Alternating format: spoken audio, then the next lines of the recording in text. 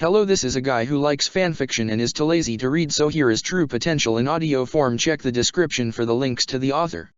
Chapter 96, Danzo and Hiruzen Part I. Political disagreements do not make him a monster. Hiruzen's eyes narrowed. Jiraiya, please. Call this pursuit off. Or else I will have to use force and make you end this mission myself. Jiraiya's eyes moved to Danzo, a scowl developing on his face. What the hell did you do to him? Kota Amatsukami.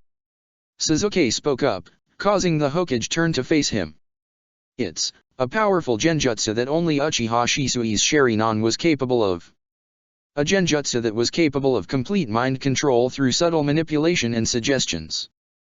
The genjutsu places false memories in the person's head, shifting their perspective and making them believe that they're doing actions based on their free will. The Uchiha's eyes narrowed on Hiruzen. The Sandaime right now genuinely believes what he's saying and doing. Sasuke, I am sympathetic about what happened, but know your place.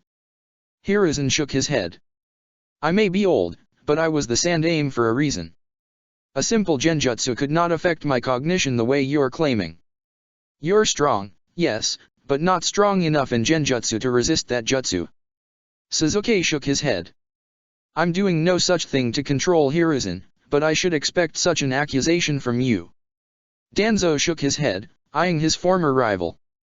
I trust they're going to continue this fight. I think they will. Hiruzen sighed, frowning. Jiraiya stiffened. Sarutobi-sensei, are you serious right now? Even under a genjutsu, you're going to fight me. I'm under no genjutsu, Jiraiya. Hiruzen's eyes narrowed as he bit his thumb. And if you are going to abuse your authority and try to kill Danzo unjustly, then you leave me no choice. I'll fight against you. The Sandaime Hokage made hand signs before he slammed his hand down onto the ground. In a poof of smoke, Inma appeared next to Hiruzen's side.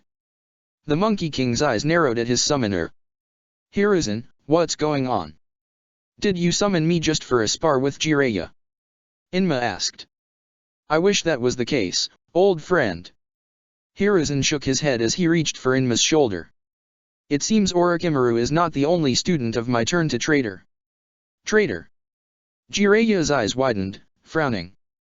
Even if he understood that Hiruzen's words were from a genjutsu, he felt a small part of his heart break at the word and implication. That makes no sense, Hiruzen. Inma replied, scowling. Unfortunately, it is the truth. And unlike last time, I won't let Jiraiya escape the way Orochimaru did. We will do what Konoha needs to be done. Hiruzen stated. Danzo nodded his head, well said, Hiruzen. Before Inma could respond to his summoner's words, Hiruzen's grip on his shoulder tightened. Inma's body changed shape, turning into an adamantine staff. Hiruzen gripped the staff tightly, swinging it around in a circle, before he pointed the end of the staff at Jiraiya. Sasuke, do you know how to end this genjutsu? Jiraiya asked. No. Although I can think of two possibilities. Sasuke answered. One would be to critically wound the Sandaime, although that's a little risky. We may accidentally kill him. And the other? The Hokage asked. We do what we came all the way out here for. Sasuke's Sharingan eyes narrowed on Danzo as he reached into his pocket. Kill Danzo. Fire style, Phoenix Flower Jutsu. Sasuke breathed out a barrage of fireballs from his mouth directly at Danzo. Danzo's left eyebrow rose slightly. Is that all? The Root Founder asked as he ran through 5 hand signs, Wind Style, Vacuum Wave Barrage. Danzo breathed out a series of wind blades from his mouth directly at Sasuke's fireballs. The wind extinguished the flames instantly, revealing a series of shuriken flying towards the man. Danzo continued to breathe out more wind blades, however, causing the shuriken to redirect themselves back at Sasuke. Hiruzen immediately clapped his hands, Ninja Art, Shuriken Shadow Clone Jutsu. Sasuke's redirected shuriken were duplicated, forming thousands of shuriken that flew back towards him and Jiraiya. The two tried to jump away in time, but Sasuke was impaled by multiple shuriken in his arms and legs as they jumped away. The Uchiha hissed in pain. Those were my shuriken. How did he manage to duplicate them? Did his chakra even make contact with them at all? Sasuke asked. There's a reason Sarutobi-sensei was referred to as the Professor and God of Shinobi. Even in his advanced age, the feats he is capable of are terrifying. Jiraiya noted, frowning. If we're fighting Sensei as well, Sasuke and I won't be able to do it alone. I can't waste time. I need to get into Sage mode. Hiruzen swung his adamantine staff and charged forward at his opponents. Jiraiya's response was to bite his left thumb and make hand signs. He slammed his palm on the ground, summoning jutsu. In a poof of smoke, Gameiken appeared in the field before him and Sasuke. Just as Hiruzen was about to swing his staff at Jiraiya's face, Gameiken stepped in and blocked with his Sajumata. Jiraiya, you are fighting your sensei? Why? Gameiken questioned as he struggled against the force of Hiruzen's staff. Right now, Sarutobi-sensei is the enemy. We're going to need your help to hold him back, Gameiken. Jiraiya called out. His eyes then moved to Sasuke. Sasuke, I need to enter Sage mode. I'm not certain how versed you are in Senjutsu, but I won't be able to enter it unless I can concentrate on channeling my nature chakra. I need you to help Gameiken here keep Sarutobi-sensei and Danzo away from me while I focus on channeling. Understood. Sasuke nodded his head. With those words of confirmation, Jiraiya bit his right thumb and added 2 lines to the markings on his face. He then clapped his hands together, beginning to channel nature energy. Trying to use Sage mode already. You must be desperate, Jiraiya. Hiruzen noted. Within a moment, the Sandaime Hokage managed to push back, overcoming his stalemate with Gameiken. While the toad was staggered, Hiruzen jumped towards Jiraiya, gripping his staff. Sasuke jumped in between, channeling lightning chakra into his palm. Chidori. Hiruzen's staff collided with the concentrated lightning in Sasuke's hand. The collision caused lightning to rush forward from Sasuke's palm directly into Hiruzen's body. The Sandaime grit his teeth in response as lightning entered his body, but he managed to hold his own, pushing back against the Uchiha. You. Sasuke's eyes widened. How are you holding your own like this? Even against the Chidori. Sasuke. You were brought on this mission as a courtesy. Because Jiraiya knows that you wanted revenge. Hiruzen spoke up. Maybe against one of Danzo's root agents, you would have made a suitable opponent. But against me, you are way out of your league. With those words, Hiruzen managed to swing harder, overpowering Sasuke's jutsu and causing the lightning to dissipate. The Sandaime was about to strike at him, but he was stopped as Gameiken swung his Sajumata into Hiruzen's body, sending the Sandaime backwards into the hot spring. Are you alright? Gameiken questioned. I suppose. Sasuke shook his head. The Uchiha turned his head from the hot spring towards Danzo. The root founder was still standing still, as if observing him. A scowl developed on his face. Were you intending on having the Sandaime do all of your work? Sasuke shouted. Danzo's eyes narrowed. If you intended to fight me head-on, then do so. You do not interest me much, Sasuke. Sasuke snarled in response as he began channeling lightning chakra into his hands. He was about to charge forward when he noticed a disturbance with his Sharingan. The last Uchiha could clearly see Danzo still standing on the hot spring waters. However, he could see the faintest hint of wind chakra being channeled. He turned his head towards Jiraiya. No one was present, but he could still see the chakra being channeled in the area. Hokage-sama, jump. Sasuke called out. Jiraiya did as Sasuke stated and jumped away. Just as he jumped, Danzo appeared directly behind him, holding a kunai. Wind style, vacuum blade. Danzo's kunai was surrounded by wind-infused chakra, resembling a sword. The man swung the makeshift blade, barely missing Jiraiya, who continued to move backwards. Fire style, art of the dragon fire. Sasuke breathed out a massive fireball from his mouth that resembled a dragon's head that flew toward Danzo. The root founder turned towards the oncoming attack and, using his vacuum blade, sliced the flame in half, causing the fire to dissipate and turn into air clouds that rose into the sky. Danzo continued to rush forward towards Jiraiya, but Sasuke jumped in between. He breathed out a continuous fire steam from his mouth at Danzo. Using his vacuum blade, the root founder continued to move forward, cutting through the fire with ease. Your fire style is weak, boy. I should not be able to overpower your fire so easily with wind-style techniques.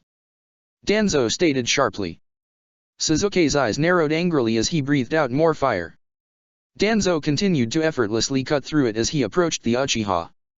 Danzo then swung his vacuum blade downwards. Just as his blade would have connected, Sasuke vanished. Within an instant, he reappeared behind Danzo's body, gripping a kunai. Chidori blade. Channeling lightning chakra into his sword, Sasuke created a blade infused with lightning chakra identical to Danzo's own blade. Just as he was about to plunge it into Danzo's back, the Root Founder turned around, blocking Sasuke's blade with his own. Sasuke immediately vanished again, appearing directly above Danzo's head. The Root Founder turned upwards in time to see Sasuke and parried the Uchiha's makeshift sword a second time, only for Sasuke to vanish a third time. You appeared to be adept with the Shunshin. Danzo noted dryly. Fancy yourself a second Shisui. You have no right to say Shisui's name. Sasuke hissed. Sasuke reappeared to Danzo's side. This time, instead of parrying his lightning blade, Danzo jumped away, creating distance. Sasuke turned his head momentarily to the lake, still seeing the image of Danzo on the lake. How did you appear like that by Jiraiya? I should be able to see through any genjutsu, and the image of you on the lake is no genjutsu. Sasuke noted. Are you certain it's not? You overestimate your Sharingan, Sasuke. Danzo noted. Mine are a lot more seasoned. The Uchiha scowled in response as his eyes moved towards the Sharingan on his right arm. You asshole. How did you get all those Sharingan? What Uchiha did you kill? I do not have to tell you that, although I will confess I did not kill the original owners. Danzo clarified. Yeah, you just ordered my brother to do it. Sasuke hissed in response. I assigned your brother a mission and he followed through with it, because he was a loyal Konoha shinobi. Or at least I assumed he was. Danzo shook his head. No loyal Konoha shinobi would never have leaked out information of his missions. Sasuke glared in response. He almost charged forward at Danzo instantly, but he stopped himself. He's trying to psyche you out, Sasuke. He knows what to say to trigger you. He's trying to draw your attention away. With that thought in mind, he turned his head to the battlefield around him. He noticed a chakra presence approaching Jiraiya from underneath the hot spring. Hokage-sama. The Hokage turned his head towards the water just as Hiruzen jumped out, alongside 4 shadow clones. 5 style, massive elemental dragon jutsu. The Sandaime and his 4 shadow clones each breathed out a blast of elemental chakra that resembled the 5 basic elements, fire, water, earth, wind, and lightning, all in the shape of dragons. Jiraiya attempted to jump away, but the 5 elemental dragons continued to pursue him. Jiraiya-sama, be careful. Gameiken called out. The toad jumped directly between Jiraiya and the 5 elemental dragons, gripping his giant shield tightly. The 5 dragons collided with it, creating an elemental vortex around Gameiken's entire body, encasing the toad inside. As the vortex was spinning, elemental blasts, such as lightning bolts and fireballs, were launched from the vortex towards Sasuke and Jiraiya. The 2 Konoha shinobi jumped away, avoiding each blast. Within a few seconds, the vortex dissipated, revealing Gameiken. The toad's giant shield was completely destroyed and his Sajumata was cracked. The toad was bleeding heavily and fell to one knee. This was my most clumsy showing yet. Gameiken mumbled as he fell to the ground. Sorry, Jiraiya-sama. The toad disappeared in a poof of smoke. With the giant toad gone, Hiruzen jumped forward at Jiraiya, swinging his adamantine staff. You still haven't finished channeling enough nature energy yet, Jiraiya? Hiruzen questioned. This was a fundamental miscalculation on your part. Before Hiruzen could strike at the man, Jiraiya's hair grew out. Jiraiya swung his hair down on the ground like a lever, launching himself into the air and away from the Sandaime. Forgive me for assuming you'd be fighting with us, Sarutobi-sensei. Jiraiya called out. I didn't realize Danzo would have a brainwashing genjutsu and that you would fall victim to it. I'm not under brainwashing, Jiraiya. Quit talking nonsense. Hiruzen's eyes narrowed. You are, Sandaime. You don't realize it. Sasuke spoke up. The Uchiha's eyes narrowed back on Danzo. He noticed that the image of Danzo on the hot spring had vanished. Similarly, he noticed that one of the 5 Sharingan on Danzo's arms had shut. It was then that Sasuke noticed that Danzo had 5 other closed eye sockets. His eyebrow rose. He quickly turned his head back to Hiruzen, who was jumping through the air back towards Jiraiya. Sasuke made hand signs, fire style, art of the dragon fire. The Uchiha breathed out another massive fireball resembling a dragon's head from his mouth, this one flying towards Hiruzen. The Sandaime turned his head to face Sasuke and breathed out a stream of water from his mouth that instantly extinguished the fireball, causing the air currents from the jutsu to rise to the sky. Sasuke, you really should retreat by now. You and Itachi are all that's left of the Uchiha clan. It would be a shame to kill you here. Hiruzen noted, frowning. It would be a bigger shame to leave the man who killed my clan alive as he is running away. Sasuke shouted back, glaring. Snap out of it, Sarutobi Hiruzen. Wake up from your genjutsu and help us kill this traitor. No, you wake up. You wake up from this false reality. Hiruzen spoke up as he landed back on the ground. He then charged forward at Sasuke, reaching for a shuriken and tossed it. Sasuke reached for a shuriken as well and tossed it. Both the Sandaime and the Uchiha made the same hand signs at the exact same time, ninja art, shuriken shadow clone jutsu. Thousands of shuriken appeared in the battlefield. Each shuriken of Sasuke's collided with Hiruzen's. As both shinobi rushed forward, they each pulled out more shuriken, replicating them. A new barrage continuously appeared, colliding with one after another. Shuriken now scattered atop the rocks and lost in the water of the hot springs. Sasuke and Hiruzen finally met with one another. Hiruzen swung his staff forward at Sasuke, who used the Shunshin to move directly behind the Sandaime. He attempted to stab at him with a kunao, but Hiruzen turned around in time to slam his staff in Sasuke's face before he could body flicker away. The Uchiha was sent flying onto the hot spring, rolling along its surface. Just as he was catching his balance, Danzo rushed to him, breathing out another blast of vacuum waves from his mouth. Sasuke tried to jump away, but he was struck by multiple wind blades, receiving deep cuts on his arms and his chest. Sasuke fell to his knee, almost sinking into the hot spring.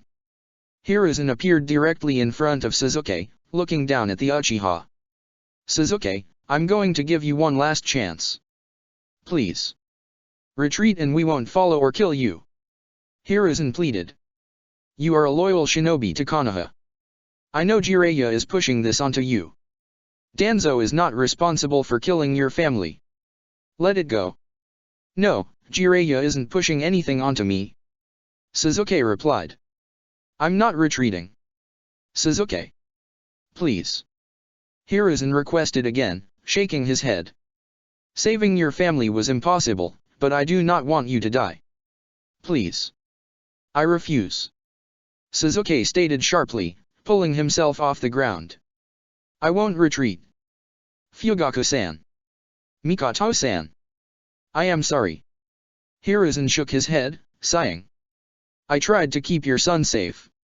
The Sandaime was about to swing his staff at Sasuke once more, but he was stopped as Jiraiya jumped forward onto the hot spring. The Sandaime jumped away as Jiraiya crashed into the water, causing it to rise and steam to scatter atop the hot spring. Hiruzen joined Danzo's position, standing on the side of the hot spring. As the steam cleared up, Jiraiya now stood side by side with Sasuke. The Hokage's body, however, had changed. Warts had appeared on his visible body, his cheeks had puffed out slightly, and his hands and feet appeared to have webbed out, resembling a toad's. In addition, the man now had 2 small toads on his shoulder. One was Fukazaku, an elderly green male toad with white hair and eyebrows, wearing a brown cape. The second was Shima, an elderly green female toad with purple markings over around her mouth and head wearing a black cape. Jiraiya-chan, it's been a while since you used us for a fight. And it's against that old monkey of a teacher you have. Fukazaku noted. I trust ya aren't wasting our time with this. I wish I was wasting your time, PA. Jiraiya admitted, shaking his head. Sarutobi-sensei is being brainwashed right now. We have to fight him off, along with Danzo. I can sense what you are referring to. The Shima spoke. It's subtle, but it's there. There's some type of chakra disturbance in him. I know it's not affecting his abilities, Ma. I'm going to need you two to help. Jiraiya stated. Jiraiya, are those two elderly toads really going to help you fight? Sasuke asked. We may be old, but we aren't weak, boy. Shima laughed in response before her eyes narrowed on Hiruzen and Danzo. You're fighting alongside Jiraiya-chan, child? Then do your best to keep up with us. He managed to get Sage Mode ready. Danzo shook his head. Annoying, but not anything we cannot handle. Precisely. Jiraiya's Sage Mode is ruthless, but we'll manage to fight back. He needs a reminder of exactly who he is fighting against. Hiruzen noted, gripping his adamantine staff. Get back here. Hinata shouted. Shigaraki Tanuki continued to run through the forests to the best of his abilities while Hinata and Aida followed behind. Hinata fired arrows from her bow towards him while the root researcher continued to move, dodging each oncoming arrow. Tanuki turned his head towards his pursuer, glaring. Get off my back.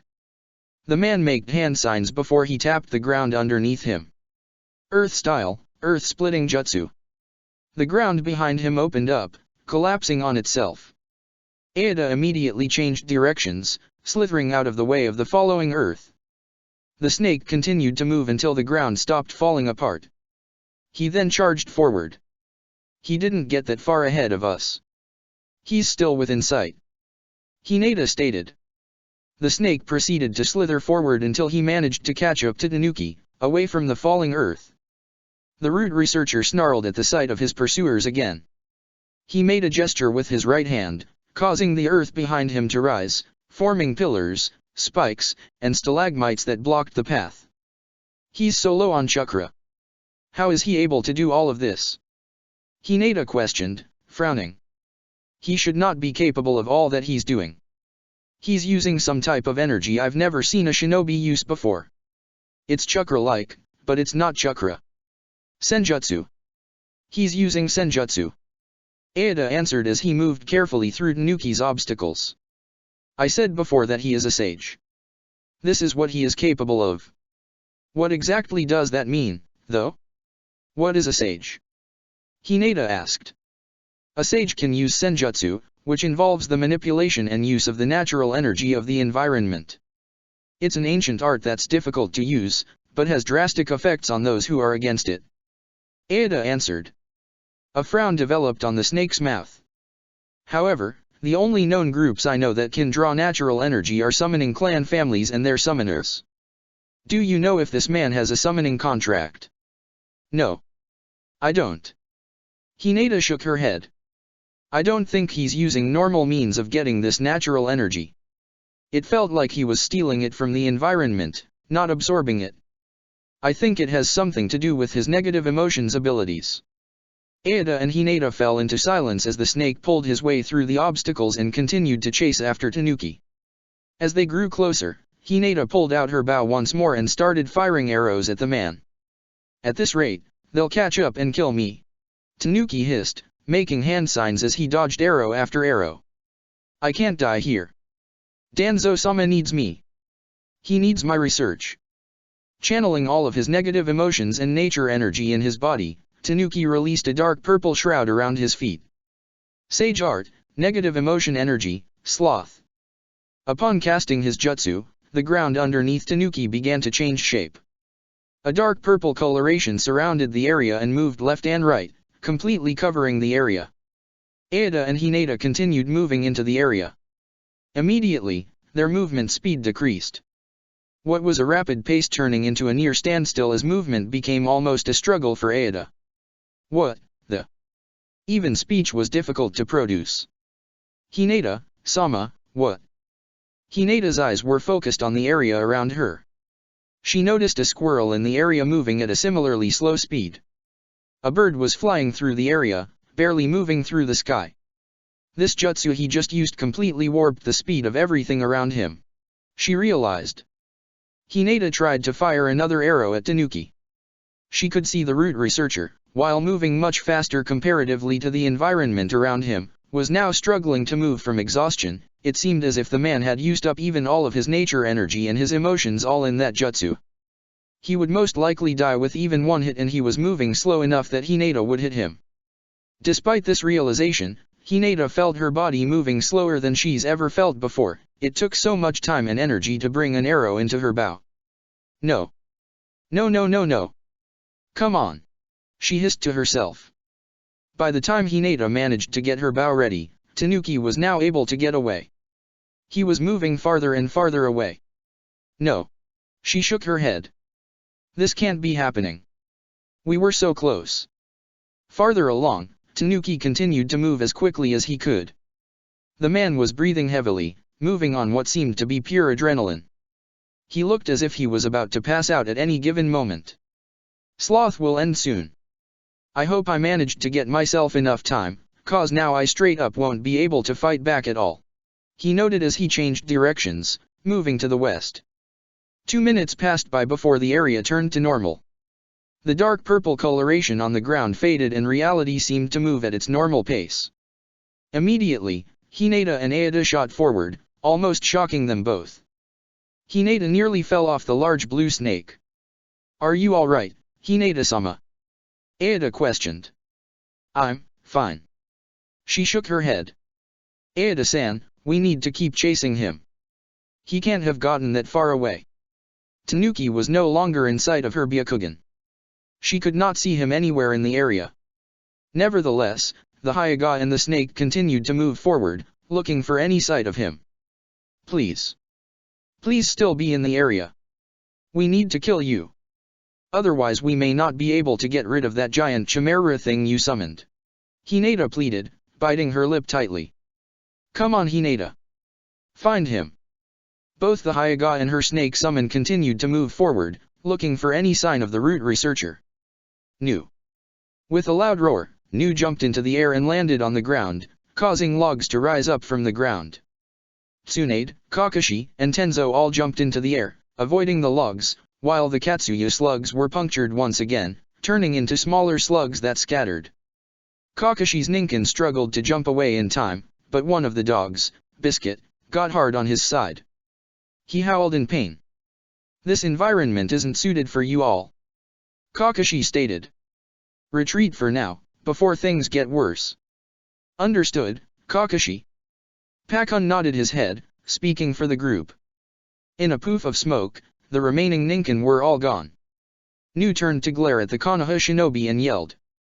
The logs of the battlefield glowed a white coloration. Tsunade, Kakashi, and Tenzo jumped away in time just as the logs exploded, scattering bark throughout the area. The bark managed to cut at all three Konoha shinobi, drawing heavy amounts of blood from each. Both Kakashi and Tenzo appeared as if they were about to fall over. Tsunade immediately jumped behind them. Her eyes twitched, noting the extent of the wounds they had received from their previous fight, before she shook her head. She took a deep breath and placed her palms on them as her hands began to glow a light green color. I appreciate the help, but you two need to give me a moment to heal both of you. Honestly, you two look close to passing out from your wounds. She stated. True. We were a little careless against the last group of root agents. Kakashi admitted. Nu. The chimera turned to face Trio and roared. It swung its tail, which turned into large wooden tree trunks that flew at them. As they approached them, Tenzo clapped his hands together. A large tree rose up from the ground, intercepting the tree trunks. Tenzo's tree then began to sprout branches that quickly latched onto Nu's tree trunk tails, holding them in place. Nu roared in defiance as it opened its mouth, channeling chakra. The creature unleashed a barrage of water bullets from it towards Tenzo's tree. The tree began to crack on impact, but still managed to stay tall, its branches still holding onto Nu. We're fine. No time to waste healing us. We need to get this thing destroyed. Tenzo stated sharply. I have an idea. Kakashi volunteered. Although, I'm going to need this creature held down, if that's alright. Understood. Tenzo nodded his head. Katsuyu. Tsunade called out. On cue, the tiny Katsuyu slugs came together again, forming into the giant slug boss once more. While Nu was still concentrated on freeing its tail, Katsuya launched herself at the Chimera, crushing it under her weight once again. Nu roared as it tried to struggle to pull her off. As Katsuya held the creature down, Kakashi's Sharingan focused on Nu. His eye changed shape, turning into the main Jikyo Sharingan, Kamui. A spiraling void developed around Nu's head. The void began to spin rapidly in place, sucking in on Nu's head. The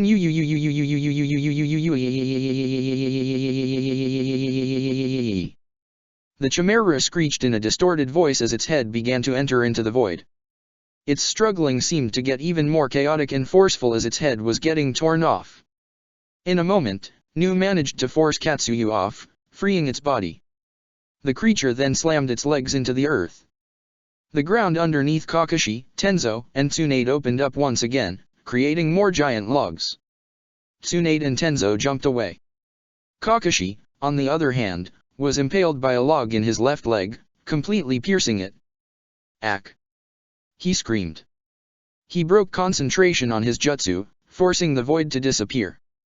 Kakashi's Kamui, however, managed to completely sever Nu's head from its body. The creature seemed to move around in place, as if looking for it. Whoa! Tsunade whistled in approval as she rushed over to Kakashi's side.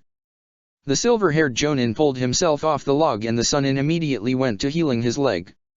Nice work, Kakashi. I would hope so. Kakashi tried to chuckle, but his voice sounded pained. His main Jikyo Sharingan was still present and was starting to bleed. Tenzo was quiet for a moment as he observed the giant Chimera. I don't think its head is going to grow back. Tenzo concluded. I hoped it wouldn't. Kakashi noted. Kamui severed its head and teleported it to a pocket dimension that only I can enter. Unlike other jutsu that only damaged its body, Kamui targets on a cellular level as it pulls things in. I wanted to see if it would be able to defeat it. Well, it seems like it did. Tsunade concluded. It lost its head, at least. As she spoke, the tree that Tenzo had created had fallen apart. The tree trunk tail was able to go back to Nu. The headless Chimera turned its body forward, pointing directly at the three Konoha shinobi. But I think that thing is still capable of fighting, even without a head. Tenzo noted. God, what kind of things are Danzo's researchers able to make nowadays? Tsunade shook her head, frowning. She then focused back on Kakashi, whose leg injury was starting to clear up thanks to her healing jutsu. Do you think you can use Kamui again and suck the rest of its body up? I can. But I need it held still. I'm not going with redirecting Kamui. Kakashi stated. A sigh escaped his lips. I'm also not able to cast the jutsu more than 3 times a day. It's too much of a strain on your body. So you have 2 more shots with that thing, huh? That's plenty. Tsunade nodded her head. We'll get this thing held down for so you can do your thing. Then we can try and catch up with Jiraiya and Sarutobi-sensei. Fu, now in version 2, flew forward at Kido, extending her newly developed horns. Kido caught the horns before they impaled him, but Fu continued to push forward, shoving him back. Well, you're taking this more seriously now it seems. I can feel the killing intent radiating off of you. More than earlier. Kido noted. The root operative bit his lip as Fu continued to push back on him. He then began channeling chakra into his mouth as he formed a large black orb of chakra. Shit. Fu hissed as she pulled back and flew away. Kido unleashed a large Bijutama that only barely missed Fu, flying off into the sky.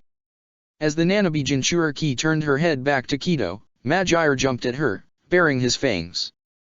He bit into Fu's leg, causing her to shout as the man weighted her down to the ground. Get off! She growled. Fu proceeded to punch hard on Majire's head, trying to knock off the man. Majire continued to resist, biting down harder on her. Fu. Hold on! Naruto was interrupted as Kido opened his mouth, breathing out a massive fire stream from his mouth. Naruto sidestepped in time, avoiding the flames. Whoa! You get distracted easily. It makes you an easy opponent. Kido chuckled as his tails rose up. 9 tails beam. Each of Kido's 9 tails released a powerful beam of pure, reddish-orange-colored chakra directly at Naruto. Naruto tried to dodge, but 2 of the beams struck at his right shoulder, piercing them and drawing blood. He screamed in pain as he moved away. Kurama shook his head, realization dawning on him, he's not capable of things I am. My tail beam is capable of rooting a person in spot, almost numbing their body with the force of my chakra. His is just pure mortal damage. Interesting. The fox chuckled to himself. Naturally. A human could never perfectly replicate my chakra, no matter how hard they try. Not right now, Kurama. Naruto shook his head, trying to silence the fox. The Uzumaki then turned his head back to Kido. The root agent had now turned his head back to Madjire and Fu. His tails were turning towards Fu's position, changing the direction of the tailed beams. Fu was trying to pull herself away from Madjire's grasp, but the man proceeded to dig his claws into her. He finally anchored her to the ground and held her in place. Why is this asshole stuck to me like this? Fu grit her teeth, still trying to free herself. His claws and fangs are laced with some type of liquid. I think it would be poisonous if you didn't have me with you, but I think they may be causing him to stick onto you. Komei answered. Just fucking great. Fu's teeth grinding grew louder and louder as she continued to struggle. Her eyes moved to the oncoming tailed beams from Kido. Get off. Hopefully, we can get rid of this one. Kido noted, his beams getting closer and closer to her body. Naruto quickly tossed a kunai with a sealing tag attached to it onto the ground underneath Kido's feet. The root agent looked down momentarily just as the sealing tag activated, causing the ground to collapse. Kido jumped just as the ground was falling apart, cancelling out his jutsu. Naruto then lunged over to his position, trying to strike at him with his claws. Kido managed to capture Naruto's right hand before he could dig it into him. Nice try, but I was not ignoring you. Kido told him. Naruto's response was to smirk as his body began to light up slightly. Kido's eyes widened, an explosive shadow clone. The Naruto in front of Kido exploded, knocking the man down into the ground. Naruto submerged from the earth, a large Rasengan in his hands. The spiraling orb grew into a larger size as he tried to force it into Kido's body. The man managed to catch Naruto's arm with one of his tails. What? Naruto hissed in response, his Rasengan fading to nothing. Have you really not tried to use your tails as extra arms before? Interesting. Seems like a waste of an appendage if you don't use it. Kido spoke, shaking his head. I see you can do the exploding shadow clone technique as well. When did you create the clone? I was observing you the entire time. I placed it underground a while ago. You wouldn't even notice with a well-timed substitution jutsu. Naruto replied. Before Kido could respond, Naruto erupted once more, revealing itself as another shadow clone. Kido was sent flying backwards towards Madjire and Fu. Madjire used his tails to catch Kido before he could fly into him. The momentary distraction, however, was enough to allow Fu the chance to pull away. She kicked back, knocking both root agents forward, as she flew away. She flew a few meters away. The real Naruto emerged from the ground by her side. Naruto, do that twister jutsu again. I want to light these assholes up. Now. Fu demanded. Naruto frowned in response, but nodded his head, she's getting too aggressive. A Biju's chakra is a lot for human brats like you with no control. Remember how you were when you were first training? Regardless, just let her be for now. You need to focus on the task. Kurama replied. Naruto nodded his head, turning back attention to the battlefield. Fu breathed out a fine white powder from her mouth that emitted a bright light. As she breathed out, she began flapping her wings rapidly. Her wings caused the white powder to ignite. Nine Tails Twister. Naruto slashed forward, generating a giant twister that flew forward into Fu's fire powder. The result of the jutsu created a massive firestorm that scattered throughout the battlefield. Both Kido and Madjire tried to avoid the oncoming fire, but the conflagration spread everywhere too fast. Within seconds, both root agents were covered in flames. Both screamed loudly in pain. The entire battlefield was incinerated, Most trees surrounding the clearing were burnt to ash and only a few remained, covered in flames.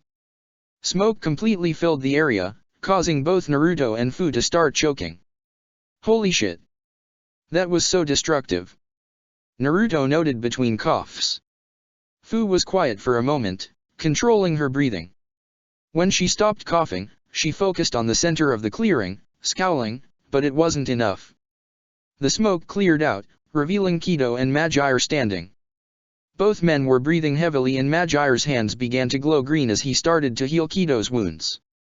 Despite their physical exhaustion, both men appeared to be rather excited. Marvelous! That was a lethal combination. I'm sure Madjire and I can create a jutsu similar to that. You two have been beneficial to our research. Kido noted cheerfully. You have our gratitude. Madjire added. God, what the hell is wrong with you two? Naruto shook his head, scowling. It reminds me of that freak Kabuto. No research is worth nearly dying over. At the mention of Kabuto, Naruto's eyes widened. He recalled Kabuto's current grave-robbing expeditions and how the man had integrated different bloodline abilities into his body through illegal experimentation. His eyes then focused back on Kido's and Madjire's chakra cloaks. Naruto bared his fists as began to grit his teeth. Hey assholes! You two like talking about your research so much. How'd you do it? Naruto questioned. The idea was actually birthed from the real-life example of Kinkaku and Ginkaku of Kyumo. Madjire started. They dash. I don't care how you two were inspired. Naruto interrupted, turning his attention to Kido. You mentioned a corpse, huh? Whose corpse did you experiment on to make your tailed beast drug? You should already know that answer. Kido shook his head, frowning. Our village only has had 3 Jinchuriki. You are currently alive and Mito-sama's corpse was commandeered by Yakushi Kabuto years ago. That leaves only one possible answer, Uzumaki Kushina. Naruto's eyes narrowed. How dare you disgusting assholes experiment on my mother? Within an instant, Naruto charged forward at Kido and Madjire once more. Sasuke, follow my lead in this. Jiraiya requested. Let me lead the charge. Look for any opening you get on Danzo and take it. The Uchiha nodded his head. Jiraiya turned his attention towards Danzo and Hiruzen and charged forward. Hiruzen rushed forward at Jiraiya. As the Sandaime approached, Fukazaku and Shima jumped off Jiraiya's shoulders. Sage Art, Frog Call. Both toads croaked in unison, creating a massive barrage of sound waves forward at Hiruzen. A scowl developed on Hiruzen's face, but the Sandaime continued to move forward without falter. Jiraiya, you're going to need to try harder to stop me. Hiruzen replied. The Godame shook his head as his hair elongated, covering his whole body. Needle hell. Jiraiya fired off hardened needles from his elongated hair at Hiruzen. The Sandaime used his adamantine staff to deflect the needles until he reached Jiraiya's side. He swung his staff hard against him, but Jiraiya's hair absorbed the damage. Jiraiya's hair then started to encircle Hiruzen's staff. Hiruzen's grip tightened as he struggled against Jiraiya. Forgive me, Sarutobi-sensei. Jiraiya shook his head as he, Shima, and Fukazaku began channeling chakra in their mouths. Sage Art, bath of boiling oil. Jiraiya spat out a blast of oil from his mouth while Fukazaku and Shima released a stream of wind and fire respectively. Hiruzen relinquished control of his staff in time to avoid the oncoming triple blast, which incinerated the ground where he stood. Jiraiya then reached into his pocket, pulled out a sealing scroll, and immediately dragged the adamantine staff towards the scroll. Forgive us, Inma. Jiraiya shook his head. We'll release you once this fight's over. Before Jiraiya could seal away the staff, Inma's teeth appeared from the center of the staff. The Monkey King bit down on Jiraiya's arm, drawing blood. The Godame Hokage hissed in pain as he dropped the staff. Immediately, the staff transformed back into Inma. Don't insult me, Jiraiya. You can't remove me from the fight that easily. Inma growled. I suppose that was me being a bit hopeful. Jiraiya sighed, shaking his head. Inma, please. Tell me you understand that this is wrong. Sarutobi-sensei is being brainwashed right now. The Monkey King's eyes narrowed. Hiruzen seems off, Admittedly, but I dash. Stop with this insult, Jiraiya. Hiruzen spoke up, glaring. The Sandaime returned to Enma's side and placed his hand on the monkey's shoulders. Enma was transformed back into an adamantine staff. The Sandaime swung it around, getting adjusted to it again. While you did good separating me from Enma for a moment, Jiraiya, I hope you have more planned than that. Hiruzen declared. If you are still going to be an enemy of ours, Sarutobi-sensei, then I'll show you more. Jiraiya's eyes narrowed, I'll show you everything that I'm capable of. Hiruzen, don't needlessly antagonize your student. We need to exercise caution with him now that he's entered Sage mode. Danzo noted as he bit his thumb and began performing hand signs. Focus on ending him quickly. Summoning Jutsu. In a poof of smoke, a large orange taper-like chimera appeared in the hot spring. The creature had tiger-like stripes on its feet and had a nose that resembled an elephant's trunk. What is that? Sasuke questioned. Baku. A monster that is said to eat the dreams and nightmares of its prey. Shima answered, shaking her head. What a horrifying creature to be up against. Hiruzen jumped backwards, landing to the side of Baku, while Danzo moved to its other side. Baku began to exhale, releasing a gust of wind from its trunk as Hiruzen and Danzo made hand signs. Wind style, Great Slashing Tornado. Wind style, Vacuum Wave Barrage. Hiruzen breathed out a tornado from his mouth while Danzo breathed out a series of air blades. Both wind style techniques flew alongside Baku's exhalation, increasing their speed and reach. Within seconds, the entire area was covered in the windstorm, with nowhere to hide. Danzo's wind blades hit first, tearing into Jiraiya's and Sasuke's skins and drawing blood. Hiruzen's tornado then slammed into the two. His tornado sucked up Sasuke, further tearing into his skin, before launching the Uchiha into the air. Jiraiya grit his teeth as he, Shima, and Fukazaku all struggled to resist the tornado's pull. The two elder toads made the same hand sign while Jiraiya ran through 10 different seals as quickly as he could. Sage Art, Statue of the Great Toad Sage. The ground directly in front of Jiraiya opened up, causing a large state made of black painted marble to rise from the ground in the shape of Gamamaru, the Great Toad Sage. The statue formed a small safe haven, keeping Jiraiya and his elder toads safe. Meanwhile, the giant toad statue proceeded to absorb the damage. A stone statue isn't going to keep you safe, Jiraiya. Hiruzen's thoughts died as he noticed a slight glow from the statue. Immediately, he stopped channeling his tornado and turned to his partner, Danzo, stop. There's something going on with that statue. Danzo stopped breathing out wind blades and Baku stopped exhaling air. The battlefield turned to normal. You are right, Hiruzen. So let's turn our attention elsewhere. Danzo's eyes traveled upward towards the still airborne Sasuke. Baku. The chimera made a war cry with its trunk before it began to sunk in air, facing its mouth and trunk upward. Immediately, Sasuke's free fall changed direction and the Uchiha was sent flying directly towards Baku's mouth. Damn it! Sasuke hissed to himself as he made hand signs. Let's see how good that thing is at inhaling flames. Fire style, Great Fireball Jutsu. Water style, Water Wall Jutsu. Just as Sasuke breathed out a massive fireball aimed at Baku's mouth, a large wall of water rose from the hot springs, extinguishing the flames before it could connect with the chimera. Baku's suction continued, unfazed, and the creature continued to pull Sasuke towards him. Before Sasuke was sucked inside the creature, he used the Shunshin and disappeared. He reappeared back in the air. Baku then began suctioning once again. I do not understand what you were trying to do with that, Sasuke. You're only delaying the inevitable. Danzo noted, shaking his head. You are not Shisui. The Shunshin is not a jutsu that you can use the way he could.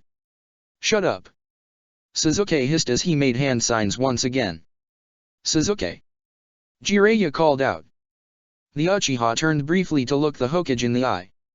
Seemingly understanding his wish, Sasuke turned his head, fire style, Great Fireball Jutsu. Sasuke breathed out a giant fireball from his mouth.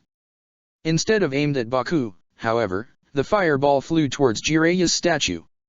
The fireball connected with the statue's cracks, causing it to fall apart. As the statue crumbled, a large, spinning, white cube of chakra appeared where it had stood. The cube seemingly grew larger and larger before it collapsed on itself, releasing a beam of chakra forward, directly at Sasuke's position, and by proxy, Hiruzen, Danzo, and Baku. Jiraiya's statue hits back against the person who shatters it, so Sasuke destroyed it facing us. Hiruzen realized. And judging by the size, I don't think it will be possible to avoid the fallout. Hiruzen's grip on his staff tightened. Within seconds, the staff changed shape, turning into a prison wall that surrounded him. Baku, meanwhile, continued to suction indiscriminately. The giant chimera continued to inhale Sasuke's body just as the giant energy blast collided with it, Danzo, and Hiruzen's prison wall. Despite being covered by Enma's prison wall, Hiruzen could feel remnants of the jutsu still cutting into them. It resembled the cutting sensation of Danzo's and Hiruzen's wind jutsus while providing a burning sensation from Sasuke's fireball. He hissed from the pain as they were both cut up and burned. Ack! Danzo screamed in pain as his body was cut apart. The force of the jutsu ripped his body in half, severing it into pieces. Like its summoner, Baku took an unprotected hit from the jutsu. The giant chimera was immediately cut into and burned by the energy impact.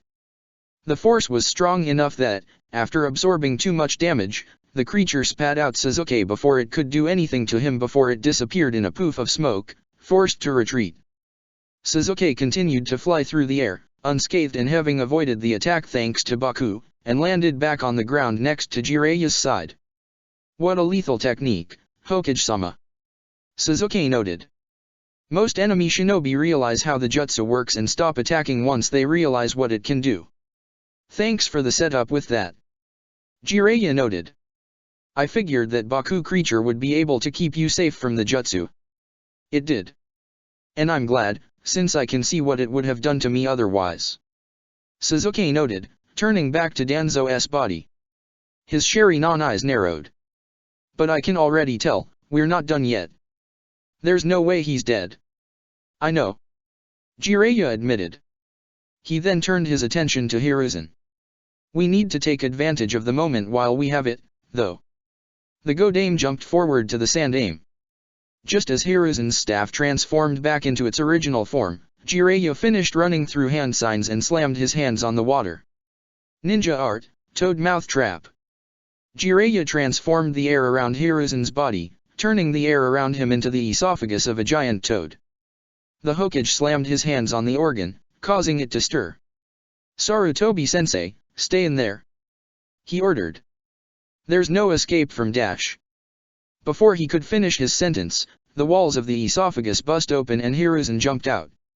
Your sensei managed to get out of the toad mouth trap? And that quickly. Fukazaku noted, frowning. Jiraiya-chan, just how strong is your old sensei? Strong enough.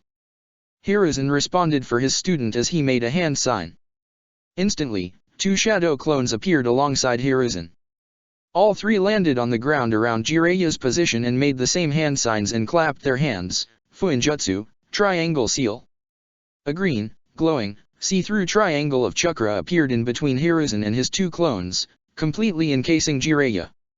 Within seconds, the three clones raised their hands, causing the triangle to rise and condense upon itself. Jiraiya hissed as he felt his body becoming squished, needle hell. Sage art, frog call. As Jiraiya's hair tightened around his body, creating needles, both Shima and Fukazaku let out a loud scream, creating sound waves that rushed through the entirety of the triangle. The different stimuli managed to shatter the chakra triangle, freeing Jiraiya.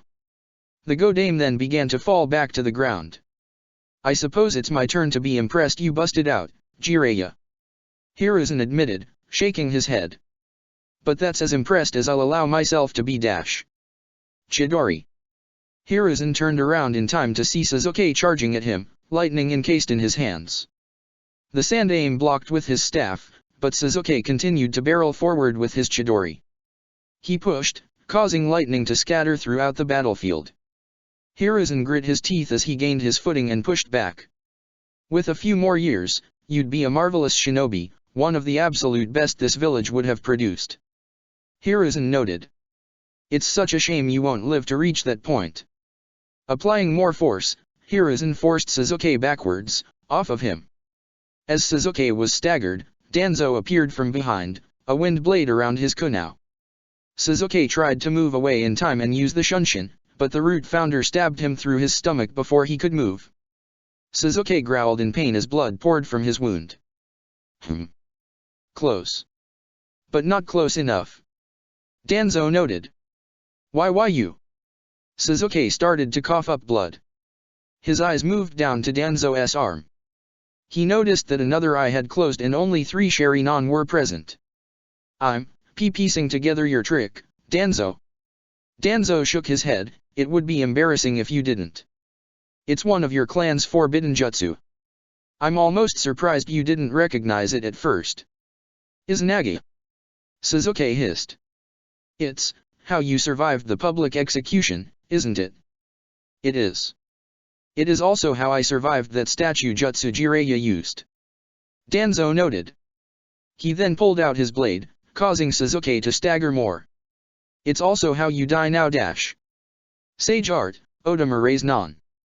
Before Danzo could strike at Sasuke one more time, Jiraiya fell from the sky with a massive Raise Non, the size of Baku, in his hands. The Hokage slammed the orb into Danzo's body, completely crushing his body into nothing. Are you alright, boy?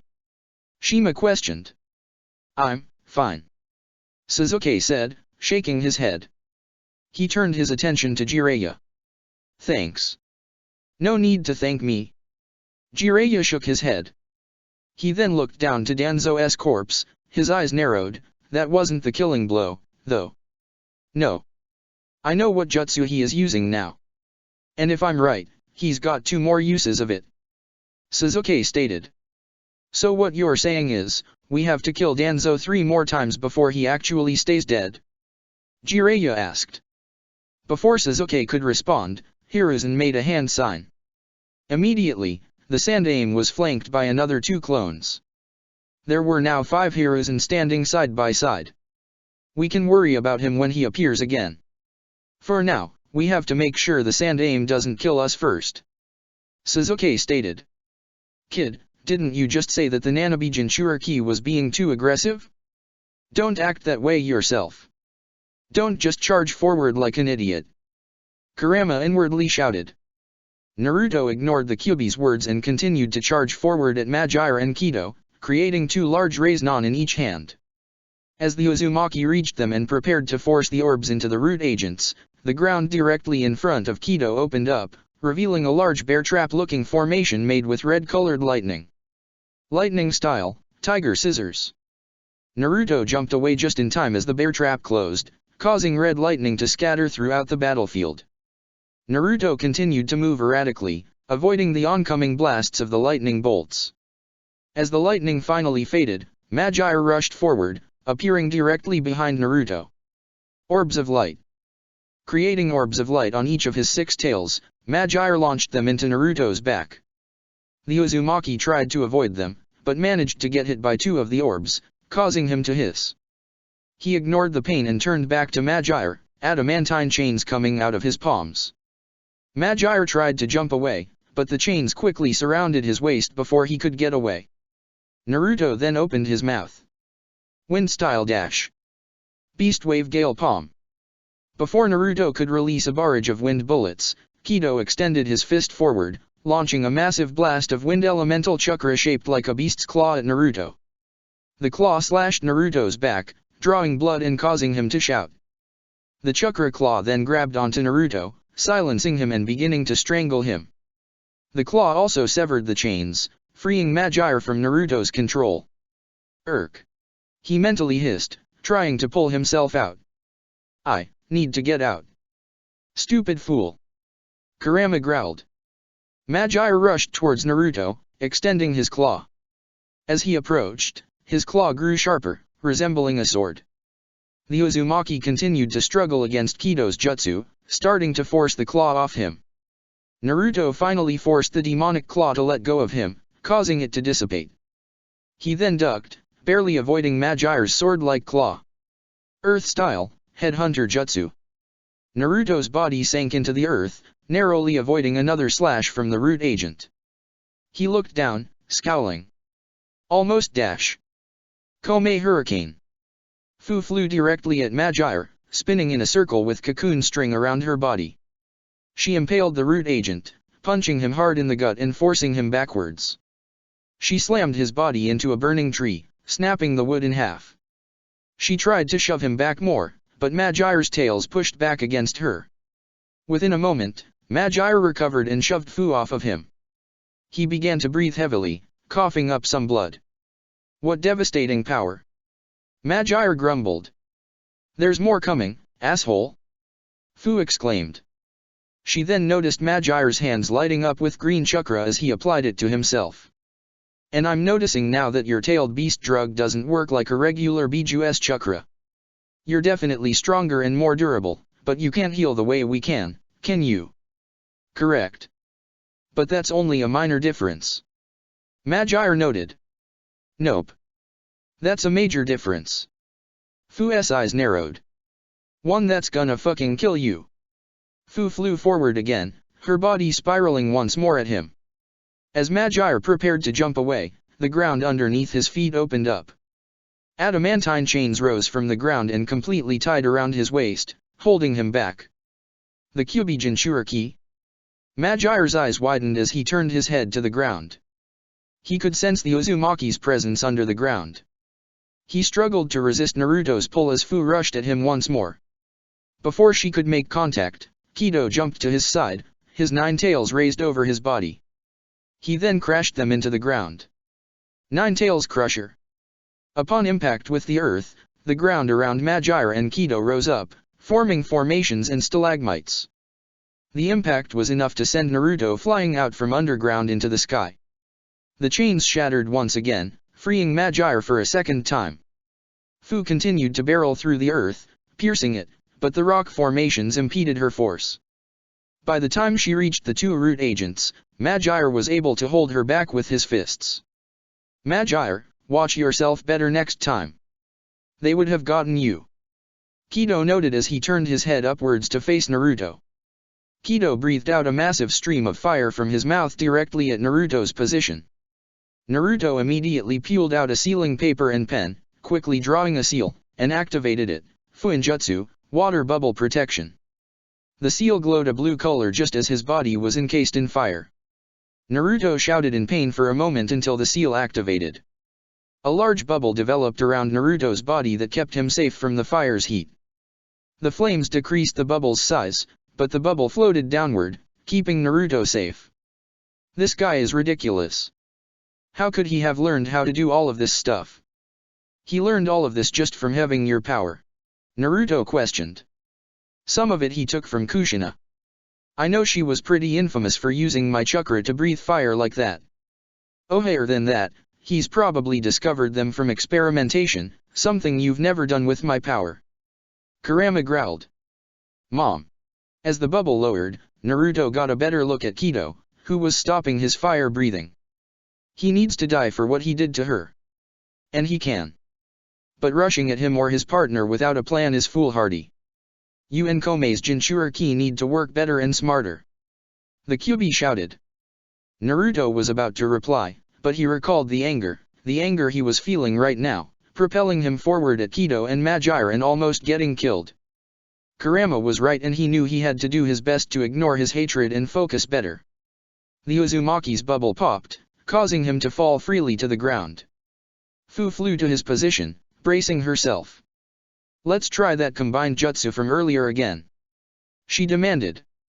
Fu, we can, but let's approach this better. They've already seen that tactic, so they'll probably have a way to counter it. Naruto told her, frowning as he studied Kido and Magyar. We have to handle this carefully. Kurama's right, we can't let our anger get the best of us.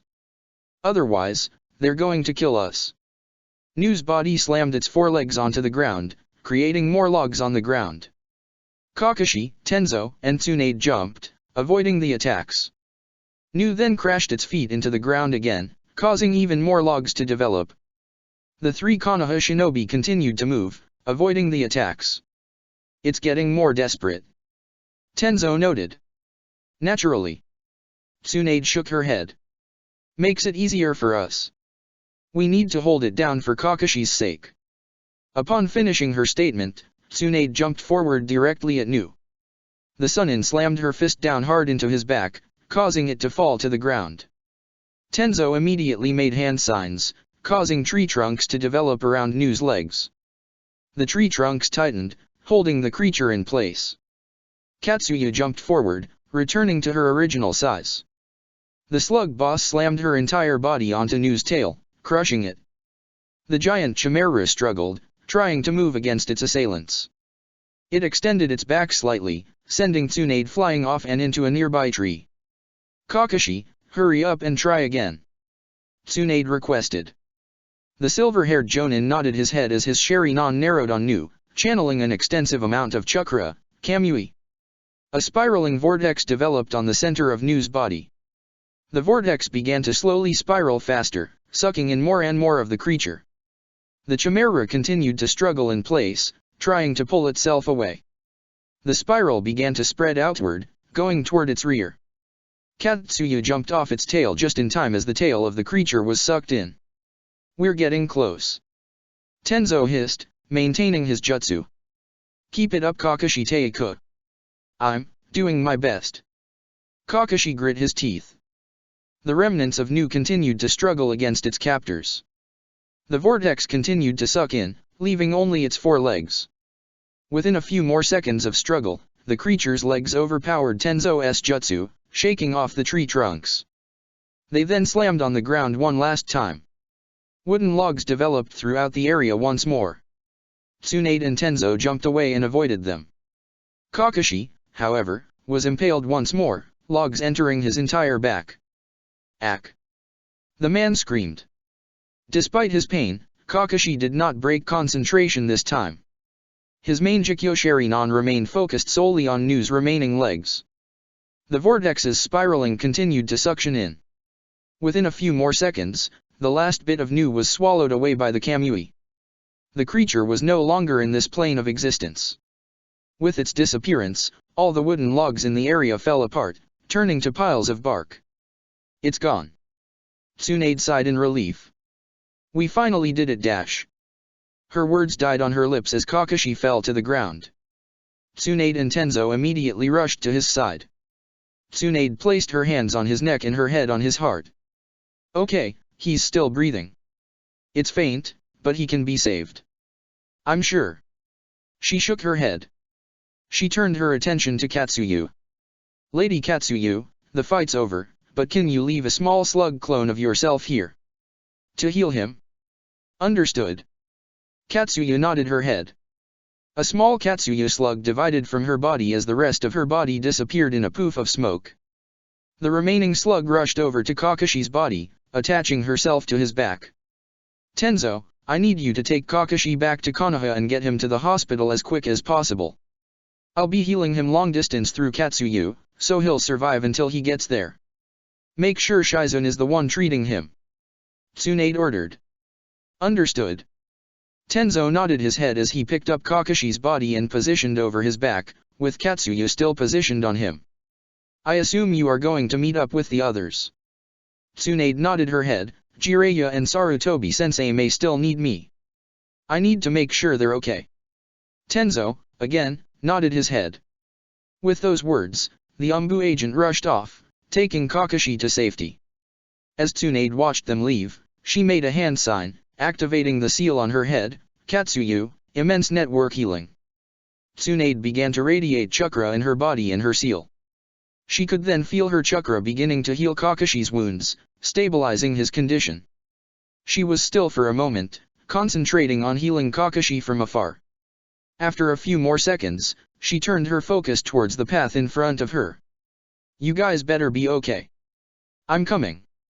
Without breaking her hand seal and her healing connection to Kakashi, Tsunade moved forward. 5 style, great combo jutsu.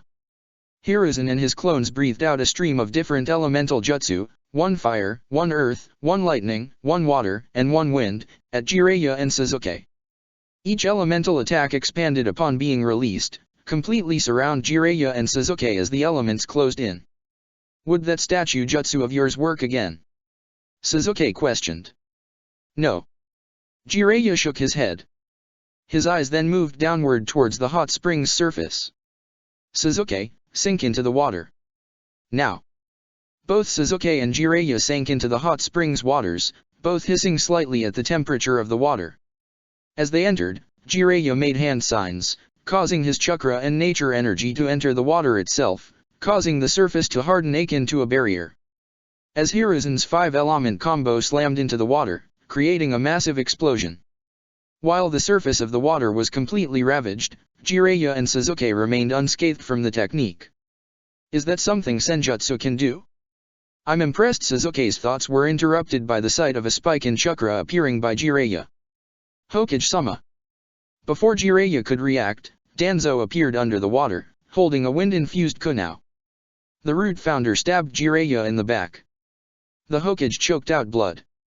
The Hokage made a hand sign, causing the water to pull Danzo off Jiraiya. The Hokage then reached to his back, pulling the kunai out. The root founder spat out, launching a wind bullet. Jiraiya tried to swim away in time, but the bullet grazed his arm, cutting into it and drawing more blood. Jiraiya turned his head towards Sasuke. He made two hand signs, infusing more nature energy into the water. The hot spring's water rose underneath their bodies, rushing the two out of the springs and back onto the surface of the water. They were immediately greeted by Hiruzen, who swung his staff at Jiraiya. The Hokage flipped backwards, avoiding it. Sasuke, hold Sarutobi-sensei back for a moment. He requested. Sasuke nodded his head and charged in between the Sandaime and Godaime, lightning surrounding his fist. Hiruzen blocked Sasuke's attempt at striking at him with his staff. With his former sensei distracted, Jiraiya turned his attention back to the hot spring. He ran through 10 hand signs rapidly before he slammed his palms onto the hot spring's surface. Sage Art, Oil Transmutation. Within a second, the hot spring was transformed, turning into a spring of oil. Jiraiya, alongside Fukazaku and Shima, opened their mouths and breathed out a stream of fire directly onto the surface. Sasuke and Hiruzen, noticing Jiraiya's move, jumped off the surface just in time.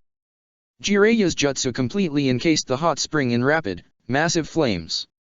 The 4 clones of Hiruzen, who had not gotten away on time, were dispelled in an instant. Jiraiya jumped from the hot spring, seemingly unfazed by the massive oil firestorm he created. He landed on the ground next to Sasuke. So, I think that may have been another kill on him. Jiraiya noted. Hopefully. Sasuke noted, his eyes moving to the sky. Jiraiya's firestorm, along with Sasuke's other fire jutsus, had created multiple cumulonimbus clouds in the sky. The sky looked like it was about to start pouring. A grin developed on his face. And I think the conditions are right to take out another one. Both Jiraiya and Sasuke turned their attention to Hiruzen, who was charging towards them once again. The Sandaime threw out a shuriken, which was multiplied into thousands. Sasuke mimicked, throwing a shuriken and using Hiruzen's technique to create thousands of shuriken as well. The 2 sets of shuriken collided with another, causing them to cancel out.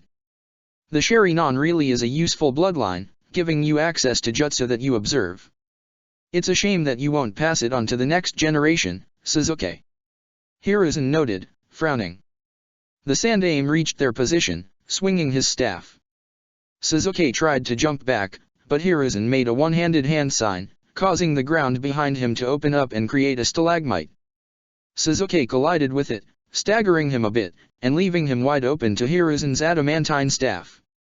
The staff collided with Sasuke's chest, knocking him back with enough force that he pierced the newly formed stalagmite and knocking him into the earth. Hiruzen prepared to rush after Sasuke, but he was stopped by Jiraiya, who launched hair needles at him. Hiruzen blocked the needles with his staff. How much longer will it take before you realize what's happening? Jiraiya questioned. You're being controlled, damn it. Wake up. Jiraiya, for the last time, stop saying that. Hiruzen shouted back. I am not being controlled by Danzo. Your conspiracy theories are going to be the death of you. Jiraiya swung his hair forward at Hiruzen, but the Sandaime sidestepped, avoiding it. Hiruzen breathed out a stream of fire from his mouth.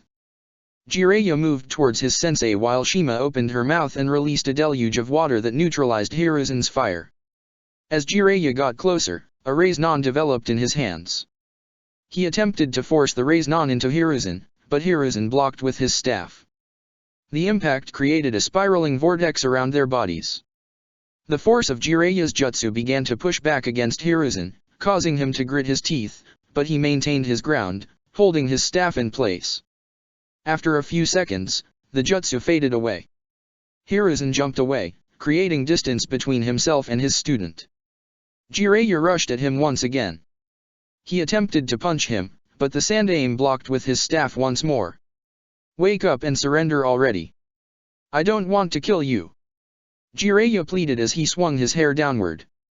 Hiruzen jumped up in the air, avoiding Jiraiya's hair. "You can't kill me, Jiraiya. I defeated Orochimaru years ago and I'll defeat you as well. You had me and Oniki backing you up. Don't forget that, sensei," Jiraiya reminded as he closed in on Hiruzen again. "And Jiraiya has me as well." Sasuke spoke up as he, using the Shunshin, appeared behind Hiruzen. Hiruzen dropped his staff, causing it to land evenly on the ground, as he reached out and grabbed onto both Sasuke's and Jiraiya's fists, blocking their punches. A glare developed on his face as he began to channel chakra into his feet. "I may be old and not as strong as I was years ago, but don't underestimate the God of Shinobi," Hiruzen warned as he stomped on the ground. Jiraiya and Sasuke were forced to jump away as two large stalagmites rose from the ground underneath their feet. As they moved back, Danzo appeared directly behind Jiraiya, his vacuum blade in hand. Jiraiya jumped away from the elder just before he was stabbed once again. "Perfect. There he is." Sasuke grinned as he ran through hand signs, "Fire style, art of the dragon fire." Sasuke breathed out another massive fireball shaped like a dragon's head. This time, however, he aimed it directly into the sky. The clouds began to twist around, releasing a downpour to the earth that extinguished the heavy flames on the hot spring.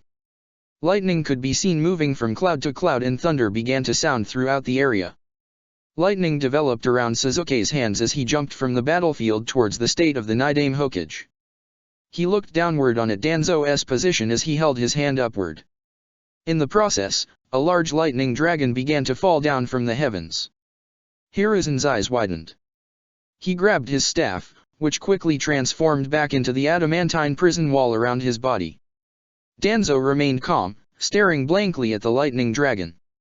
"Shimura Danzo, for all your crimes, be gone," with the thunderclap. Sasuke hissed as he dropped his hand. Kirin. Before Danzo could react, the Kirin fell from the sky, directly onto him and Hiruzen. The lightning created a massive explosion. Its shockwaves were strong enough to send Jiraiya backwards slightly. The Godame and the Elder Two Toads stiffened, doing their best to remain still. "Ack!" Danzo screamed in pain as his body, ravaged by lightning, fell to the ground. Hiruzen's staff did its best to keep the Sandaime safe, absorbing most of the lightning damage. Despite Inma's protection, Hiruzen still felt an overwhelming amount of lightning enter his body. He shouted in pain, feeling the lightning dancing through his body. A few seconds passed before the dust from the explosion dissipated. Sasuke jumped down from the statue to Jiraiya's side, looking at the rubble. They noticed Danzo's corpse, lying down in the ground, unmoving. To his side, they saw Hiruzen. The Sandaime was breathing heavily, his body heavily bruised up with visible cuts on his body. Lightning still appeared to be dancing on his body. The adamantine prison all around his body fell apart, reverting back to Inma's original body. The Monkey King, heavily bruised and bleeding, fell to the ground. "Hiruzen. I've taken too many hits. I can't fight anymore," Inma noted before he retreated in a poof of smoke. "That's fine, thank you old friend," Hiruzen said between pants. The Sandaime looked up to Sasuke and Jiraiya, shaking his head. "Sasuke, what a tremendously lethal jutsu. I am impressed." Sasuke did not reply to the Sandaime initially. His eyes moved to Danzo's corpse. If I am correct about the technique he is using, then the jutsu takes away use of his Sharingan. That should have been the last of his Sharingan on his arm. Sasuke noted. That means he should have no spare lives left. One more time and then he is dead. Jiraiya nodded his head. Sasuke's body tensed up, it won't be much longer dash. Danzo reappeared directly behind Sasuke, stabbing the Uchiha in the back with his vacuum blade. Sasuke's eyes widened and he coughed up horrible amount of blood. As Sasuke had predicted, all of Danzo's Sharingan eyes on his arm were closed, effectively blind. The Root founder had a scowl on his face as he dug his blade further into Sasuke's body, causing him to cough up more blood. Perhaps you are correct, but I can still fight. You, on the other hand, just expended a great deal of chakra with that Kirinjutsu. Danzo declared. Danzo! Jiraiya shouted as he charged at Danzo. The Root founder pulled his sword out from Sasuke's back and jumped before Jiraiya could reach him. Sasuke's body staggered for a moment before he fell to the ground on his knees, coughing up more blood. He looked upwards at the man, glaring intently. You! Why you? He hissed. Will pay. For what? For keeping Konoha safe from your traitorous clan. Danzo questioned, shaking his head. Farewell, Uchiha Sasuke. Wind style, vacuum wave barrage. Danzo proceeded to release a series of vacuum waves from his mouth directly at the downed Sasuke. Jiraiya rushed over his side to pick up Sasuke's body and jump away from harm. Wind style, shield of the wind count. A figure jumped in between Jiraiya and Sasuke and Danzo's jutsu. The figure rotated around in a circle, creating a protective barrier of wind. This wind barrier blew away Danzo's vacuum waves, redirecting them to the ground and forcing them to miss. Within a few seconds, Danzo's jutsu ended and the figure ended his rotation, dropping his wind barrier. You! Jiraiya nearly gasped. Danzo's eyes narrowed. What are you doing, Fu? Standing directly in front of Jiraiya and Sasuke was Yamanaka Fu. The auburn-haired Root agent tightened his stance, pulling out a kunai. Jiraiya, you should get the Uchiha to safety. Then, focus on the sand aim. Yamanaka Fu stated. His eyes narrowed on his former master. Allow me to handle Danzo. Chapter 97, Danzo and Hiruzen Part 2. You! Jiraiya nearly gasped. Danzo's eyes narrowed. What are you doing, Fu? Standing directly in front of Jiraiya and Sasuke was Yamanaka Fu. The auburn-haired Root agent tightened his stance, pulling out a kunai. Jiraiya, you should get the Uchiha to safety. Then, focus on the sand aim. Yamanaka Fu stated. His eyes narrowed on his former master. Allow me to handle Danzo. Shimura Danzo stared back at Yamanaka Fu. Every single shinobi in Root went through the same types of mental training. Ever since Tenzo, known as Kino at the time, abandoned Root, Danzo's training methods in regards to Root grew even stronger to ensure their loyalty.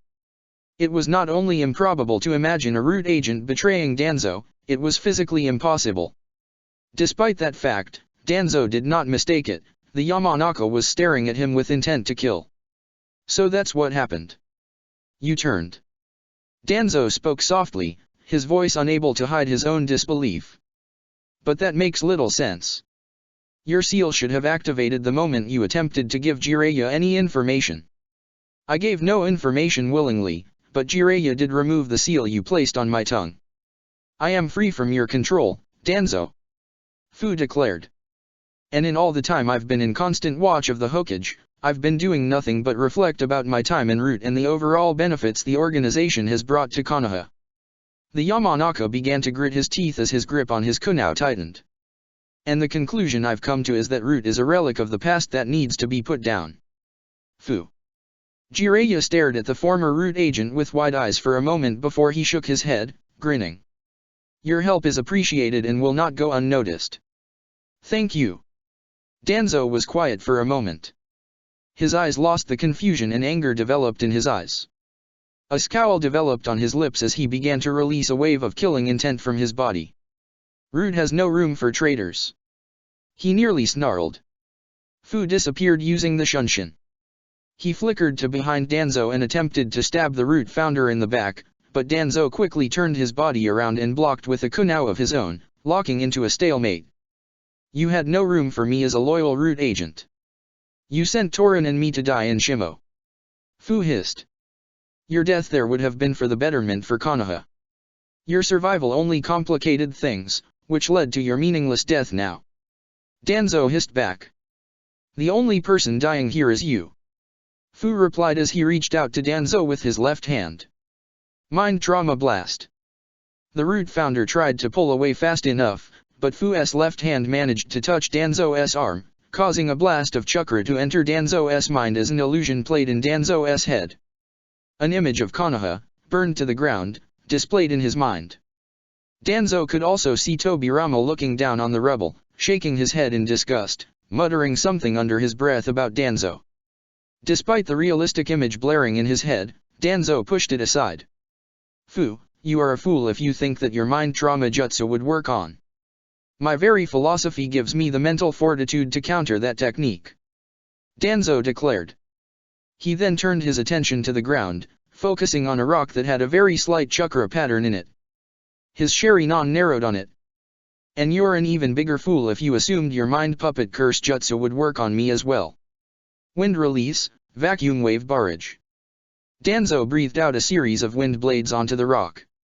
The rock and the ground underneath it were torn up, revealing a small puppet that was torn apart by Danzo's jutsu. Damn it, Fu shook his head, scowling. The man then began to channel chakra into his right hand. Going to need to handle this differently, then. With a flicker, Fu disappeared with the Shunshin. Danzo immediately tensed up, gripping a kunao as he looked above his head. Fu moved directly above him. Wind style, vacuum blade. Wind style, sword of the wind count. Danzo his kunao with wind release chakra, creating his vacuum sword just as Fu finished creating a sword of his own, made from compressed air. The Root Founder and his former agent locked wind blades, causing wind blades to scatter around their bodies, sending nearby rocks flying away from them. Fu used the Shunshin once again, landing directly at Danzo's left side. The Root Founder turned in time and the two locked wind blades once again. You are a fine information specialist and assassin, but your abilities are useless against someone who knows how to counter your fighting style. Danzo stated bluntly. I trained you. Siding against me was you signing your death. Fu's response was to disappear once again with the Shunshin. The Yamanaka reappeared behind Danzo once again. His former master turned around and their elemental blades crossed once more.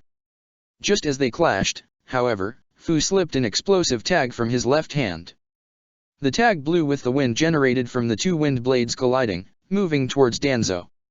The Root Founder's eyes narrowed. Danzo jumped away just in time as the exploding tag detonated, creating a large explosion that scattered rock debris. As he moved, a wave of compressed air was launched forward through the explosion's debris, flying directly towards him. The Root Founder tried to move away in time, but the blade managed to hit his left side, completely cutting through it and drawing blood. The man hissed in pain. As he staggered himself, Fu appeared once again behind him. Danzo tried to turn around in time, but Fu's compressed air blade struck first. The Yamanaka managed to slice off Danzo's left hand. The man roared in pain. Perhaps you know my fighting style, but you are forgetting that you are aged, Danzo. And unlike the Sandaime, your skills have not been kept up to date. And why would you need to keep up to your old strength? You have Izanagi, after all, and should effortlessly kill anyone you face that is unaware of it. Fu noted, shaking his head. Unfortunately for you, it seems you only have one Sharingan left, the precious eye of Uchiha Shisui you use for Kota Amatsukami. Danzo grit his teeth, his eyes moving back and forth from his missing left hand to Fu. Why have you turned on me, Fu? What are you gaining from turning your back on Root now? He demanded. What have I gained from serving you? Fu replied, scowling. A ruined relationship with my family and contributions to potential international catastrophes, such as war with IWA and Kumo. Danzo nearly growled in response, Jiraiya's idealism poisoned you, a believer in my teachings. No idealism poisoned me, rationality poisoned me. Fu corrected, your actions almost led to a Kamaizuru clan-controlled Uegakur. And your attempt against Kumo only works if Akatsuki routs Kumo. If the village survives, then Konoha is immediately sucked into war and loses the moral high ground and our allies would turn on us. Fu's glare intensified. Torin died for this. As he should have. As all of you should have been willing to do. Danzo affirmed. Dropping his vacuum blade, Danzo began making single-handed hand signs. I am older and weaker than I once was, yes, but that does not mean you can still defeat me. I trained you and I know exactly how to fight an insubordinate traitor such as yourself. The Yamanaka tensed up, preparing to strike. What's he doing? Why's he helping us? Sasuke asked, still coughing up blood, as he watched Fu confront Danzo. I think his brother probably got to him, finally. After all of those talks he had with him, Naruto, and the other Fu, it only made sense. Jiraiya noted, smiling. Glad to see Danzo was unable to get rid of the will of fire even from his own brainwashed elite. Jiraiya's smile faded as he noticed Hiruzen charging at him. He looked down at Sasuke. The fight overall had drained him and Danzo got a near-lethal strike at him. There was no way the Uchiha would be useful in the remaining fight. I'm going to have to do what Fu said and get you to safety. Pa. Keep Sasuke safe here. Ma and I can take over ourselves for a moment. Jiraiya requested. Sasuke's eyes narrowed. I'm not Dash. Of course, Jiraiya-chan. Fukazaku nodded his head as he jumped down to Sasuke's position. Despite the size of the Elder Toad, Fukazaku managed to almost effortlessly lift the Uchiha's body. Sasuke began to squirm in place, which only caused him to cough up more blood. Fire style, Great Fireball Jutsu. Syrup Gun. Hiruzen breathed out a massive fireball from his mouth directly at the fleeing Fukazaku, but Shima, still perched on Jiraiya's shoulder, spat out a large, sweet-smelling water bullet from her mouth that collided with the fire and extinguished it. The water continued to fly forward at Hiruzen, who jumped away, avoiding it. The water landed on the ground and began to spread out, forming a sticky-like substance. The Sandaime landed in the newly formed puddle of water. Upon stepping down, his feet were immediately locked in place. He struggled the water, but was unable to lift his legs up at all. Jiraiya ran over to him, effortlessly moving over the sticky puddle of water to the Sandaime's position. Unable to jump away in time, Hiruzen used his hands to block a punch to his face. Jiraiya then kicked at Hiruzen, who was unable to jump away in time. The Sandaime's eyes widened in pain. He began to choke in response. Sarutobi-sensei, without Inma at your side, you won't be able to fight me. Jiraiya said, frowning. Please. Stop already. I'm not surrendering to you, Jiraiya. Hiruzen hissed as he clapped his hands together. Earth style, Mobile Core. The ground underneath Hiruzen's feet opened up, creating a large pillar of earth that rose to the sky. As the pillar rose, the ground underneath Hiruzen's feet changed, seemingly absorbing the wet liquid and freeing Hiruzen's feet. The Sandaime stretched slightly before he made 3 hand signs, causing the ground underneath Jiraiya's feet to open up. I can't believe that this genjutsu hasn't let up. What kind of technique was Danzo even capable of? Jiraiya hissed as he jumped, narrowly avoiding falling into a large sinkhole. Jiraiya-chan, you may have to recognize that this technique could be irreversible. Shima noted, frowning. If that's the case, then you'll have to dash. I'm not doing it. I won't kill him. Jiraiya growled as he stepped on the ground once again. Immediately, the earth started to fall apart, causing his eyes to widen. God damn it. The Godame jumped into the air again, avoiding another sinkhole. He moved through the air more slowly this time. Hiruzen immediately reached into his pocket and tossed a shuriken, Nina Art, Shuriken Shadow Clone Jutsu. Hiruzen's shuriken multiplied, turning into thousands that flew at Jiraiya's position. The Godame noticed the shuriken and tried to lengthen and harden his hair on time, but the shuriken struck at him. Within seconds, Jiraiya's body was impaled by multiple shuriken. Jiraiya Shima's shouts were interrupted by shuriken to her body as well. The elderly toad croaked in pain. Jiraiya's hair finally hardened, blocking the remaining shuriken from closing in on him. While under his hair's protection, he quickly pulled out the various shuriken sticking out of his arms, waist, chest, and legs, wincing as more and more blood started to pour from the wounds.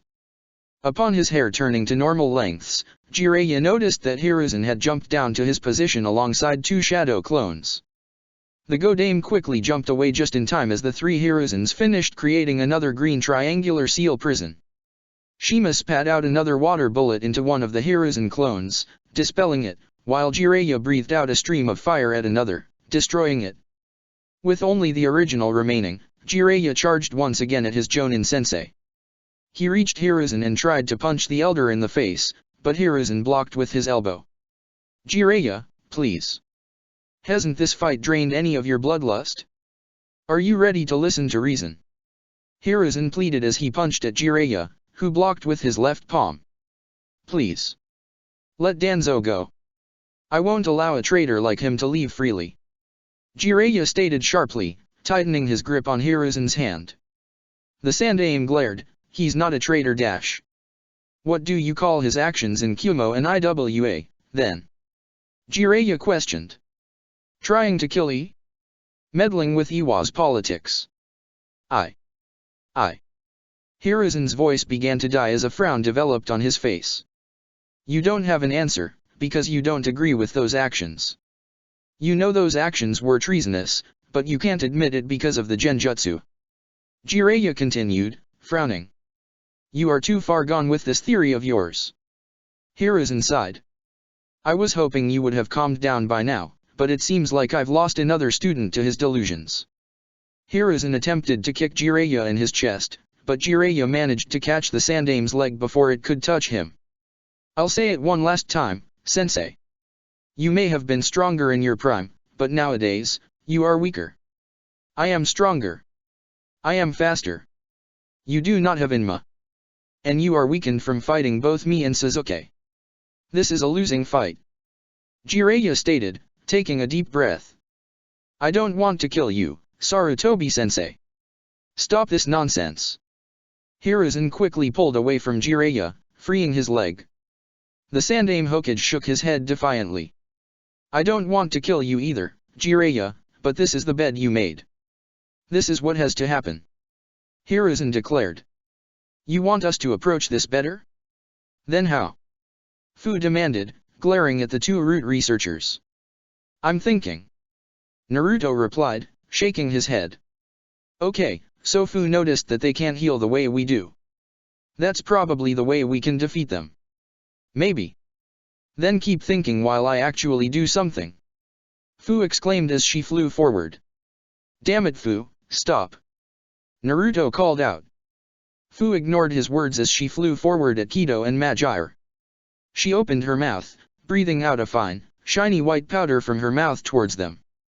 As the powder continued to fly forward, Fu flapped her wings hard, causing the powder to ignite with fire. This again? Madara questioned. Both Kido and Madara opened their mouths and roared, generating shockwaves that combined. The wind generated from the shockwaves extinguished the flames. The shockwaves continued to fly towards Fu, who flew further into the air to avoid them. You think you'll always be able to fly away from danger, huh? Madara asked, chuckling. That's not going to always work. Orbs of light. He generated orbs of glowing light from each of his tails and launched them forward. Instead of aiming them at Fu, however, they seemed to remain stationary in the sky. Kido jumped up into the air, landing on top of one of the orbs. As he moved from orb to orb, he swung around his tails, causing more red lightning to get discharged and fly towards Fu, who flew back to avoid them. Madara continued to fire more orbs of light into the air, giving Kido more platforms to jump to and remain on the pursuit of her in the sky. Fu constantly flew further and further away, trying to avoid the lightning from the dragon-masked root agent's attacks. Interesting how the second someone is able to go aerial, all you do is run away. But I suppose a cowardly fighting plan can be safe and effective sometimes. Kido taunted. His words had their desired effect, as Fu turned around. The Nanabe Jinchuriki's glare developed as she flew towards him, spinning around in a circle. Who said I was running away? I'm here to kill you, damn it. Fu roared. Kome Hurricane. Fu barreled through the air towards Kido. As she approached him, the pseudo Jinchuriki jumped into the air, barely avoiding the extent of her hurricane-like force.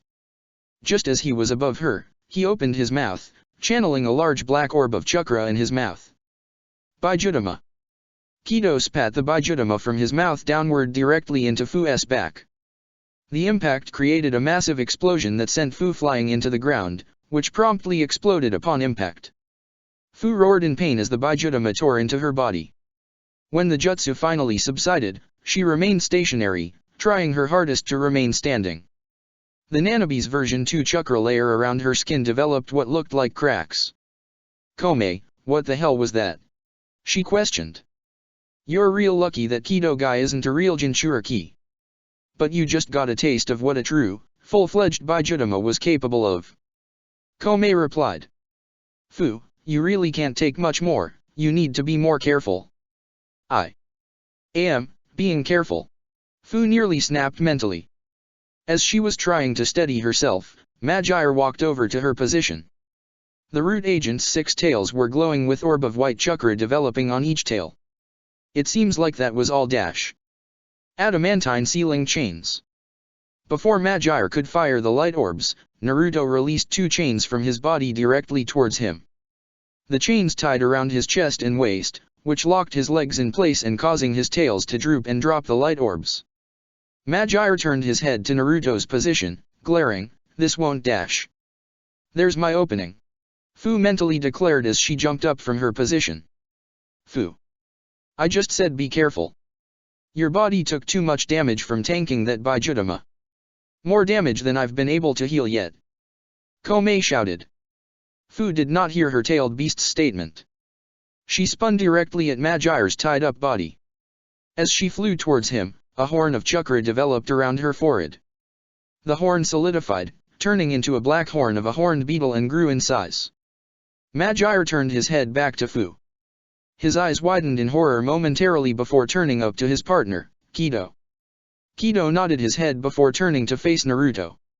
He opened his mouth, developing another orb of black chakra in his mouth. Bijudama. The dragon-masked root agent unleashed a Bijudama from his mouth directly at Naruto. The Uzumaki's eyes widened, realizing he was not going to be able to jump away in time. Kurama, would I be able to block a Bijudama in any way? Naruto asked. A normal one? No. One of this guy's? Use the strongest Raise-Non variant you can manage. Kurama recommended.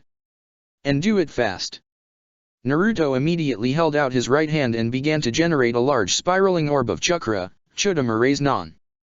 Naruto's massive Raise-Non formed just in time as the Bijudama closed in on him. The 2 spiraling masses of chakra created a massive explosion and shockwave that destroyed the adamantine chains Naruto had created. Naruto grit his teeth as the force of the 2 spiraling jutsus dug him further into the ground. He screamed in pain, the force feeling almost overwhelming. He remained steady, however, maintaining his Raise-Non and pushing back. After a few more moments, the 2 jutsus subsided at the same time and Naruto remained stationary. Kido's eyes widened in horror. What? How was he able to simply take the Bijudama like that? That should be impossible. His eyes widened even further as he turned to face his partner, Magyar. The Bijudama Rasengan collision had destroyed the adamantine sealing chains, freeing Magyar momentarily, but the resulting shockwave from the 2 jutsu colliding still staggered the man. In contrast, the force of the shockwave seemed to propel Fu forward even faster, causing her to launch at him with even more force. The amount of force she was flying at kept Magyar in place, unable to move away. No. No. Magyar steeled himself, knowing what was about to come. The root agent's body then began to generate chakra throughout his body. If this is where it ends, then I am not going down alone. Striking lance edge. Using the newly formed horn, Fu rammed directly into Magyar's body with an extreme amount of force. The impact completely cut through the root instantly, killing him and splitting his body into 2 unequal pieces that flew throughout the battlefield. Fu stopped barreling forward. Her body was now covered in Magyar's body. She looked angrily at Kido, who was now on the ground, gaping at her and Naruto. Well? Any smart-ass shit to say now? Huh? Huh? She snarled. The root agent's eyes moved from Fu to Naruto. My tailed beast drug is incomplete, he admitted. I need to work on it more, before I can compete on their level, but if I stay like this, I am going to die. In a moment, Kido's mind flashed back to his childhood. He was no longer the tall, muscular Umbu agent dragon, but was now a small child, pleading for his father not to send him off to Konoha alone. He recalled the smile on his father's face while he held back a cough as he once again ignored his own illness in favor of his son's well-being. Kido-kun, he could hear his father speak, your life is more important than anything else. That is why I do what I do for you. Why your mother always did everything for you. And that why is you must do everything for yourself. Don't throw your life away when it's not your time. You have value and don't waste it. Father's right. Kido mumbled to himself, shaking his head. This fight will kill me. I need to live, in order to help Danzo-sama for later. With that thought in mind, Tsumaiki Kido ran from the battlefield. Fu's eyes narrowed, get back here. Fu quickly flew after Kido, with Naruto following right behind. As the two Jinchuriki followed the root agent, Fu started to cough lightly. Wind release, vacuum wave barrage. Danzo breathed out a barrage of vacuum waves from his mouth directly at Fu. The auburn-haired man began to spin around, creating a shield of compressed air around his body as he spun, blowing away the oncoming waves. Danzo, while still releasing more air waves, made another one-handed seal, causing the vacuum waves release from his mouth to ignite on fire. The fire from Danzo's vacuum waves quickly spread to the air of Fu's wind shield, overpowering it and surrounding the Yamanaka in flames. He screamed in pain as he jumped into the air, out of the flames. He hissed as his skin began to show signs of burning. Danzo jumped into the air after Fu, holding a kunao in his hands that was infused with his wind chakra. Fu created a sword of compressed air in his hands to parry Danzo's blade, but just as the two were about to connect, Danzo used the body flicker and vanished, appearing behind Fu. He impaled the Yamanaka in the back with the vacuum blade. Fu coughed up blood. As stated early. You had no hope in defeating me. Danzo stated. The root founder and former member fell from the air to the ground, with Danzo still on top, keeping the vacuum blade inside Fu's back. The Yamanaka coughed up more blood as his hand touched Danzo's leg. Mind Trauma Blast. Danzo's mind was quickly filled with an image of a burned-down Konoha. Bodies of villagers, shinobi and civilian alike, were all piled on top of one another. The trees and buildings of the village were all caught on fire. The Hokage monument was completely destroyed, with the exception of the Nidaime Hokage's face. Danzo could have sworn the image of Tobirama's face had a scowl on it, as if the man was looking down at the scene in disgust. The image only remained in Danzo's head for a second, as the root founder quickly shook his head and pushed the thoughts away. The second was long enough, however, for Fu to push Danzo off of him and pull the vacuum blade out of his body. The Yamanaka coughed up more blood, but steeled himself as he closed in on Danzo's staggered body, creating another blade of compressed wind. As he swung his wind blade, Danzo jumped backwards, narrowly avoiding the technique. It is as I said, Fu. My philosophy has given me the mental training to fight back against your clan's psychological warfare. Mind Trauma Blast will not kill me. Danzo stated. Correct, but everyone has something that would be traumatic to them. Even you. And even though it wouldn't kill you, it did free me. Fu reminded. The root founder glared at his former subordinate, you turned your back on the organization that trained you and helps keep Konoha safe and protected. And for what? Because of some last-minute ideological poisoning from Jiraiya and your brother. Fu's eyes narrowed as he grit his teeth, Kanji has not poisoned me and it's laughable that you say that to me. With a hand sign, Fu created 10 shadow clones. The clones charged forward at Danzo, all gripping kunao. Danzo opened his mouth, expelling another wave of vacuum blades. Each of the 10 clones quickly submerged in the ground before any of the air blades could connect. Canceling his jutsu, Danzo looked down and jumped up just as one of Fu's clones jumped up, trying to stab at him with his kunao. Danzo spat a single stream of water from his mouth that pierced the clone's chest, dispelling it instantly. A second clone jumped from the ground underneath Danzo, but the root founder spat out another water stream that went straight through the clone, dispelling it. The original Fu charged forward at Danzo, creating another sword of compressed air. He rushed at Danzo at the same time as another clone jumped out of the ground. Danzo quickly kicked away Fu's shadow clone, destroying it, before turning his attention to Fu and jumped up, avoiding the Yamanaka's attack. He then spat out a stream of water from his mouth that pierced Fu's left shoulder. The Yamanaka to scream in pain. "You're attacking rather haphazardly, Fu. You're not acting like the calm, rational assassin you were trained to be, you are acting like the emotional child you were when you were recruited," Danzo noted, shaking his head. "Always prone to temper tantrums and outburst and crying fits. It seems like interaction with your family reverted you back. Call this an outburst all you want. I call it revenge." Fu hissed as he charged again. The Yamanaka tossed a series of kunai with explosive tags behind Danzo. He jumped forward, avoiding the explosions. Fu then approached him, holding another compressed air sword. Danzo quickly pulled out another kunai and infused it with his chakra, creating another vacuum blade. He then held out his blade to block Fu's wind sword. Instead, the Yamanaka stopped channeling chakra and his sword fell apart. His now bare hand, instead, gripped onto Danzo's wrist, causing the elder to drop his vacuum blade to the ground. Mind Trauma Blast. Again, Danzo was overwhelmed with another image of Konoha's destruction and Tobirama's disgust upon seeing its ruins. The image faded away even faster than the previous time. His eyes narrowed as he breathed out a series of vacuum waves directly into Fu's body. The Yamanaka could not jump away in time and was knocked back by the wind blades, which tore through his clones and created multiple cuts on his body. "Ack!" he screamed. Fu fell to the ground on his back. The Yamanaka hissed in pain as he tried to pull himself off the ground. "This is the third time I've had to tell you this.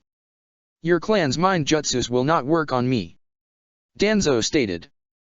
The root founder was about to open his mouth to expel another barrage of air blades at Fu, but the ground around him opened up. The remaining 7 clones jumped out, all gripping kunai and all surrounding Danzo.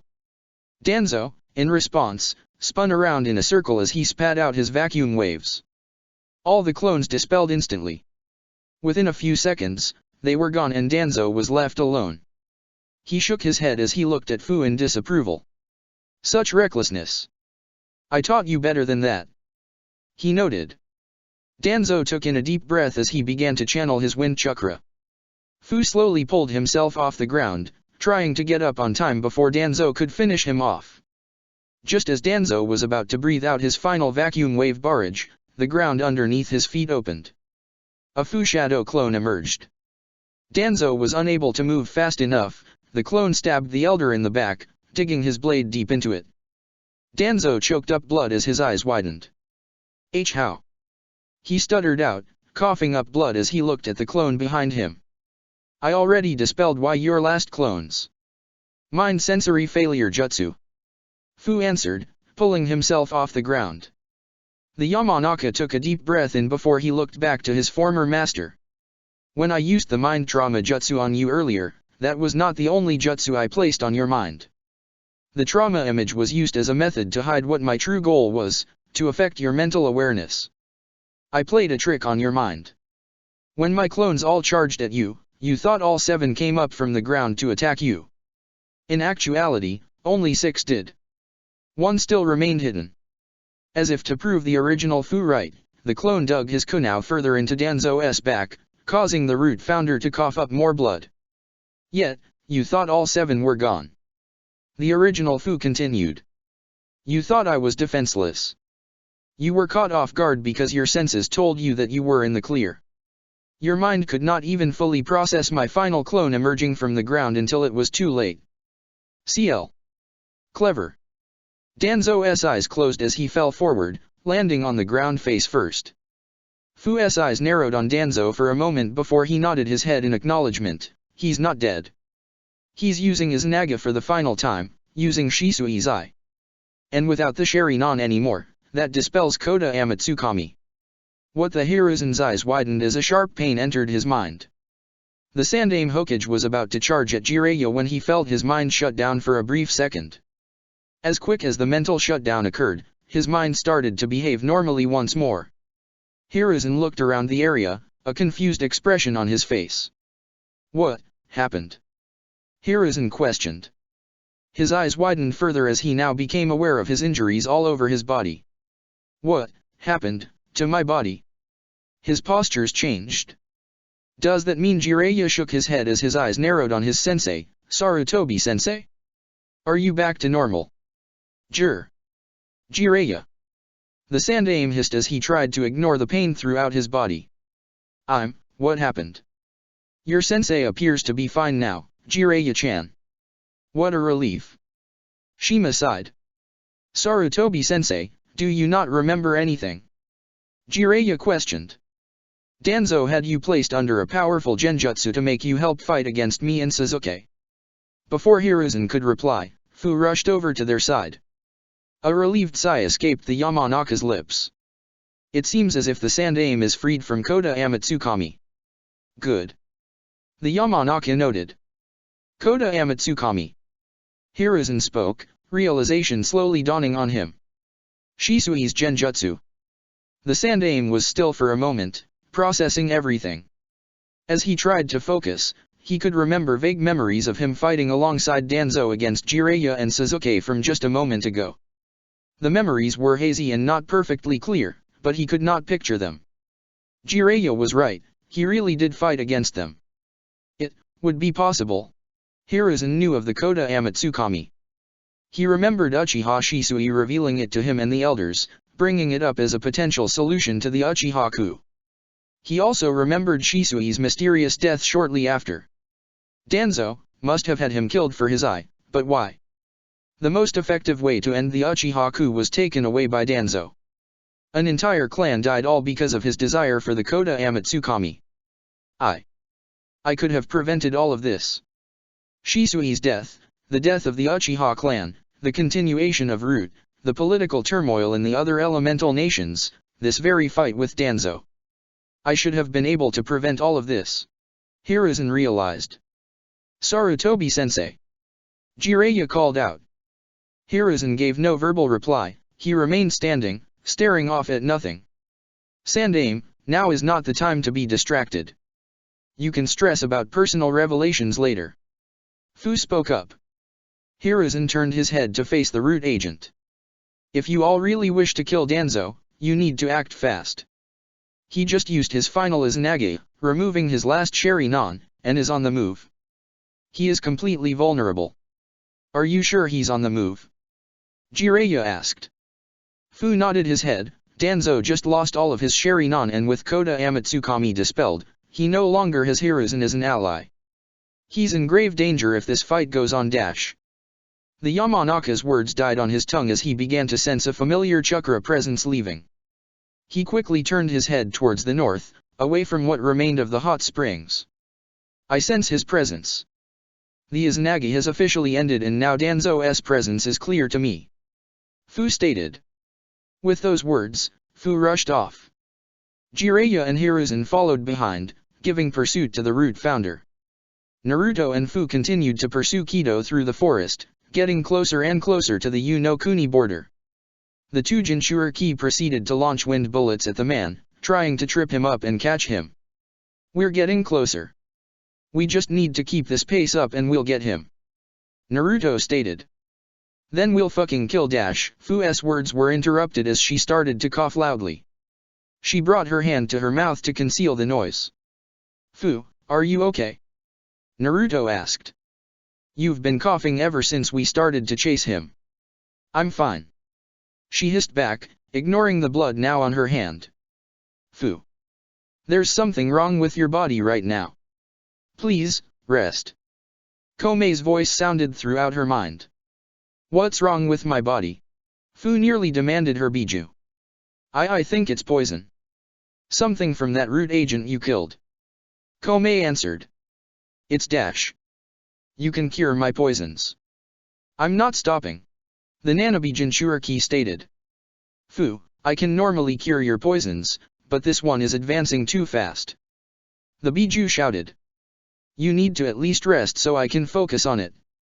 Fu shook her head, ignoring Komei as she focused her attention on Kido once again. 2 more minutes passed by of pursuit. After releasing another barrage of wind bullets, Fu began to feel more dazed. The world also began to spin slightly. What's happening? She questioned. She continued to move forward, trying to move past the new sensations. Within seconds, she could no longer see Kido at all and was simply moving forward alongside Naruto. She began coughing more and more. Fu. Are you sure you're alright? Naruto asked. The Nanabe Jinchuriki did not look at Naruto, as if she did not even hear his words. She only focused on the path forward. Need to kill that man, kill him. She told herself. Need to hack. She finally slowed down as she began coughing violently. Fu. Naruto shouted, coming to a halt. The Dakigakuer shinobi finally stopped moving as she continued to cough out in place. Her vision started to fade slightly. Fu, you're lucky if I get us out of this. Komei stated, shaking his head. She did not reply back to her Biju, her mind shut down as she entered unconsciousness. Naruto's eyes widened in horror. Fu. The Uzumaki quickly picked up her body. Her Biju's chakra began to fade and her features turned to normal, revealing her skin. Naruto quickly placed his head on her chest and his right hand on her wrist, looking for her pulse. Okay, she's alive, thank God. He sighed in relief. She seems to be in bad shape. She needs attention beyond just Komei.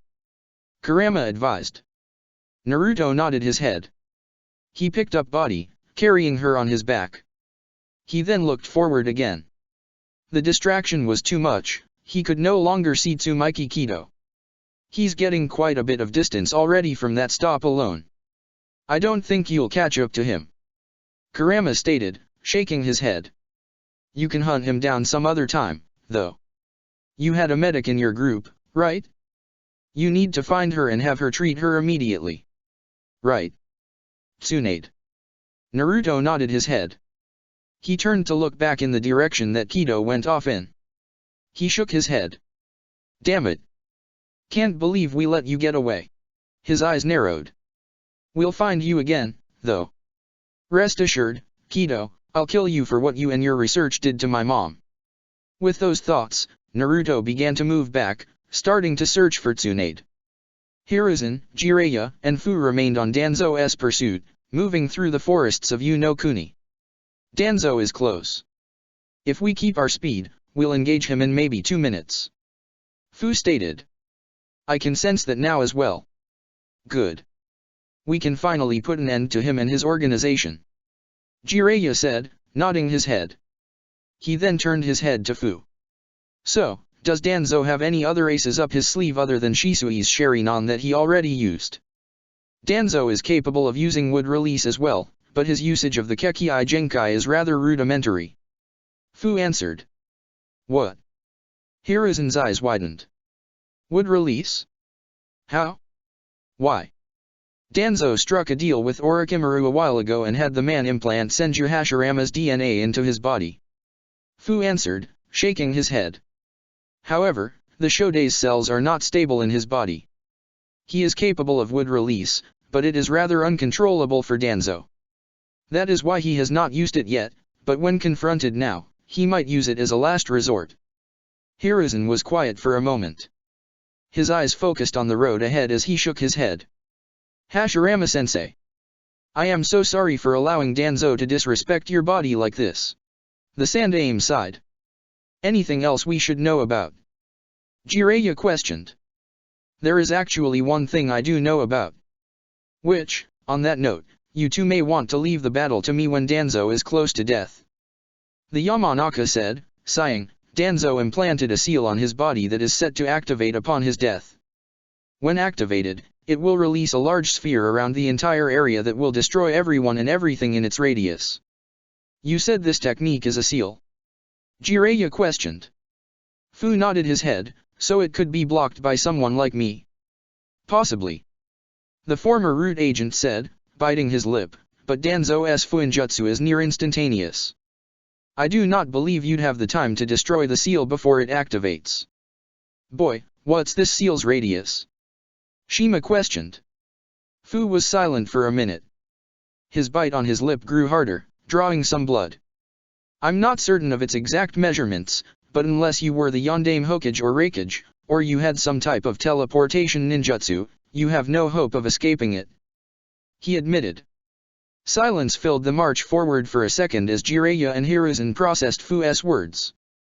Landing a killing blow on Danzo for shinobi like them was something akin to a death sentence. "That's why you want us to leave before Danzo dies, huh?" Jiraiya asked. Fu nodded his head. "You wish to die? I would be willing to," Fu stated. "Danzo took everything from me. My whole life has been centered around him. It would be fitting for me to use the last bit of my life to end his alongside me. Danzo took your life away from you growing up, but you still have a life ahead of you. You got a brother in particular who cares a lot about you. You have a place in Konoha, especially since right now, you've shown us that Danzo's brainwashing did not take your will of fire away," Jiraiya noted. He shook his head. "No, I'll finish him off. With all due respect, Go Dame, please reconsider. You are the Hokage. It would do the village no good if you died here." Fu shook his head. "Allow me to finish him off. I will not allow you to sacrifice yourself on my behalf. Besides, I am not intending on dying," Jiraiya stated, placing his hand on his chest. "No, I can use my Fuinjutsu and hopefully break his seal. I'm not Uzumaki Masakado or one of the greats from Uzushiagakuer, but I do consider myself a seal master. I can do it. Neither of you will be fighting. Period." Hiruzen spoke up, drawing both Fu's and Jiraiya's attention. "I'll do it." Jiraiya's eyes narrowed on his former sensei, Sarutobi sensei. "I know you consider yourself a seal master as well, but I am on a higher level than you. Don't do that to yourself. No, Jiraiya, don't sacrifice yourself like that," Hiruzen stated sharply, crossing his arms. "You are the Go Dame Hokage. You have a long legacy ahead of you and an obligation to improve Konoha. I admire your desire to die for Konoha, but this is not your die. You need to stay alive." The Sandaime's eyes lowered. On the other hand. Images appeared in Hiruzen's eyes. Memories of the Second and Third Shinobi World Wars, along with all the funerals of Konoha shinobi that passed away during the war, came to the center of his mind. They were then followed by the Kyuubi attack and the subsequent death of Minato and Kushina. The memories of Orochimaru's desertion appeared in his mind as Hiruzen stood idly by, letting his former student run off. A final memory entered his mind, the memory of walking through the Uchiha clan compound and looking at all the deceased Uchiha. He recalled confronting Danzo then and there and punishing Danzo by disbanding Root, and doing nothing else and trusting Danzo's word that the organization was no more. Hiruzen raised his eyes, stealing them. "I've lived my life for over 70 years now. I had the longest tenure of any Kage throughout all the elemental nations. And while I think I've done some good over the course of the years, I can see plenty of wrongs." He tightened his hands into fists, "and I intend on fixing the last one." "Sarutobi sensei, don't dash," Jiraiya started, but Hiruzen shot him a look. The Sandaime and Go Dame exchanged a glance with one another. Jiraiya saw, in Hiruzen's gaze, the eyes of a tired, sad old man who wanted to rest. At the same time, he saw a vision of the Sarutobi Hiruzen who was his Jonin sensei, the stubborn taskmaster who refused to take any insubordination from his students. He saw the look of a man who was not going to take no for an answer. With a sigh, Jiraiya shook his head and looked down. Both he and Hiruzen knew the victor of their battle. "I'll take him alone. You two should simply return to the village. Look for our allies and see if anyone needs help getting back. Hopefully no one was seriously injured," Hiruzen stated. "Are you certain of this, Sandaime?" Fu questioned. "I am." Hiruzen nodded his head before looking back at the Yamanaka. "Fu, I apologize to you. If I had been keeping better watch over Danzo, you would never have been forced into his organization. I am responsible for what has happened to you over these past few years and I am sorry." The Yamanaka shook his head. "Please don't apologize to me for that. I should have killed Danzo immediately following the Uchiha coup incident. It is my fault, and that is why I am sorry," Hiruzen insisted. He then turned his head to Jiraiya. A smile developed on his lips. "I am so proud of the man you have become, Jiraiya. I always knew you had it in you growing up. What you lacked in book smarts, you made up for in practical knowledge, determination, and unwavering loyalty to your village.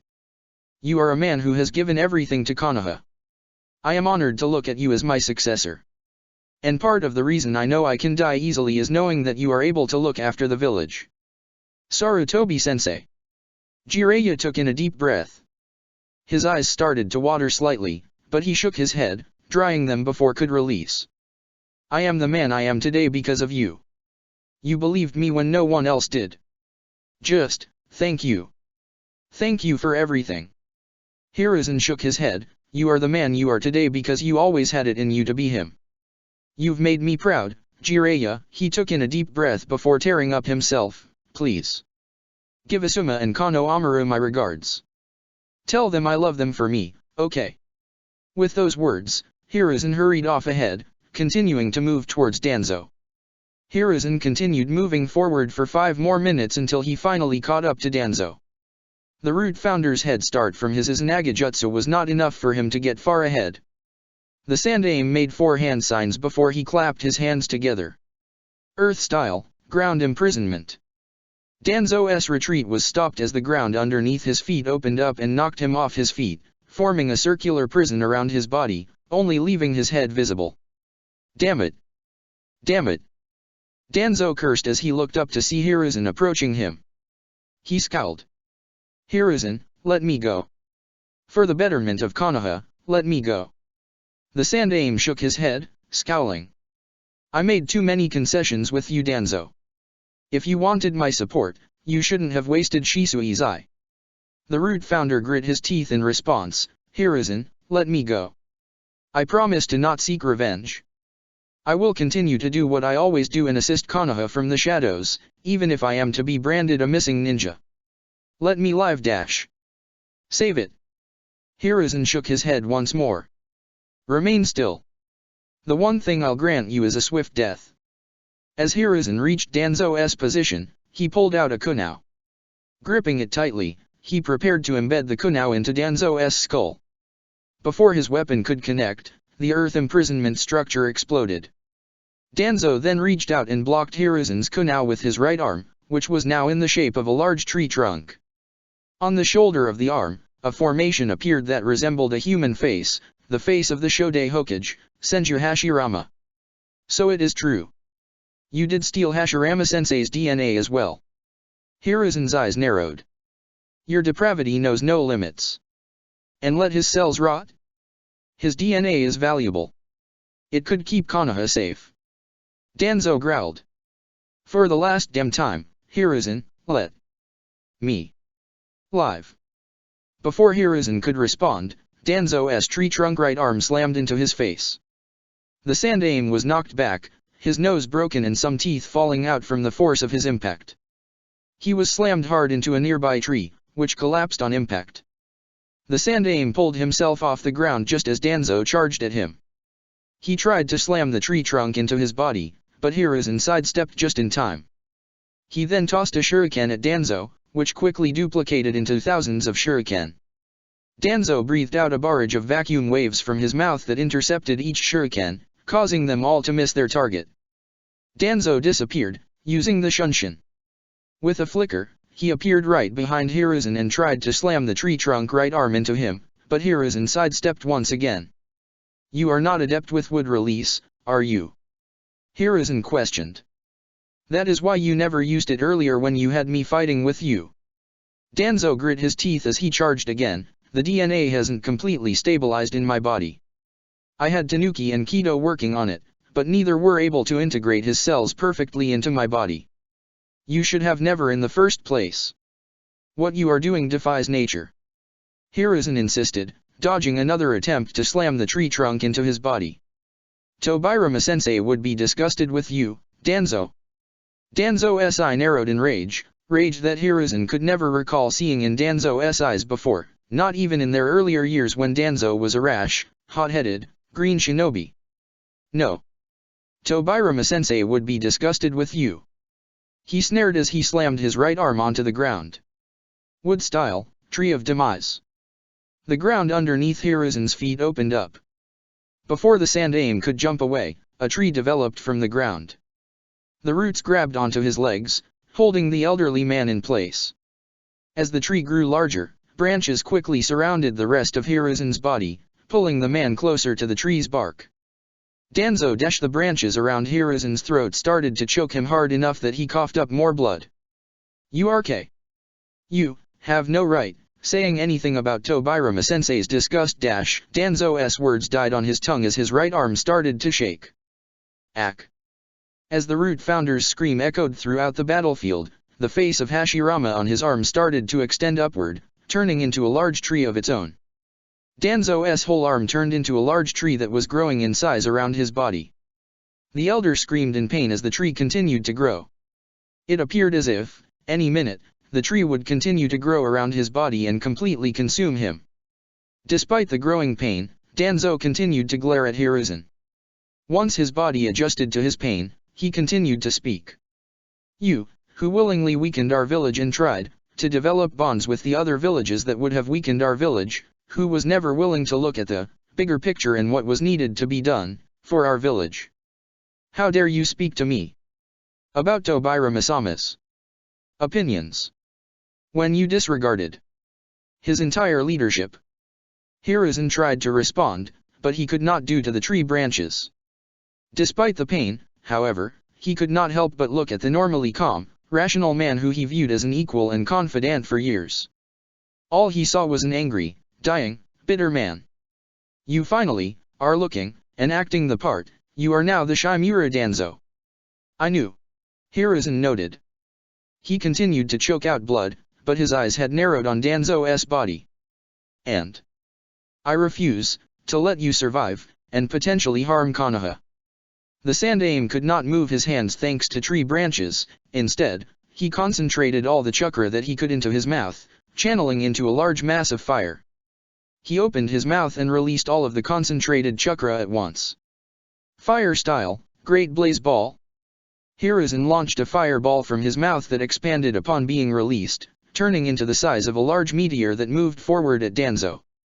The Root Founder, seeing the fireball approaching him, tried to move his body, but found that he could not. His right arm, not completely turned into the large tree around his body, was not moving. Danzo, through using his wood release in his current state, had rooted himself in place. No. No. He shook his head. For the first time in his shinobi career since the day of Senju Tobirama's death, Danzo experienced genuine fear and horror.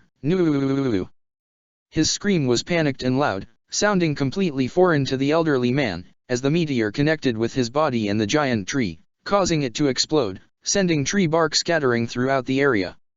As the giant tree around Danzo's body was no more, the tree holding Hiruzen turned into a pile of bark as well. Hiruzen fell to the ground, gasping for air. I. The Sandaime shook his head, slowly pulling himself off the ground. He looked towards the explosion. Please, be enough.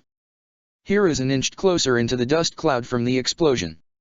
As he reached the area, the dust finally settled. Under a pile of tree bark was Danzo's body. The Root Founder was alive, but barely. His left hand had been cut off and his right arm was now destroyed. His clothes had been burned off completely and his body was covered in burns on all visible skin and he was bleeding on his face. The man was breathing heavily, struggling to even perform that. He looked up to Hiruzen, his eye barely above to focus on his face. A forced, pained chuckle escaped his lips. I knew, the day you became Sandaime, that you would be the death of me. Hiruzen. Danzo. Hiruzen shook his head. You did this to yourself. The Root Founder used what remained of his left hand to touch his chest. If Fu did not tell you, I have a seal placed on my body. He coughed loudly. I'll die of natural causes soon, so I would leave if I were you, unless you want to die. And trust you to die here. Hiruzen, again, shook his head as he reached into his pocket and pulled out a kunai. I can't take that risk. Hiruzen bent down to Danzo's body, placing the kunai at the Root Founder's neck. Unlike earlier, Danzo's anger and fear was gone from his face. Ever the rationalist, he had accepted what was going to happen, now that there was no way to fight against it. Hiruzen. Danzo winced slightly as the blade of the kunai pressed into his neck. Please, you may hate me now, but take one thing back. His eye softened as he looked at his former rival and friend. Everything I did was for Konoha. I swear. I believe.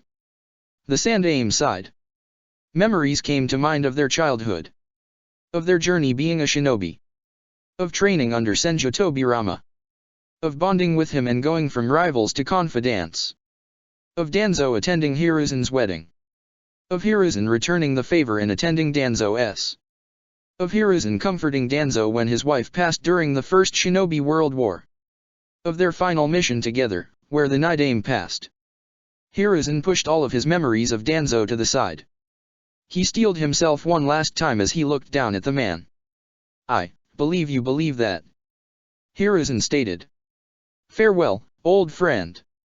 With those words, Hiruzen plunged the kunai into Danzo's neck, going straight through it. Danzo's body became limp as blood splattered. As soon as the man perished, a black seal appeared on his chest in 5 points, 1 center point and 4 other similar points diagonally from the center. Reverse tetragram. Hiruzen recognized the pattern, frowning. The Sandaime was knowledgeable about Fuinjutsu, but he admittedly did not know how to combat this seal. He knew an odd number seal would be the necessary Fuinjutsu, but he did not know what specifically would be able to combat the seal. The only seal he knew that would be able to overpower Danzo's seal would be the Shiki Fujin, the Reaper Death Seal. Using that technique would submit his soul to the Shinigami, however, and would lead to his death regardless. Danzo's seal began to glow a black color. A circular orb started to rise from his body. Would Jiraiya have been able to defeat this seal in time? I don't know. Hiruzen shook his head. A small smile developed on his lips. But this is fine. If anyone had to die, I'm glad it's me. The Sandaime turned his head back in the direction he came from, away from Danzo's body and back towards Hinokuni and Konohagakure. Long live the will of fire. Jiraiya, keep the village safe. Hiruzen said. His eyes then looked upward to the sky. Hashirama-sensei. Tobirama-sensei. Minato-kun. I'll be seeing you soon. His smile widened further as he saw the faint image of a woman. Biwako, after all these years, I cannot wait to see you again, my love. The circle around Danzo's body expanded outward, sucking in everything around it completely.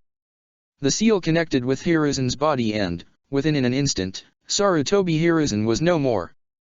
The seal continued to expand for roughly a kilometer before it closed back in on itself. All that remained on the ground was the corpse of Shimura Danzo, with Sarutobi Hiruzen's body now sealed within it. Chapter 98, The Legacy Left Behind. The sun had finished setting and the moon was now high above Konoha. Jiraiya and Yamanaka Fu were in the Hokage's office, looking down on the body of Shimura Danzo that was laid on the floor on top of a large sealing scroll. Respecting Hiruzen's words, the two shinobi waited to advance until the battle between Danzo and Hiruzen was complete. The two shinobi had felt a giant pulse of chakra get released through the forests of Unokuni. They hurried over to the battlefield when the energy faded only to be greeted by the sight of Danzo's body with no sign of Hiruzen's body. Fu was correct, Danzo's seal did work. The two were silent as Jiraiya analyzed the seal intently. After a moment of studying, Jiraiya pulled out an ink brush and started drawing markings on Danzo's body.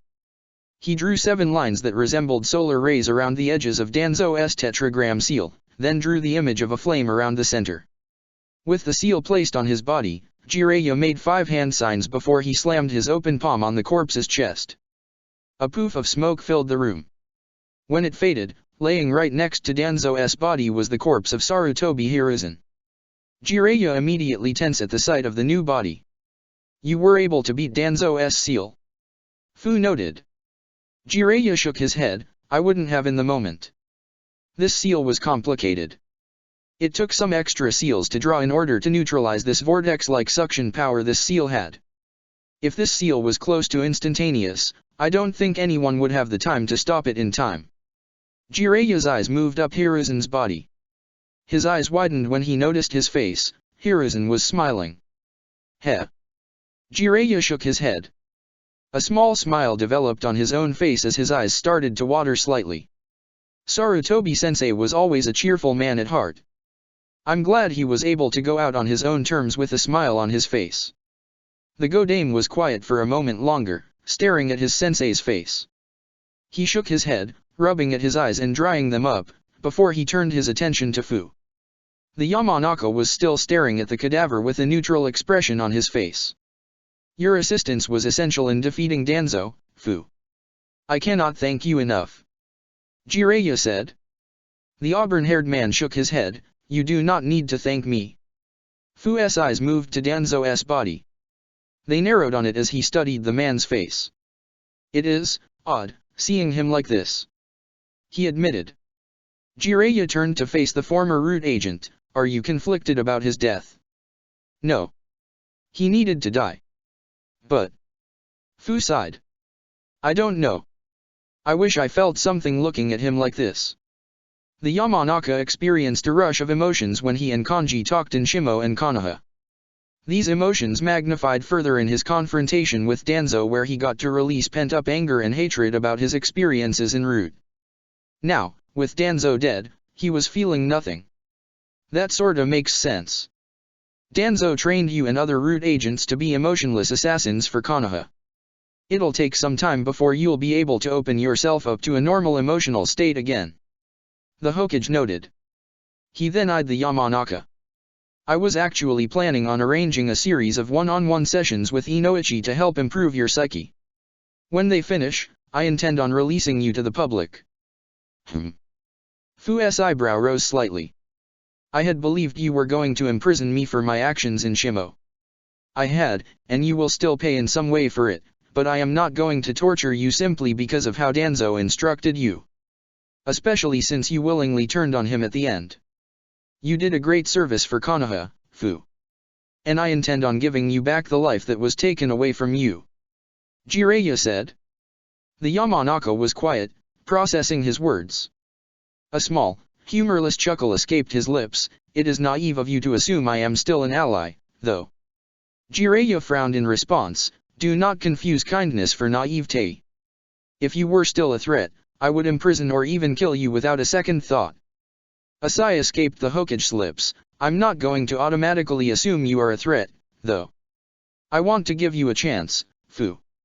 And Sarutobi-sensei wanted to give you a chance as well. The Yamanaka's eyes moved to the Sandame's corpse. After a minute of silence, Fu was about to open his mouth and respond when a knock sounded on the door. We're here, Hokage-sama. Hinata's voice could be heard. Enter. Jiraiya spoke. The door opened up and Hinata and Naruto walked into the room. The two were covered in bandages. You two were the only ones discharged? Jiraiya questioned. Anko-sensei, Kakashi, Tenzo, and Shino are expected to be discharged in the morning. The others are going to take longer. Naruto answered. Jiraiya nodded his head. From what he observed, Sasuke sustained enough wounds that he would take a little longer to heal. He, however, was conscious. Per what he heard, Takigaku no Fu was still unconscious, but was in stable condition. She would most likely be released shortly after being released. Sakura and Kiba, however, were considered lucky to have even made it to the hospital alive. The two Chunin were under the most intensive care, directly being treated by Tsunade and Shizune. While they were expected to survive now, they will most likely be off active duty for a week minimum as their bodies recover. The Godame turned his attention to the two Jonin. Naruto and Hinata had somber looks on their faces as they stared at the Sandame's body. News of Hiruzen's passing had not spread through the village yet, but the shinobi on the Danzo pursuit mission that were conscious did know. However, due to the nature of Danzo's sealing jutsu, none of them had seen his body yet. Damn it! Naruto shook his head, his eyes tearing up. Why? Why, old man? The Uzumaki walked up to Hiruzen's body and bent down to it.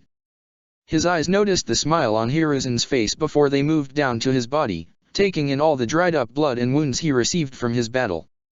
Naruto's hands balled up into fists. This isn't fair. The old man gave everything for this village. Even becoming a Hokage again after retirement, when he needed the rest. Just, why? Naruto's eyes closed as his tears began to fall from his eyes. Why did he have to go like this? Hinata walked over to Naruto's side and placed her hands on his shoulders comfortingly. She, however, was in not much better condition as she began to cry, her tears falling on the floor next to Naruto's. Sandaime-sama deserved better, she stated. He did, Jiraiya admitted. The room fell into silence again as Naruto and Hinata continued to cry quietly. Jiraiya frowned and felt his tears returning, but he did his best to prevent them from falling. He remained strong and quiet, giving the two Jonin a chance to grieve. Fu stared at the two crying, feeling a discomfort in his stomach that he could not properly describe. After another minute of quiet sobbing, the two Jonin stopped. Naruto pulled himself off the ground. He gripped Hinata's hand momentarily before he turned to face Jiraiya. What are we going to do? He asked. Hold a funeral. Proceedings will happen probably in 2 days. Jiraiya said, sighing. First thing though will be to spread news. The people of Konoha adored the Sandaime, who was collectively seen as the grandfather of the village. For many people, Hiruzen had been around their entire life as the Sandaime Hokage. He was active with his duties in keeping the village safe and strong through 2 shinobi world wars and through an invasion against the village. The people were going to be devastated to hear about his passing. 2 images passed through Jiraiya's mind in particular, Sarutobi Asuma and Sarutobi Kano Amaru. Both shinobi were not going to take the news well. He'll have a good funeral, then, Naruto stated sharply. He rubbed at his face, trying to wipe away his tears. One that gives him proper respect. He will. Jiraiya nodded his head, smiling. As the Godame turned to face Hinata, a memory of another Hyuga entered his mind. His face darkened slightly as he sighed. I guess I should discuss this with you two now. He started, sighing. I have put forth a squad of Umbu to retrieve Hyuga Yoshikane. Both Naruto and Hinata stared at Jiraiya in surprise. Hinata's body began to shake slightly. Why you? She bit her lip, trying to calm herself. Grandfather was affiliated with Root. I can confirm that. Fu spoke up. Hinata turned her head to the former Root agent and stared at him in horror. The look she gave him filled with the same discomfort, but he easily ignored it. Yoshikane has been an aide to Root for decades now, ever since Danzo began the program. The relationship between the two men fell apart a couple years ago, but they rekindled somewhat in the past couple of months. He really was. Hinata shook her head. She took in a deep breath to try and calm herself down. But why? Why would grandfather do this? Why? It turns out, Yoshikane actually was seen earlier this morning leaving the village, accompanied by a large group of shinobi, most of whom were Umbu on orders that I allegedly gave out. Jiraiya noted, frowning. I've sent a group to bring the man back to the village so he can answer for this. No doubt, he is how Danzo's Root agents managed to get out of the village so easily. Hinata said nothing in response, only nodding her head. You were so protective of the Hyuga clan and its traditions. How could you possibly affiliate with someone like Danzo, grandfather? In addition, I have sent out a group to pursue Shigaraki Tanuki and Tsumaiki Kido. Both men have been added to the bingo books as S-rank missing ninja. Jiraiya added. Good. Naruto nodded his head, his hands tightening once again. Kido, you'll be found and you will pay for what you did. I will make sure of that. I know a lot has happened today, so you two need sleep. Get sleep. Jiraiya said. Try and rest these next days as much as you can and mourn for Sarutobi-sensei. A sigh escaped his lips. But unfortunately, that's about as much as I'll be able to let you two rest. Immediately after Hiruzen's funeral, we need to keep moving forward and focus to the future. His eyes focused on his godson. Because you know what is coming up in 2 weeks, right Naruto? The Kumagaku-Urchinin exams. Naruto noted. Jiraiya nodded his head, we have work we need to do to prepare for it. So take the rest you need to mourn for now. But then, we'll have to keep moving forward. The Godame's eyes narrowed slightly, because unfortunately, time doesn't slow down for us. Right. Both Naruto and Hinata nodded their heads in agreement. With a quick bow of the head, the two Jonin left the office and headed back home. Jiraiya and Fu were left alone in the office. You should probably take yourself up on that advice of yours, Godame. Fu noted. It will not do you well if you do not rest. I'll get rest when I can afford to. For now, I have a few more things to do before I can do that. Jiraiya admitted. He then turned his head to face the Yamanaka. I would like more than anything to just send you home, but I would like to get your psyche evaluated first. I'm going to have to escort you to TNI headquarters first. Inoichi will meet with you as quickly as I can get the man to you. The Yamanaka nodded his head in understanding. Without a word, he followed Jiraiya out of his office. In the Konohagakure Hospital's general care rooms, Uchiha Sasuke sat alone in his hospital room. After having been operated on and turning to stable condition, he was moved to a general room where he would receive care when needed until he would be able to be dispatched. He sat still, staring out the window of his room and looking outside at the stars in the sky. He remained unmoving as time went by. He was not certain when the door to his room opened, but he heard the sound of the door opening up. He glanced back to see Kakashi walked into the room. The silver-haired Jonin was not wearing his Konoha flak jacket. He walked in with black pants and a matching black sleeveless shirt that showed his muscles. The man also had bandages on his body over his wounds. I was told you were in this room. Kakashi said, smiling behind his mask.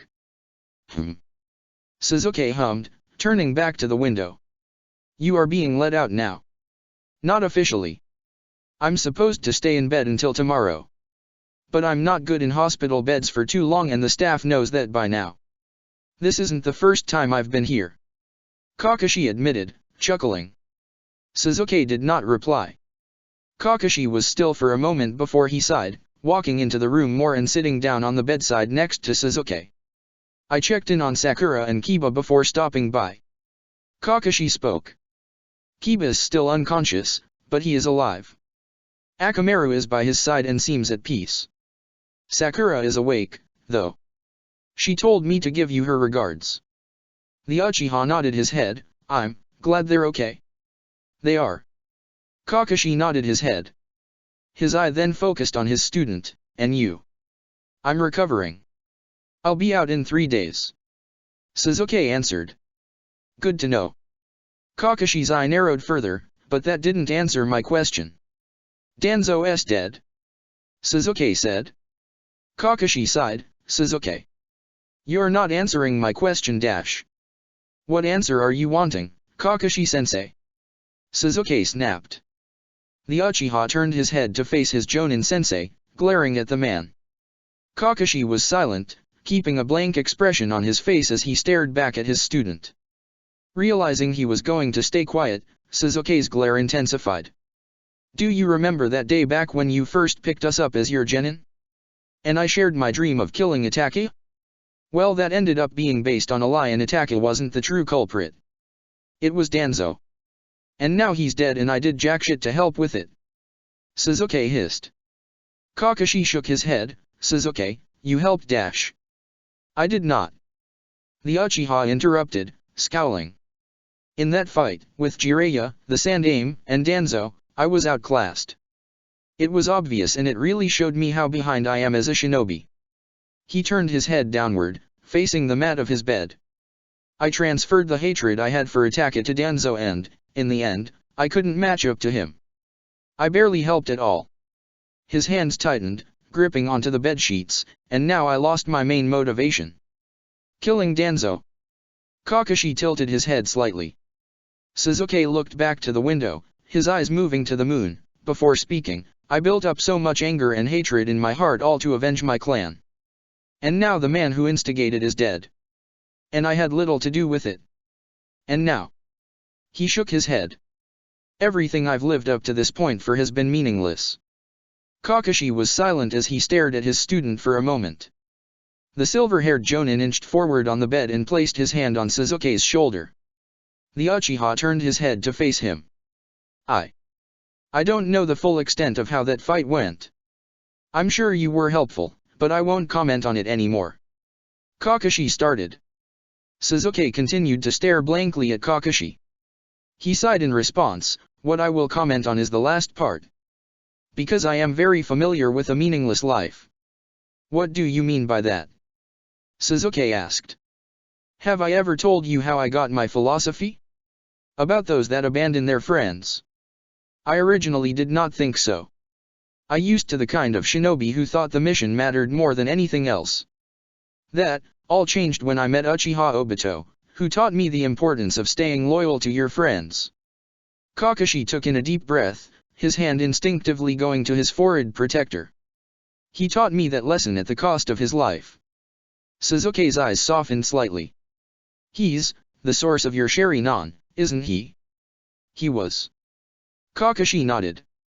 Another sigh escaped his lips. It wasn't just Obito who passed, though. My other teammate, Rin, died shortly after. And then my sensei, the Yondaime. All back to back. Just after I changed my philosophy, all those I considered precious to me died. Kakashi's hand tightened over his forehead protector, and in the aftermath of their deaths, I did consider my life meaningless. And sought to end it. Sasuke's eyes widened. Kakashi-sensei, you. He never finished the sentence, but his sensei knew what he meant. He nodded his head. I never tried to do it myself, but I did seek it out. I stayed in Umbu for years, taking on all the deadly, life-threatening missions I could. And while I always wanted to complete the mission, I always wanted to die as well. Because I felt my life had no purpose. I felt that the only parts of my life that had value were no more. Kakashi admitted. There was a pause as Kakashi closed his eye for a moment. Sasuke cleared his throat as he eyed his Jonin-sensei. Are you still? He frowned, trying to think of the right words to use. Kakashi, nevertheless, seemed to understand what he meant and shook his head. No, thankfully. Time heals all wounds, after all. He opened his eye and smiled back at his student behind his mask. But one of the biggest things that has helped motivate me to keep living is our team. Sasuke's eyes widened at the claim. He opened his mouth to respond, but the words quickly died on his tongue. I have to say, I was not keen on being a Jonin-sensei. That's why I always told myself I would not waste my time on a group of students that would not be worth it. I had high expectations for all of your skill sets, but most of all, your teamwork. And you, Kiba, and Sakura all met them. And I am grateful you have, for I have gotten to work with you three and see you all grow. Kakashi said, his smile widening behind his mask. And you three have helped give my life a new purpose, for I have more people in my life I need to help. Sasuke looked down, unable to meet his sensei's glance. His body started to shake slightly and his eyes started to water slightly. Kakashi kept his smile as he placed his hand on his student's shoulder. Sasuke finally met his sensei's gaze with his own. I did not intend on getting this sentimental, but I just wanted you to know you can find a purpose again, Sasuke. I found mine. And you'll find yours. Maybe it's like me and it's to the rest of your team. Or maybe it's to something even larger. Kakashi noted. All I can say, though, is that I recognized the emptiness in your words as that of my own years ago and I know that they have gone away in time. That is how I know, without a shadow of a doubt, that your life has meaning. Thank you. Sasuke said softly, bowing his head. The former Jonin-sensei and student's conversation ended there. After a minute of silence, Kakashi bid his student farewell and walked out of the room. Sasuke, now alone, turned back to the window. Find purpose. He's so sure I'll find something. He noted. As he looked out, he saw the image of Kakashi smiling back at him. He saw Kiba and Sakura, who dropped everything to help him and the squad pursue Danzo. He saw Naruto, who stayed awake after the revelation about Itachi and helped him process everything. He saw his brother, dressed in full Akatsuki garb, smiling back at him the way he did when they were younger. It may take a little longer to find a purpose again, but I think I at least have something that gives my life meaning again. Sasuke spoke to himself, a small smile on his lips. Yamanaka Fu remained alone in a holding cell in the TNI department of Konoha. He was not bound by any chains nor did he have any chakra repressing seals applied to his body. He simply sat in one of the two chairs in the room, staring at the door blankly. After an hour of waiting, after Jiraiya had dropped him off, the door finally opened to the room. Yamanaka Inoichi walked into the room. The clan head stared at the former root agent in shock. Fu silently looked at him in the eyes with no real expression on his face. Fu. It is good to see you. Inoichi spoke softly, shaking his head. Likewise. Fu said, bowing his head slightly. Do you wish to begin the psyche evaluation right away? In a moment, yes. Inoichi said, taking a step forward towards the man, a sad smile on his face. I am glad you are all right. I am sorry about not preventing Danzo from taking you in. There is nothing to apologize about. Fu replied. No, there is. Inoichi shook his head. I always suspected Danzo had acquired you, as your disappearance made no sense. I should have been more active in pursuing information. Perhaps I could have prevented something. I was not the first agent brought to root through a convenient disappearance, nor was I the last. Fu noted. Danzo was skilled at getting away with this. There was nothing you could have done to stop this or get me brought back. Inoichi was silent for a moment, before he shook his head. I am the clan head of the Yamanaka clan and should have certain skills and political leverage. But before all that, I have a duty to serve every member of my clan and make sure they are protected. Inoichi then got down on his knees and bowed in front of the former root agent, whose eyes widened. And in your case, and the case of your family, I failed. I am sorry, Fu. Fu was quiet for a moment as he stared back at Inoichi. He stared down at the man, unable to process how to respond to him. After a few seconds of silence, Fu's body worked, almost independently from his mind. He pulled himself out of his chair and walked over to Inoichi and placed his hand on his shoulders. Inoichi looked up at the former root in surprise for a moment. You do not need to apologize. Please. Fu frowned, trying to think of what to say, what Inoichi wanted to hear. Forgive you. He spoke the words hesitantly, as if still unsure if those were the ones the clan head wanted to hear. 20 more seconds passed by before Inoichi finally pulled himself off the ground. He sighed before he smiled, looking back at his clansmen. I don't deserve your forgiveness, but I'm grateful to have it. He said, nodding his head. Now, let's get this over with, Fu. So that way I can get you the clearance to return back to the village and see your family. Fu nodded his head and both Yamanaka men went to their respective chairs to begin the psyche evaluation. You look like shit, Jiraiya. Jiraiya looked up from the paperwork on his desk. The door to his office was opened and Tsunade was in the room, holding 2 open bottles of sake. I feel like shit. Jiraiya admitted, sighing. He eyed the drink in Tsunade's left hand. That one better be for me. She nodded her head. She walked over to his desk and sat his bottle down on the desk. Jiraiya reached into a drawer in his desk and pulled out 2 small shot glasses. He poured in both glasses and offered one to Tsunade, but she shook her head, gesturing towards the other bottle in her hand. I'd rather just drink this, she said, taking a swig from the bottle. Fine by me. Jiraiya shrugged, drinking his first shot in one gulp. He sighed as he stared at his former teammate. Everything's alright at the hospital, I'm assuming, if you came all this way to drink with me. Tsunade scoffed in response, everyone's fine and I trust Shizune and the rest of the medics to take care of them. The only 3 that still need more extensive treatment are Kiba, Sakura, and Fu, but all 3 of them are going to live. Good to hear. Jiraiya nodded his head. A frown then developed on his face. I didn't realize Fu's condition was that bad, though. It was horrible. Her bloodstream was filled with poison that would have killed any normal shinobi. Thankfully the biju in her body was seemingly trying to filter it out, but she still would have died over time if she didn't have me treating her. Naruto got lucky that he found me when he did. Tsunade took another drink from her bottle before continuing, the poison has been reduced now, though, and the biju is auto-filtering it now. She'll be fine, although she'll be in the hospital for another 3 days at least. By the point, she should be conscious and moving around too. Jiraiya nodded his head, but his frown seemingly deepened. We took her in to protect her, not put her that much at risk.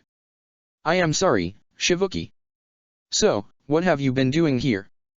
Tsunade asked, pulling him away from his thoughts. He noticed the frown on her face. Are you making funeral preparations for sensei? Yes.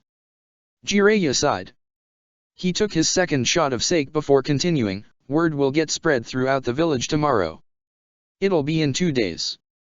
Tsunade frowned. You're going to have it so soon? There are shinobi out of the village on missions that will come back and will have missed hearing he even died. Hell, Fu, Sakura, and Kiba were just on a mission with Sarutobi-sensei and they won't have clearance to leave the hospital to attend the funeral. True, but we don't have the luxury of time. We have to move forward. We got shit to do.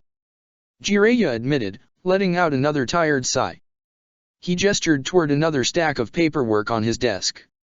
I have to write to IWA about the situation with Oniki. And then I have to try and find a way to get information to all the Kage and to the Jinchuriki about the plans for the Kyumo exams and the planned Akatsuki invasion. And then we have to do actual preparation for that. The Hokage brought his hands to his face and shook his head. I don't really know if I even have the time to actually mourn him. Tsunade was silent, staring at her former teammate. She took another swig of her sake bottle before she poured another shot for Jiraiya.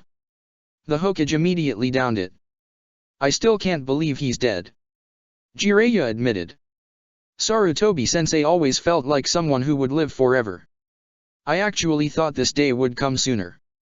Tsunade admitted. Jiraiya gave her a confused look, so she coughed and pointed to Jiraiya's hat. That hat is a curse and the Hokage title is a death sentence. Jiraiya frowned in response. Sarutobi-sensei died out of office, though. Tsunade shook her head. Yeah, but he still didn't die a peaceful death. He died a painful one on the battlefield, against an old friend. She snorted at her own description. Her eyes then focused on Jiraiya, softening slightly. I worry about you. Because being Hokage is a death sentence. Jiraiya repeated. Her eyes narrowed. Don't mock me, asshole. I'm serious. I know you are. And, to some degree, I know you're right. I'm probably not going to get the peaceful death, surrounded by friends at old age, that I'd prefer. Jiraiya sighed. He took off the Hokage's hat from his head and stared at it for a moment, his eyes hardening, but I already accepted that fate a while ago. Back when I finally understand what being a shinobi was like. I readily accepted that I would give everything for this village, even my life. Silence filled the room.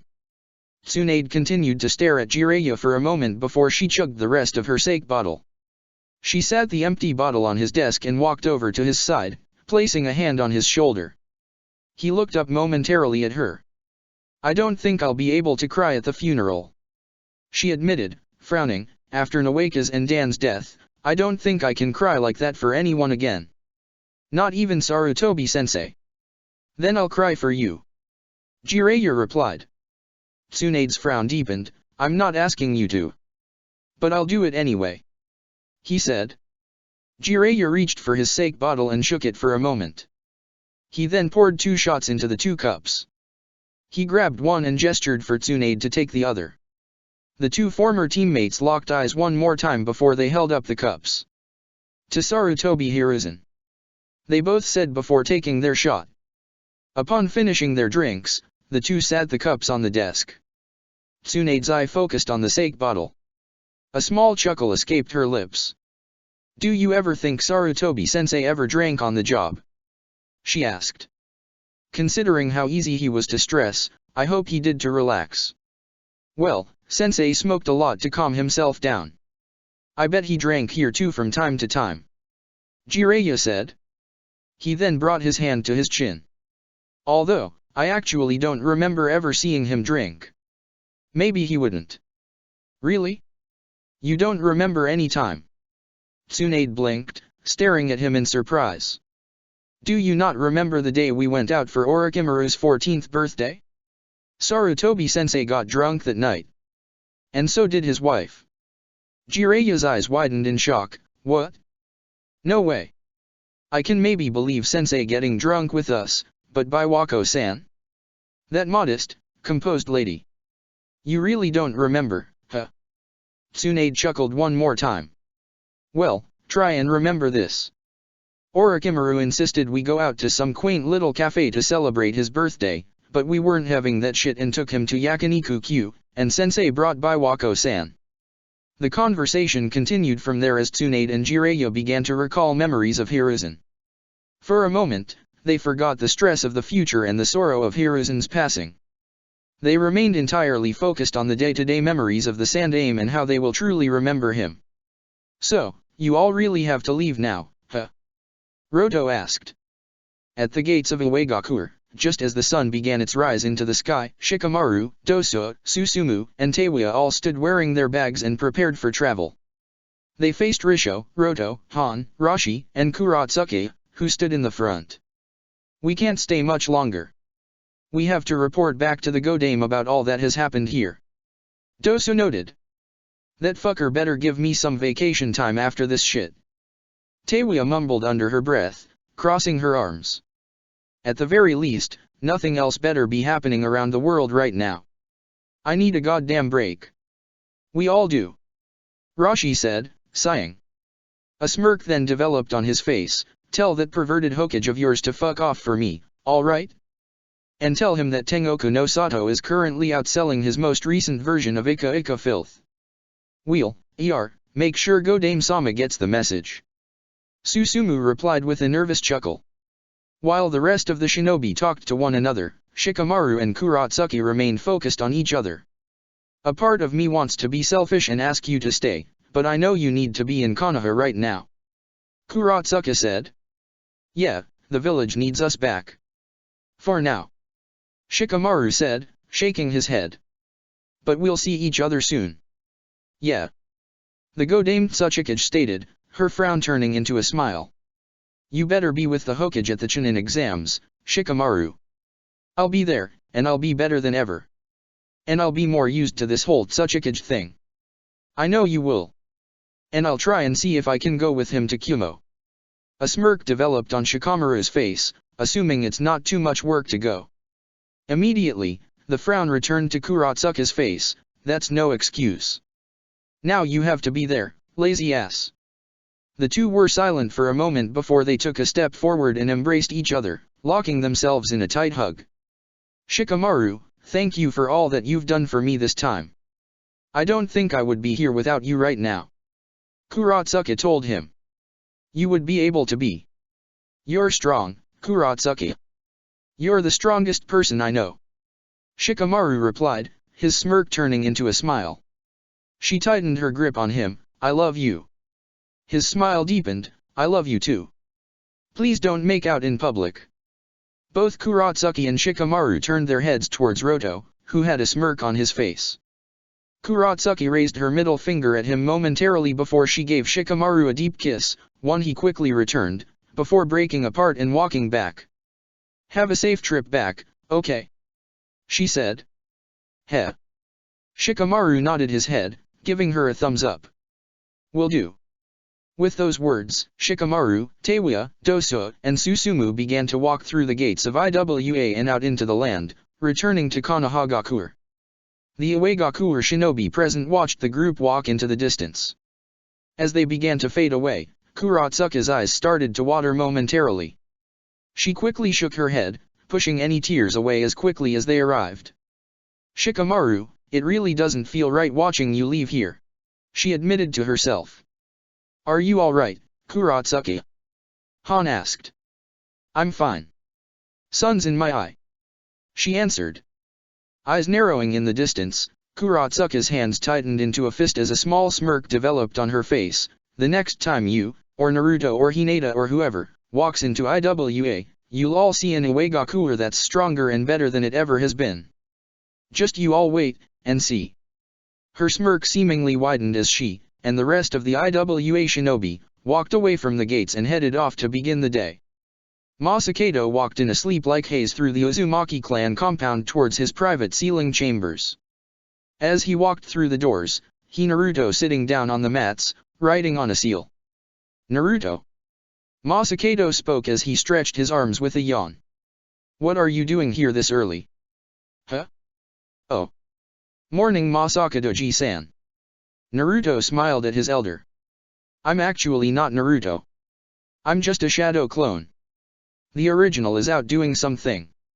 Masakado nodded his head, rubbing his eyes, like what? Instantly, the clone's face dropped slightly. Well, he's helping spread the news about Old Man Hokage. Those words caused Masakado to become more awake. The Uzumaki nodded his head in understanding as he walked closer to the clone. You already knew about it, huh? Naruto asked. Jiraiya called a late-night council meeting. He said we'd talk about things later when the Uchiha kid gets out of the hospital, but he did give us the update about Danzo and Hiruzen. Masakado answered. He placed his hand on the clone's shoulder. How's the original Naruto doing? He's fine. I think. Naruto said, looking down. Masakado frowned in response. While he and Hiruzen had a good relationship, he knew that the Sandaime and Naruto had a much stronger bond, with Naruto even viewing him as a surrogate grandfather in his youth. The elder Uzumaki proceeded to pat Naruto's back slightly as he got down on the floor with him. The clone turned his head towards him. Death never gets easier to process. I know that from experience, even after all the people I've had to bury. Masakado sighed. But the thing I have really had to learn was that there's nothing we can do about it once it happens other than mourn and move on. Easier said than done. Naruto's clone admitted, looking down slightly. Of course it is. It took me over 2 decades to fully accept what happened in Uzushio and move on. Masakado admitted. A small smile developed on his lips. Actually, you and your cousins are the main reason why I was able to finally move on. Naruto looked up at the elder Uzumaki in surprise, who continued to smile back in response. I'd still be there in Uzushio's ruins if not for you, Teiwa, and Karin. But I was able to finally move on because you all were there to give me the support I had been missing for over 25 years ago. Masakado continued, rubbing the clone's back affectionately. I know it's hard, but remember you got a good support network here. Don't ignore it. Just give yourself time to mourn and rely on your friends to help you. And you'll be able to move on. The clone was quiet for a moment, looking down. Some tears began to develop in his eyes. I already miss him, you know? And it has only been a day. Naruto admitted, frowning. I was really hoping he would have lived to see me become Hokage one day. But he's still here in spirit, watching over you. And you best damn well believe that the Sandaime is going to be happy as hell the day you get the hat. Masakado said, smiling. I know I sure as hell will be. The clone nodded his head, his tears silently falling down from his face. He rubbed his face before he looked back up at Masakado, chuckling slightly. You know you're having a heart-to-heart with a clone, right? He asked. Bah, I know how your shadow clone's memory technique works. The original will get the memory of this and he needs it. Masakado said sharply. Thanks, Masakado-ji-san. Naruto's clone smiled. Of course, kid. Masakado replied, still smiling. The elder Uzumaki's eyes then moved downward towards the seal that Naruto had been working on. His eyes lit up in recognition. You practicing on the chrono reversal seal? He asked. Naruto's clone nodded his head. The original me wants me doing this all day. He wants to hopefully learn the jutsu before the Kumo exams happens. I see. Masakado nodded his head. His eyes narrowed further on the seal Naruto was making. Noticing a mistake in one of the radicals, the former Uzukage frowned in response. He then reached into a pocket and pulled out a collection of sealing papers and a pen of his own. Tell you what, kid? Let's go over it together. I'm going to try walking you through the seal again. Because before you can even work on the jutsu part, you need to make sure the seal is written perfectly. This one Fuinjutsu needs to be done perfectly to be done right. Masakado said as he took the cap off his pen. So, please, watch me draw it once more. And watch everything, every brush stroke and every order. The clone nodded his head as he watched intently as Masakado began to show the seal once more. All right, you are all cleared. Head back to your family. I'm sure they'll be overjoyed to see you. Yamanaka Fu sighed, repeating Inoichi's words at the end of their session. He stood in the Yamanaka clan compound, pacing back and forth outside his family's home. Fu was a seasoned route operative. He has gone on multiple S-ranked missions. He was amongst the top of all shinobi currently in the village, and he has pulled off assassinations on shinobi that were considered much stronger than him. Furthermore, he underwent Danzo's emotional training from a young age. He was a composed, rational human being, a person who had complete control of all of his feelings. Including fear. Especially fear. Based on his training, skills, and history, it was impossible for Fu to be affected in any way by fear. He was trying to tell himself that. What do I even say to mom and dad? Fu asked himself. Assuming Kanji even told them I'm still alive, they'll be ignorant about my experiences en route. They're just going to be the same Fu, which. He bit down on his lip, drawing a little blood. That's just not the case. No doubt they are going to be disappointed. His thoughts then moved to his younger brother. What if Kanji didn't say anything? Do I have to break the news about everything? Another sigh escaped his lips, and what do I even say to him? He continued to pace outside the house for another 5 minutes before he finally stood still in front of the door to the house. You are being irrational, Fu. He told himself. Just do it already. This is what you want, right? With a deep breath, Fu reached for the doorknob. Just as he was about to turn, the door opened from the other side and he came face to face with Kanji. The two brothers stared at one another. Kanji's eyes were wide in silent shock. Fu noticed that his brother's appearance looked a little more ragged than yesterday, his hair was more unkempt, and his clothes looked wrinkled. His eyes were also very red. Kanji. Fu spoke his brother's name. That pulled the genin out of his silent staring. Kanji started to shake slightly as tears started forming in his eyes. Fu. Why you? You lived. He exclaimed. Without warning, Kanji closed the distance between the two and tackled his brother in a deep hug. He hit the former root agent with enough force that they both fell to the ground. Kanji either did not notice or did not care, he only tightened his grip onto his brother. When I heard that the Hokage group returned to Konoha last night, I thought you'd be back. But UN never came and I heard that the Sandame died. Kanji brought his face to Fu's chest, sobbing directly into it. I thought you died too. Instinctively, Fu's arms surrounded Kanji's body, returning the hug, his own eyes tearing up. I'm here. Like I said I would be. You aren't going anywhere again, are you? Kanji asked. Fu shook his head. I finished getting my psyche cleared this morning. A smile developed on his face as he tightened his grip on his brother. I'm back. The two brothers stayed still for a moment, holding on to one another. A minute passed by before Fu felt the presence of two more people coming outside the house. Kanji, are you okay? Why are you crying? Both Fu and Kanji looked up in time to see his father and mother, Yamanaka Osamu and Shio, walk out of the door of their home. Both Yamanaka parents stared at their eldest son in stunned silence. Kanji whispered to his brother. I didn't tell mom and dad. I didn't want to tell them in case you didn't make it back.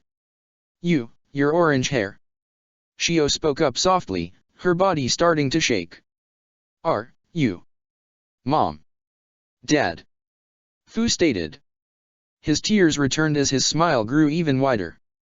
Yes. It's Fu. Fu. Osamu spoke the name hesitantly, his own eyes started to water. You're alive. Fu nodded his head, which was enough to quell any confusion from his parents. Both Osamu and Shio rushed forward towards their sons, pulling them into a group hug. I'm home. Fu said softly. The family stayed still, simply holding on to one another. Kanji, Osamu, and Shio had Fu back in their lives after years, believing him to be dead. Fu, meanwhile, could not recall any time in his life where he felt this complete. The day went by quickly for Konoha as news of the Sandame's death shook the entire population. The rest of the day for the village went quickly like a blur for the people and, before anyone realized, it was now the morning of the funeral. Rain fell over the entire village. Everyone in the village, shinobi and civilian alike, all dressed in black, met in front of a large balcony that overlooked the Hokage's monument. A white mat was placed on the ground with a closed casket with a green blanket covering it. On top of the casket were two pictures, one of a younger Sarutobi Hiruzen, freshly wearing his Hokage's hat for the first time, with a large grin on his face, and the second a picture of an aged Sarutobi Hiruzen with a neutral, solemn expression on his face. Jiraiya stood at the front of the crowd of Konohagakure civilians, holding a bouquet of flowers. 48 years ago, I graduated from the academy and met Sarutobi Hiruzen. I knew immediately after meeting him that he was something special, but I don't think I could ever hope to imagine how special he ended up becoming. Jiraiya spoke loudly, a smile on his face as his eyes stared at the second picture of his former sensei. The longest-serving Hokage, with a reign of 44 years. Trained by the Shodai and Nidame Hokage, fought during the First Shinobi World War, led our village in the Second and the Third Wars, and helped keep Konoha against a world that seemingly wanted nothing more than to wipe the village from existence. As the Hokage began his speech, many of the onlookers began to sob softly to themselves. Jiraiya's eyes lowered, focusing on the casket. His frown faded and his eyes started to water. He shook his head, trying to force the tears away. He was the god of shinobi. He was the professor, a man who mastered all 5 elemental styles with a jutsu repertoire that no could hope to compete against. He was a loyal shinobi, who gave everything for Konoha. He was a Jonin sensei, who instructed 3 shinobi who, for better or worse, made their impact forever on history. He was a loving husband, father, and grandfather. He was a mentor, advisor, teacher. Jiraiya could no longer hold his tears back, they started to fall from his face. He was a great friend. The best friend anyone could ever ask for. Jiraiya. Naruto, noticing his godfather's tears, started to cry himself. His eyes focused on the Hokage's casket. Why, old man? Why did you have to sacrifice yourself like that? Jiraiya tried, once again, to stop his tears, but his effort failed. Giving up, the Godame walked forward, placing the bouquet directly in front of the casket. He then placed his hand directly on the casket.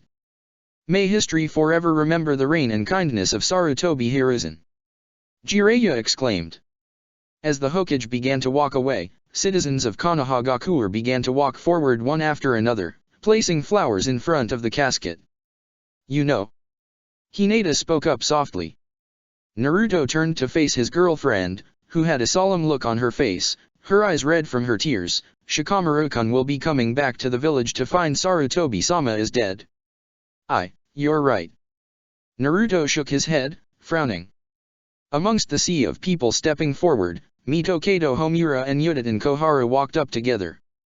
The 2 elders, unlike the rest of the people in attendance, had no tears in their eyes. They had a solemn look on their faces as they laid their flowers on their grave. Both stared silently at the picture of the younger Hiruzen before they walked away. I can't even imagine what Koharu-sensei and Homura-sensei are thinking. Hinata said. They're trying to be strong, I think. But deep down, they're crying. Just like the rest of us. Naruto noted, frowning as he watched the 2 walk away from the area entirely. Person after person walked forward. Ino, followed by Koji, with Shino right behind, followed by Tenten, then Lee came up. Then Ibiki. Kotetsu and Izumo. The Ichirakus. Masamune. Iruka. Shizoan. The clan heads. One by one, the village came to lay flowers down. Sarutobi-sensei, you damn fool. Why did you have to take the hat? And why did you take it a second time? Tsunade bit down on her lip hard as she laid her flower down, her eyes watering. Sandame. Suzuki walked forward, limping slightly. He was supposed to stay in the hospital for another day, but he was in good enough condition that he was allowed to come. He placed his flower on the ground, frowning. You said you didn't deserve my forgiveness, but you didn't deserve this. He took in a deep breath, shaking his head as he began to walk away. No matter what happened, I know you at least tried to keep peace. And for that, thank you. I'm sorry I couldn't help as much as I would have liked against Danzo. It's weird. Anko spoke up as she walked up to Naruto and Hinata. Both turned their attention to their former Jonin sensei. Sarutobi-sama isn't the Hokage anymore, but this feels like the end of an era. He always was here. In some way, he was touching the hearts of the village, even after retirement. Hinata noted. True. Still, that man was one of a kind though. Anko said. A small, forced chuckle escaped her lips as she started to tear up. He took one look at me, a damaged, scared girl that had been tossed to the side by my sensei, and helped me get back on my feet. He could have just criminalized for helping Orochimaru back when I was unaware of some of the things I was doing, but he sympathized with me and helped me. Help cover finances. She shook her head, bringing her arm to her eyes. We lost a good man. With those words, Anko walked forward to the casket, and laid down a flower, before walking off. Time continued to move by as more people walked up to place flowers and left. The crowd was getting smaller and smaller. Naruto watched his students walk forward, Hanabi, followed by Katsumi, then followed by Kanji. Right behind Kanji was his brother, who had a flower of his own. Sandaime. It should have been me.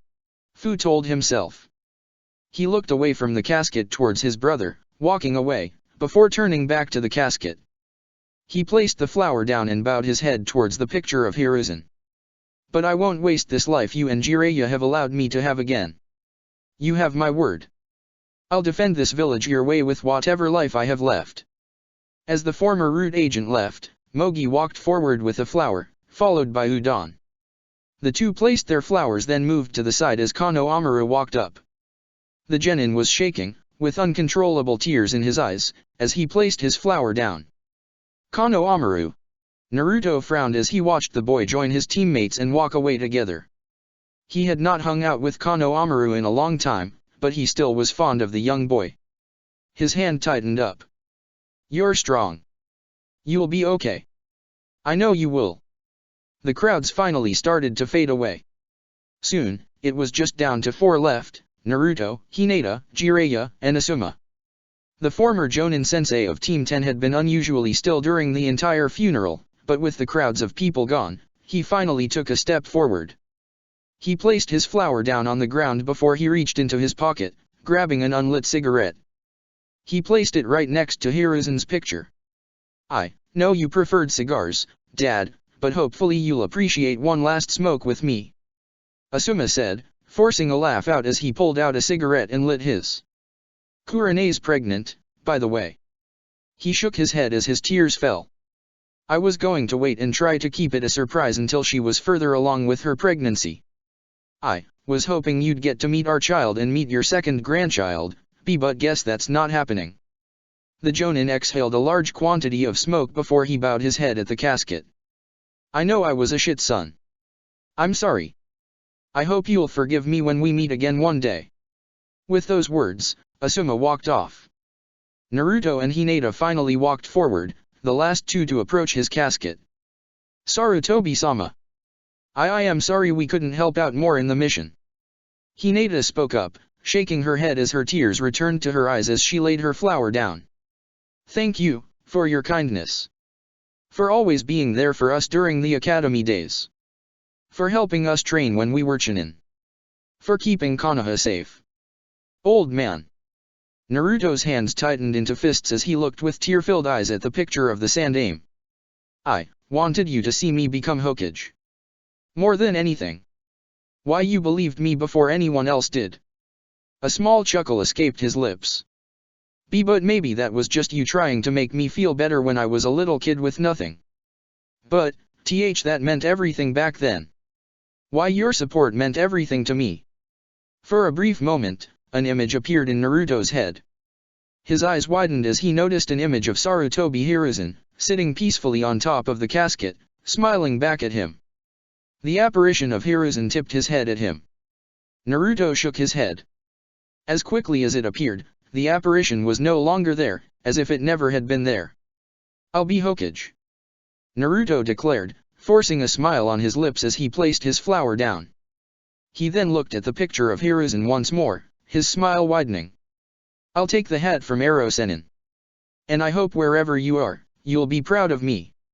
With those words, Naruto and Hinata walked off together. After the funeral concluded, Hiruzen's casket was brought to the Hokage's burial grounds and was laid to rest next to the Nidame's and Yondame's graves. With the ceremony over, Jiraiya finally returned to his office, getting straight back to work. Hours went by as he finished writing and sending sealed scrolls to Tsunagakuer, Kiragakuer, and Uegakuer about the upcoming Chunin exams. The letters also included scrolls explicitly written for each individual Jinchuriki. It was essential that everyone was prepared and ready to face Akatsuki, together. As he continued his preparations, the door to his office opened. He looked up from his paperwork to see Koharu and Homura walking in. "Can you knock next time?" Jiraiya asked. Koharu frowned in response. "That's rather hypocritical of you to say, Jiraiya. I suppose." He shrugged his shoulders as he brought his hands together. "What can I help you two with?" "We wish to get put back on active duty," Homura stated. Jiraiya's eyes widened. He almost laughed. This has had to be a joke, but he was reminded about who he was talking. Homura and Koharu never joked around. After a few seconds of stunned silence, Jiraiya finally composed himself and addressed the two. "What motivated this? I do not mean to be rude, but it has been 20 years since you two were taken off activity duty, and considering your ages, you two are statistically more likely to die on missions." Homura's eyes narrowed. "Do not imply you'd care, Jiraiya. We know you have never been fond of us." "I'm not," Jiraiya admitted, scowling. "I have always never liked you two. But that does not mean I want either of you to die. So tell me, why do you two want to go back on active duty?" "We wish to continue serving Konoha while we have some life left. We'd rather not just sit around and wait for death to come for us," Koharu answered. Jiraiya shook his head. "You both have served Konoha for decades. You both earned your retirement dash. And what? Waste our abilities." Homura interrupted, scoffing. "Retirement? What a farce. No shinobi that deserves retirement gets one." "Ah, that's what this is about." Jiraiya's eyes softened. "Sensei." Jiraiya recalled seeing the two elders at the funeral, but only for a moment. He had expected them to have some sort of reaction to their longtime friend and squad mate's death. Hiruzen had sworn his whole life that the two were not emotionless and that they had created upon reclaiming the Nidame's corpse, but the two had no visible reaction when they were told of Hiruzen's passing, nor did they emote during the entire funeral. A disappointing, but unsurprising reaction to the Godame. It appeared, however, that he had been mistaken. "Are you both sure about this?" Jiraiya asked once again. "I could employ you two as advisors again if you wish. I do not believe you enjoy our philosophies," Koharu noted dryly, crossing her arms. She then glanced over to her partner. "Aren't we too hawkish for your liking?" "I believe that was just me, but I know he was not fond of your advice either," Homura answered, nearly snorting. "No, Jiraiya, I do not believe our ideals align with yours. We would rather not waste our time or yours. But are you too sure you want to go to active duty once again?" Jiraiya pressed. "Sarutobi-sensei would not want you two to throw away your lives." Both Koharu and Homura were silent for a moment. Jiraiya noticed, for the first time in his life, a look of emotion, a pure, pained, sorrow, on their faces. As quick as it appeared, it was gone as the two elders looked up at him and nodded their heads. "Very well," Jiraiya noted, sighing. "I will not allow you two to rejoin Umbu because of your age, but I will allow you both to reclaim your Jonin status. I will keep you both in mind when assigning missions." "Understood. We'll be awaiting your call, Jiraiya," Homura noted, bowing his head. With those words, the two elders left the room. Just as they left the room, the door opened up once again as an Umbu agent rushed in. "Forgive the intrusion, Hokage-sama, but our mission has been completed," the Umbu declared. "We have brought back Hyuga Yoshikane in one piece." Jiraiya immediately stood up from his chair and rushed forward. Where is he being held? He is at the Hyuga clan compound. He agreed to come back peacefully under some stipulations. Please, follow me, the Umbu agent stated. With those words, the Hokage followed his agent out of the office. Hyuga Yoshikane stood in the Hyuga clan head's office. Standing directly in front of him was Jiraiya, Hayashi, Hinata, Neji, and Naruto. The former clan head's eyes were narrowed in on Naruto and Hinata. I believe I requested to keep this meeting private between myself, the Hokage, Hayashi, and the next clan head. Yoshikane noted, a neutral expression on his face. And as you can see, your request has been denied. Jiraiya noted sharply, crossing his arms. Hinata has every right to know about your actions, considering her relationship with the clan. You can't deny that. And the boy. Yoshikane's eyes focused solely on Naruto. One day, this boy will be Hokage. As such, he deserves to know as well. Jiraiya stated. Naruto's eyes widened for a moment at Jiraiya's words. Fine. The Hyuga elder sighed in response. Will you at least keep my other request? I agreed to come without force and did not injure any of your Umbu, so I feel you owe me that. I don't owe you shit. Jiraiya hissed in response. However, your only other request was to keep whatever you tell us secret to the people party here in fear of endangering the reputation of the Hyuga clan. That I will honor, but not because you requested it. Father. Hayashi's eyes narrowed on the man. Why have you been assisting Danzo? You did allow him to escape from the village, yes. Danzo himself did not need my help to leave the village, but his agents did. I did help sneak them out. I was being blackmailed to assist or information would be revealed. Yoshikane answered. What information? Hinata asked. Yoshikane was silent for a moment. The elder took in a deep breath, before he looked at the group with a serious expression. I had been working with Danzo during my time as Hyuga clan head. Yoshikane stated. I helped him vet and recruit all shinobi who he put into route. What? Hinata's eyes widened in horror. Father. Hayashi shook his head, a scowl developing on his face. What do you mean by that?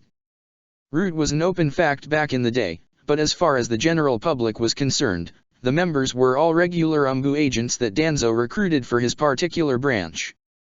While that may have been true for some, there were some higher names that would have been impossible to recruit. Yoshikane answered. Do you know the name of Aburame Tatsuma for example? Yes. Aburame Shino fought and killed him in our pursuit of Danzo. Jiraiya answered. Interesting. That's Shivi's son, isn't it? Yoshikane questioned. Was he aware he killed his uncle? Huh. Naruto's mouth dropped slightly in surprise. What do you mean? Aburame Tatsuma was actually the younger brother of Shivi and displayed a great deal of strength during his time in the Shinobi Academy that he could have taken the title of clan heir from his brother, given more time. In the process, he drew Danzo's interest. Yoshikane explained. Naturally, his father, the clan head at the time, refused. Therefore, I helped him fabricate Tatsuma's death so we could recruit him into route. What? Hinata's eyes widened in horror. Grandfather, you helped cover up Danzo's tracks while he actively sought out promising shinobi that would be considered off-limits to him. Jiraiya stated, scowling. Does Shino know that, then? That the root agent he fought and killed was his uncle? Naruto wondered, frowning as he thought of his friend. Another example would be that Yamanaka root agent that started this whole mess. Although I was no longer clan head at the time, I still helped spread rumors about his death, helping create an abduction rumor and justify his disappearance while Danzo took him under his wing. Yoshikane noted. Why? Hayashi questioned, his eyes narrowing. What could you possibly have gotten out of all of this, father? Nothing, in particular. The only thing that was agreed upon was that Danzo would not actively seek out Hyuga clan shinobi for root, unless they sought him out of their own volition. Are there Hyuga en route? Neji asked. Yoshikane nodded his head, a few, but not many. Again, they would have to have sought out joining him on their own. But why help him?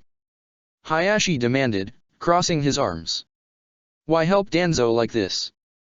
Because I agreed with him. Yoshikane answered, frowning. I agreed with a lot of Danzo's ideas. The need for a group that would be willing to do what was necessary, despite what the general public thought was. His eyes then moved to Niji and Hinata. Even if it was unpopular, the willingness to act in the best interest of the village spoke to me. You are projecting. Clearly, you related to this because you felt it was comparable to you maintaining the cursed seal. Niji realized, scowling. Hinata shook her head, eyeing her grandfather in disappointment. I suppose in that regard you and Danzo working together makes sense. You thought you saw a bigger picture when in actuality, your actions were born from your own insecurities and hurt the community you were trying to protect. Yoshikane stiffened in response, but did not say anything.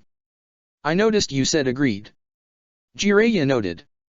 Also, you mentioned you were blackmailed to help him. You two had a falling out of sorts. What happened? The Uchiha clan massacre. Yoshikane answered. Jiraiya's eyes narrowed. I assume you know the truth about it if that caused you to lose trust in Danzo. Of course. I had tried to recruit Itaki into Root, after all. I know all about Danzo's connection to him and Root. I argued against it. Extensively. I thought it was too extreme of an action. I told him all the damage it could do. I told him to focus on killing only the cool leaders and sparing the kids. I even suggested kidnapping multiple of them and to try and raise them as Root agents. Yoshikane noted. A sigh escaped his lips. Danzo still went along with his original plan. And after that moment, Root was disbanded publicly. And while Root continued to work in the shadows, I lost all trust one had with Danzo and his ideology. I lost all respect for him. But clearly not enough to report back to the Hokage about anything you knew from the incident. Or to the people about the truth. Niji noted, scowling. I don't care what you all think of me. The Hyuga elder shook his head, his eyes focusing on Jiraiya. I just want people to keep respecting the Hyuga clan. And they will. Jiraiya said sharply. I will keep your involvement a secret, but only because I know your actions do not reflect on the Hyuga clan as a whole and I would want the village to never assume otherwise. Yoshikane was quiet for a moment before he bowed his head. If I am airing all of this out to you, then I have one last thing I would like to show you all. Please, follow me. With those words, Yoshikane walked out of the room. Jiraiya, Hayashi, and Niji followed close behind the man. Naruto and Hinata walked together in the back, keeping a fair distance away. How are you doing, Hinata? Naruto asked. I'll manage. She answered. I can't believe Grandfath. She shook her head, her frown deepening. That Yoshikane would have been helping out Danzo like this all this time. Naruto placed his hand on her shoulder. I'm sorry. Don't be. She replied, forcing a small smile to her lips. Her smile faded as she focused on her grandfather's figure. I'm glad at least that this is coming out. Yoshikane led the group forward towards his bedroom. Upon entering his room, Yoshikane placed his hand on a wooden tile on his floor and channeled some chakra into his palm. Immediately, the floor opened up, revealing a staircase. What? Hayashi's eyes widened. How long has this been here? For a while. I know tricks to disguise something from the Byakugan, Hayashi. Yoshikane answered. You kept a secret room in your own residence. Jiraiya questioned. Mighty arrogant of you to assume that it would not be discovered. Yoshikane shook his head as he walked to the staircase. If I gave no one reason to suspect something, no one would investigate my own quarters.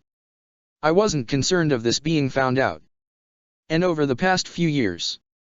A sigh escaped his lips. Perhaps I would have liked it if one of you had found out about this earlier. Yoshikane led the group down the stairs. When they finished the descent, Yoshikane made a hand sign, causing a seal to illuminate the room. The room was a large library-looking room with bookshelves filled with scrolls and folders. There was a desk that had ink pens of different sizes, colors, and shapes and different stamps and logos all around. Jiraiya walked over to the desk and instinctively looked at a paper on the desk. His eyes narrowed. This is my handwriting? And an official seal of mine. It's not. It's actually a forgery, although I do have original documents here that I used to help replicate those somewhere in this office. Yoshikane answered. That paper was a practice document I made for the documents I used to help sneak out the root agents out of Konoha. What is all of this? Niji asked. My talents did not end with helping Danzo with recruitment. I helped him with multiple forgeries. I helped forge fake missions for his agents to give them clearance and access to anything they could possibly need. He answered. I also helped him create identities. Identities. Hinata repeated the word, frowning. Yoshikane nodded his head. You know the root agent I had fight against you and Niji. Her frown deepened, but she nodded. Sai was the name he was given. I helped create his identity after Danzo recruited him. I helped establish an academy graduation date in a passable shinobi background and was able to slip it into the cracks of the archives. I would give the necessary information to Danzo, who had his ways of getting that information into official record without the Sandame, or Yondaime during his brief little stint, noticing fake identities. Jiraiya shook his head. How did you manage to do all of this? A talent, I suppose. I've been doing this for over 50 years. My earlier work is a little shoddier, but I think my craft is up to par. Yoshikane answered. Danzo actually had been able to supply me with documents his root agents have been able to steal from other shinobi villages. It allowed me to help sneak some of his agents in as spies in other villages. Naruto walked to the shelves and beginning looking through different folders.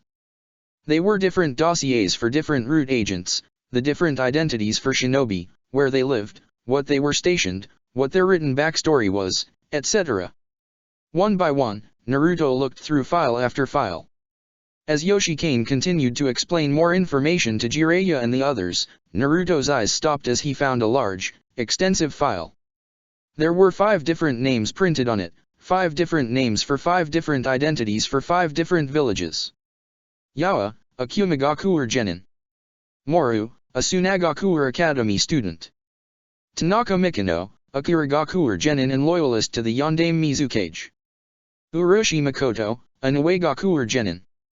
Finally, the last name was underneath the picture of a young boy with silver hair and glasses, Yakushi Kabuto, genin of Konohagakuer. Kabuto. Naruto spoke up. All eyes turned to Naruto, who was still holding the dossier.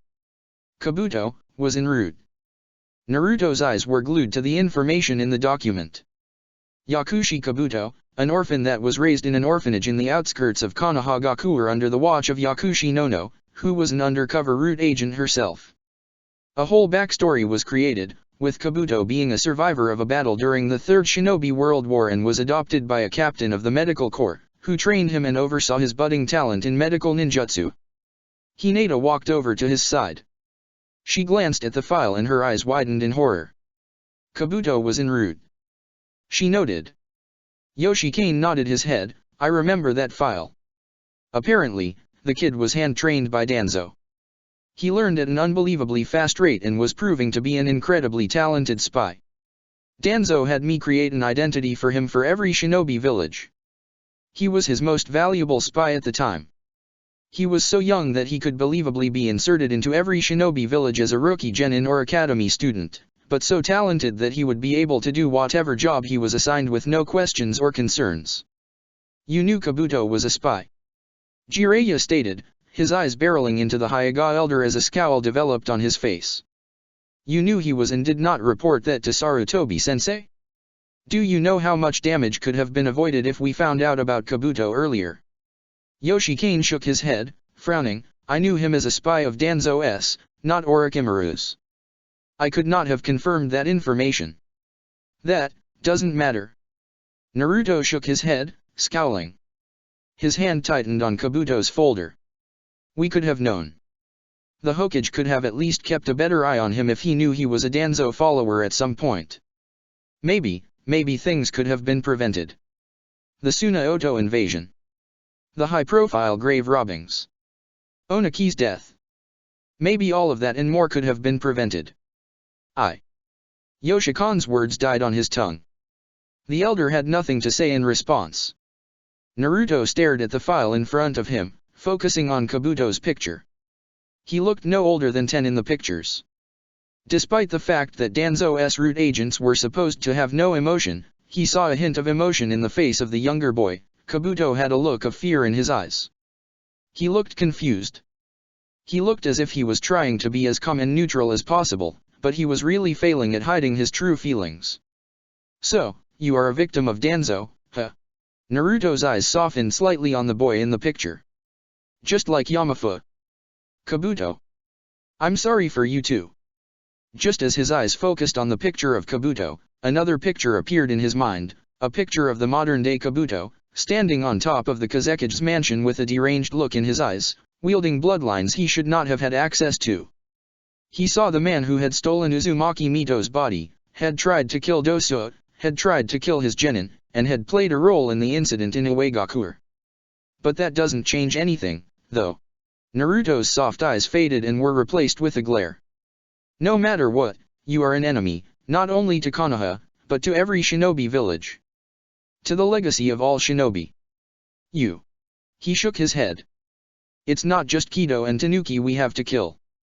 You're also one last mistake of Danzo's we need to correct. Haiden should be here soon. Kabuto noted, frowning, as he paced back and forth. Finally. After the Yama no Osu incident and Kabuto's presence in Iwa was exposed, the former right hand of Orochimaru decided to head to his rendezvous point with Haiden, a hidden cave filled with rare crystals 100 kilometers away from Iwa. There, he spent his time doing research on Onaki's and Kitsuka's corpses and further honing his recently acquired Kekkei Genkai.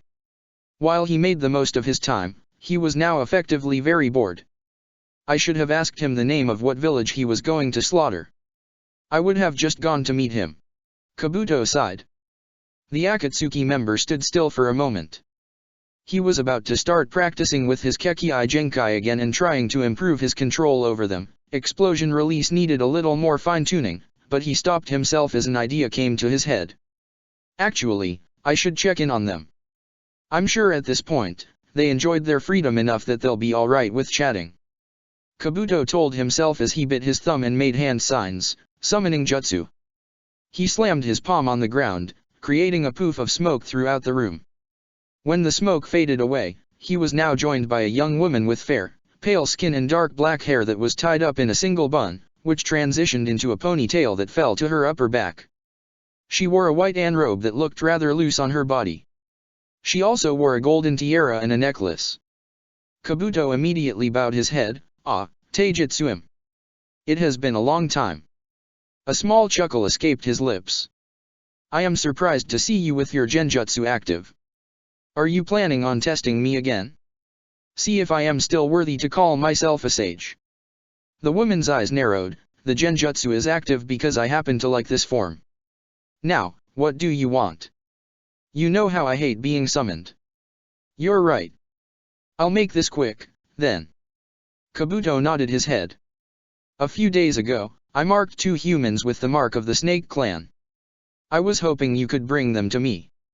That's all? You could have gotten Togorium or Ichikashima him to do this for you. Taijutsuim scowled. But fine. The woman bent down to the ground and placed her palm above it. The kanji for snake appeared on the cave floor and started to glow, reverse summoning jutsu. A large smoke cloud filled the cave, completely covering it. Kabuto could hear loud coughing come from inside the smoke. When the smoke cleared up, Kanjiki Etaro and Kanjiki Metaro were now standing still in the middle. Ah, they're here. That was easy. Thank you, Taijutsuim. Kabuto's words died on his lips as he noticed that his summon was no longer there. A chuckle escaped his lips. Well, she was quick to return home. Must really hate doing her duties as a summon.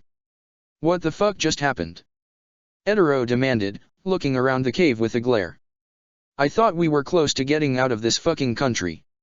How the hell did we get transported here? His eyes widened at the sight of Kabuto. You. Yakushi Kabuto-san. Metaro spoke up, bowing his head slightly. This is what you meant when you said you'd find us. It is. The mark I gave you to when I freed you connects you to the Snake Summoning Clan. Certain clan members can reverse summon you to their position, meaning it won't be hard for us to come into contact with one another. Kabuto said, adjusting his glasses. How have you two enjoyed the taste of freedom once again? Been feeling great. Edero admitted, grinning. Thought we were going to rot in Iwa's cells, so it's great to walk around. Gives you a whole new appreciation on life. We were actually on our way to Kaze no Kuni. Metaro said. His eyes then narrowed on his brother, and we were about to get back to business, only this time not get caught dash. Oi, fuck off with this shit again. Edero crossed his arms. I'm not the reason we got captured in the first place, asshole. Well, you two seem to be in good spirits. Kabuto noted, chuckling. Both brothers turned their attention back to the silver-haired shinobi. When you freed us, you said you had something you wanted to employ us to do. Metaro remembered. Do you have an assignment for us? Kabuto's chuckle turned into a loud, genuine laugh. My, you almost seem eager to help me. Hey, we said it back in the prison cell. You scratch our backs, we scratch yours. You helped us, so we'll do the same for you. Edero noted, smirking. You'll find we're good allies to keep around. Well, that's great to hear. Kabuto noted, smiling at the twins. Very well then. Yes, I'd like you two to begin your assignment immediately. His smile dropped immediately after as he adjusted his glasses. I have a rather useful jutsu that has one drawback, it requires a live human sacrifice to use. I have a feeling I'm going to require this jutsu more often, so I would really appreciate your help acquiring sacrifices for me. I heard that prior to being captured, you two conquered a whole civilian village, yes. We did. Metaro nodded his head, his eyebrow raising. You wish us to do so again? Yes. Kabuto nodded his head. I would like for you to find a village and keep it under lock the way you did. You can do whatever you want with those civilians and make them your servants, but I just require you to always keep an eye on them and keep them alive. In the event that I need a large number of sacrifices, I would want to be able to have quick, easy access to them. He took off his glasses and pulled out a small cloth. You'd be saving me a lot of time capturing them. I'm down. I really liked having a whole village that catered to our every need. Edero said, grinning. Might I recommend you two go to a nation with no shinobi village? It'll make it easier for you to hold a village down without drawing attention. Kabuto recommended as he began to clean his glasses. We can do that. Metaro nodded his head. How many sacrifices are you anticipating needing? Well, that depends on orders I get. But preferably, if you could get me a village with a population of no less than 20,000, that would be ideal. Kabuto answered. If I need more, we can make arrangements to capture a larger village or kidnap people to the one you already took over. That many people you want to sacrifice? Edero noted, whistling. Damn, this jutsu must be pretty strong to be worth this much. Oh, believe me, it's rather potent. Kabuto chuckled. He pocketed his cloth, having finished cleaning his glasses, and put them back on. Maybe I'll show it to you two one day. Oi, Kabuto. Who the fuck are these two? The three shinobi turned around towards a pathway towards the exit of the cave. Haiden walked in, his Akatsuki robe stained with dried blood, gripping his scythe. Ah, Haiden. Finally. Kabuto smiled at his partner. Sorry for taking long. Had some fun making sacrifices for Jashin-sama. Haiden admitted. His eyes narrowed on the twins. Seriously, though. Who the fuck are you two? Edero's eyes narrowed on Haiden's scythe, a smirk developing on his face. That scythe compensating for something? Or, let me guess, it's just absolutely necessary for you to have something like that for your fighting style. Haiden began grinding his teeth, talking shit. You wanna fucking go? I can introduce you to Jashin-sama real fucking quick if you want. Now. Please don't fight. Kabuto held up his hands, standing between the two. Haiden, these two gentlemen are working for me now. They've got a very important task that I can trust them to accomplish. Yes. One we should get to working on quickly. Metaro spoke up, elbowing his brother. We'll take our leave, Kabuto-san. Yeah. We'll get right on it. Edero noted, rubbing his side. He then smirked at Haydn. Tell you what, next time we meet, we'll have at it. Better hope I don't feel like killing you for shits and giggles. Haydn glared in response. I don't know what bullshit Kabuto is having you do, but you better hope it takes you a long ass time, cause the next time we meet, your body will be so destroyed and cut up that Jashin-sama won't even recognize you as a sacrifice. The Kanjiki brothers ignored the threat and walked out of the cave. Haydn seethed, glaring at the Ishigakure terrorists until they were out of sight. He then turned his attention back to his partner. The fuck you need those two for? He hissed. They don't seem worth shit. They'll be useful, trust me. Kabuto noted, chuckling. Are you ready to get moving towards Kyumo for the mission? Sure, but first things first. I stopped for your errand here, so we're making a stop for me. Haydn stated sharply. We're paying a visit to a Jashin temple. Oh, right. I did promise you. Kabuto recalled, rubbing the back of his head. Very well. Lead the way. With those words, Haydn and Kabuto began to walk out of the cave together. Finally made it. Shigaraki Tanuki sighed in relief as the root researcher walked through a seemingly abandoned ruined building in the middle of a dense forest. The root researcher walked through black marble corridors, making his way through the building until he reached a green-painted door with the Konoha symbol printed on it. He opened the door, walking into a large room that only had a plain, wooden round table in the center with a pair of simple wooden chairs around it. When he entered the room, he had expected to see a few root agents in the room, whichever ones were strong enough to survive their fights with the Konoha shinobi, and Danzo. Instead, only Tsumaiki Kido was present in the room. Sitting at one of the chairs around the round table, with his Dragon Umbu mask placed on it, Kido was writing down research ones in a journal. He glanced up at Tanuki. He shook his head, sighing. Of all the people to still be alive. He grumbled to himself as his eyes assessed Tanuki's condition. A neutral expression developed on his lips. You appear, well. I suppose, but I do feel like I have some internal damage to my chakra network. Tanuki admitted. I would like your assistant to treat me when it is convenient. Magire's dead. Kido interrupted, scowling. Everyone's dead. What? Tanuki's eyes widened in horror. He did not even assume anything. The Yunokuni headquarters, along with every root base around the elemental nations, had chakra suppressant seals all throughout the building to help hide their presence to outsiders. Tanuki did not sense anyone else's chakra presence, even when he walked into the building. Kido was the only person there. Only Kido. Danzo-sama. Tanuki's question died on his lips before he could even finish. Kido nodded his head, frowning. I retreated to here after engaging with the two Jinchuriki and recuperated here. I assumed that Danzo-sama and other root agents would have joined by now, but they never did. So, yesterday, I went looking for any sign of Danzo-sama. His frown deepened. Instead of finding him, though, I found signs of his reverse tetragram seal having been activated. Silence filled the air in the room. Tanuki continued to stare forward with wide eyes, processing Kido's words. Danzo-sama can't be dead, how? He shook his head. Kido looked at his fellow root researcher intently. A sympathetic glint developed in his eyes as he closed his research notes and stood up from his chair. The movement seemed to gather Tanuki's attention back to reality. I understand what you're going through. Danzo-sama's death is beyond troubling, especially given the cause. Kido stated, his eyes narrowing. The Hokage. Tanuki noted. A scowl developed on his face as his hands tightened into his fists. Konoha turned its back on Danzo-sama, despite everything he has done for the village.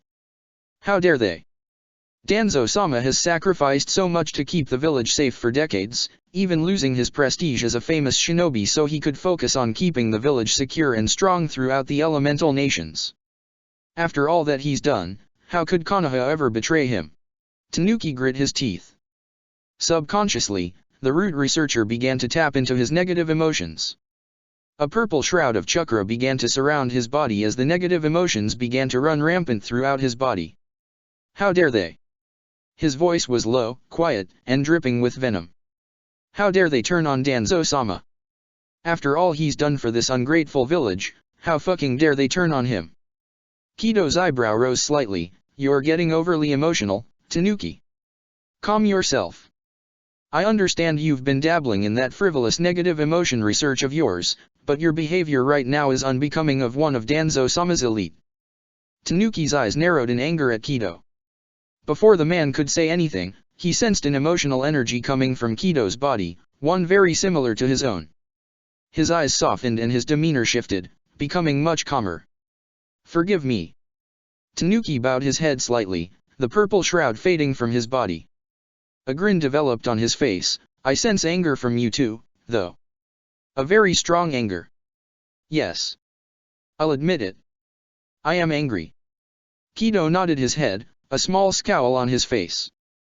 And what do you intend on doing about it? Tanuki questioned.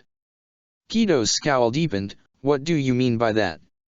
Kido, Konoha betrayed Danzo-sama and we shouldn't let such an injustice slide. Not after all he has done for the village. Tanuki stated, placing his hand on his chest, gripping it tightly. We need to avenge him, by destroying those who betrayed him. You wish to destroy Konoha? Kido's eyes narrowed. That's a reckless goal. Our number one priority now should be survival. All the more reason to want to go after Konoha. They're going to come after us. We're already probably listed as missing ninja. So why wait for them to come for us? Tanuki asked, his grin widening. Now is the opportune time to try and get revenge, after all. Oh. Kido crossed his arms. After all, Konoha has bigger enemies right now. Tanuki noted. Enemies we could work with, after all. Kido's eyes widened momentarily. Akatsuki. Silence filled the room for a moment. Kido brought his right hand to his chin as he began to think about Tanuki's words. I intend on avenging Danzo-sama, regardless of if you join me or not. And this would be the easiest way to accomplish that. Tanuki noted. His grin faded as he scowled at his fellow root researcher. If you don't wish to join me, then this will be the last time we meet, Kido. Despite our differing opinions on research, you still had a loyalty to Danzo-sama that I respect. It was an honor. Kido closed his eyes, still in thought. Tanuki stood still for a moment before the researcher shook his head and walked out of the room. As he prepared to get prepared to travel, he heard footsteps. He turned around to see Kido walking out of the room as well, his research notes in hand. Your reasoning is sound, Tanuki. We'll be hunted down by Konoha at some point, why wait and engage later when we can fight with Akatsuki and increase our odds of survival? Kido stated, smirking. Tanuki returned the smirk. The two root researchers did not share any other words as they went their separate ways in the building, making preparations to leave. Chapter 99, Senjutsu Training. It was 4 in the morning in Konoha, the moon was still in the sky and the sun was not close to rising yet. Most of the village was still asleep, enjoying the last few hours of nighttime before the beginning of the new day. Hanabi, Katsumi, and Kanji all yawned, wishing they could be back asleep like the rest of their families, as they arrived at their training ground. Naruto was standing there, working on a seal. He turned his head upon sensing his students' presence and grinned at them. Hey, thanks for meeting with me this early. He stated. You didn't give us a choice. Katsumi noted, still yawning. What do you want, Naruto-sensei? Do you really want to train this early in the morning? Kanji asked. Kinda. Naruto admitted, rubbing the back of his head. So, Arrow, Er. Hokage-sama requested me to join him for some type of training that would be all day, but I didn't want to neglect our squad training, you know. What kind of training? Hanabi asked. Naruto took in a deep breath for a moment before his eyes narrowed, his face growing serious. His students all noticed the change in demeanor and suddenly became more alert and awake. It's preparations for the Kumigakure exams. Naruto answered, frowning. More specifically, the planned Akatsuki invasion. Ah. Hanabi noted, biting her lip. Naruto sighed, putting his hands in his pockets. Look, I've been meaning to have this talk with you all. You were there to see all that went on the Shimo mission and were there when the whole blow-up with the Raikage happened. We all know what's going to happen. The Akatsuki are going to invade the village during the Chunin exams. And they're after you, right? Kanji asked. You and Funei and B and Yujito. Yes. Naruto nodded his head. They're after all Jinchuriki? Would it be safer if you didn't go? Hanabi asked. Yeah. Katsumi nodded her head in agreement, frowning. If we don't go to the Chunin exams, you don't have to go and you don't put yourself at risk. No, I am going regardless. I have to be there to help end this once and for all. Naruto stated sharply. His eyes then softened on his students. But you three don't have to be there if you don't want to. Kanji's eyebrows rose slightly. Don't we have to be there, then? You are our Jonin sensei. I don't have to be in Kumo as your Jonin sensei. I could go there as a bodyguard to the Hokage. Naruto answered, crossing his arms. The only thing that really needs to be decided on is if you three want to be there or not. The three genin were silent for a moment as they stared at their Jonin sensei. Naruto waited a few more seconds before another sigh escaped his lips and he turned his head towards the moon. So, that's happening. I know you all wanted to go to the Chunin exams this year, but I wanted to make sure you all really thought about it. Because this time, there will be an invasion there. With S-ranked shinobi present. And that means going this year is risking your life in a whole other way. Naruto turned his head back to his students, his eyes narrowing slightly. You three don't have to be there and put yourselves at risk like this. So. I wanted to make sure. Do you three still want to go, knowing all that's going to happen there? Naruto noted, shaking his head. I'm going regardless. I have to be there.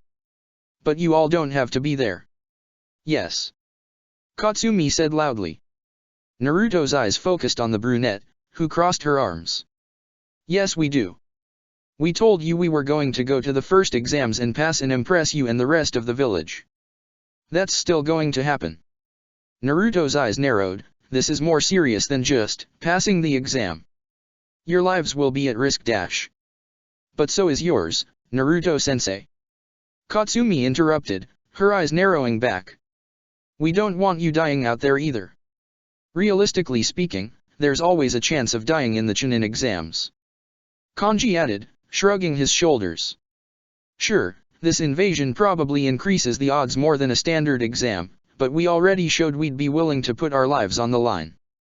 A frown then developed on his face, and I'd hate if we did not go to this exam and then we find out later that you died away from us. I don't plan on dying. Naruto stated, bringing his hand to his chest. And we don't either. Kanji noted. He took a deep breath before his frown turned to a smile.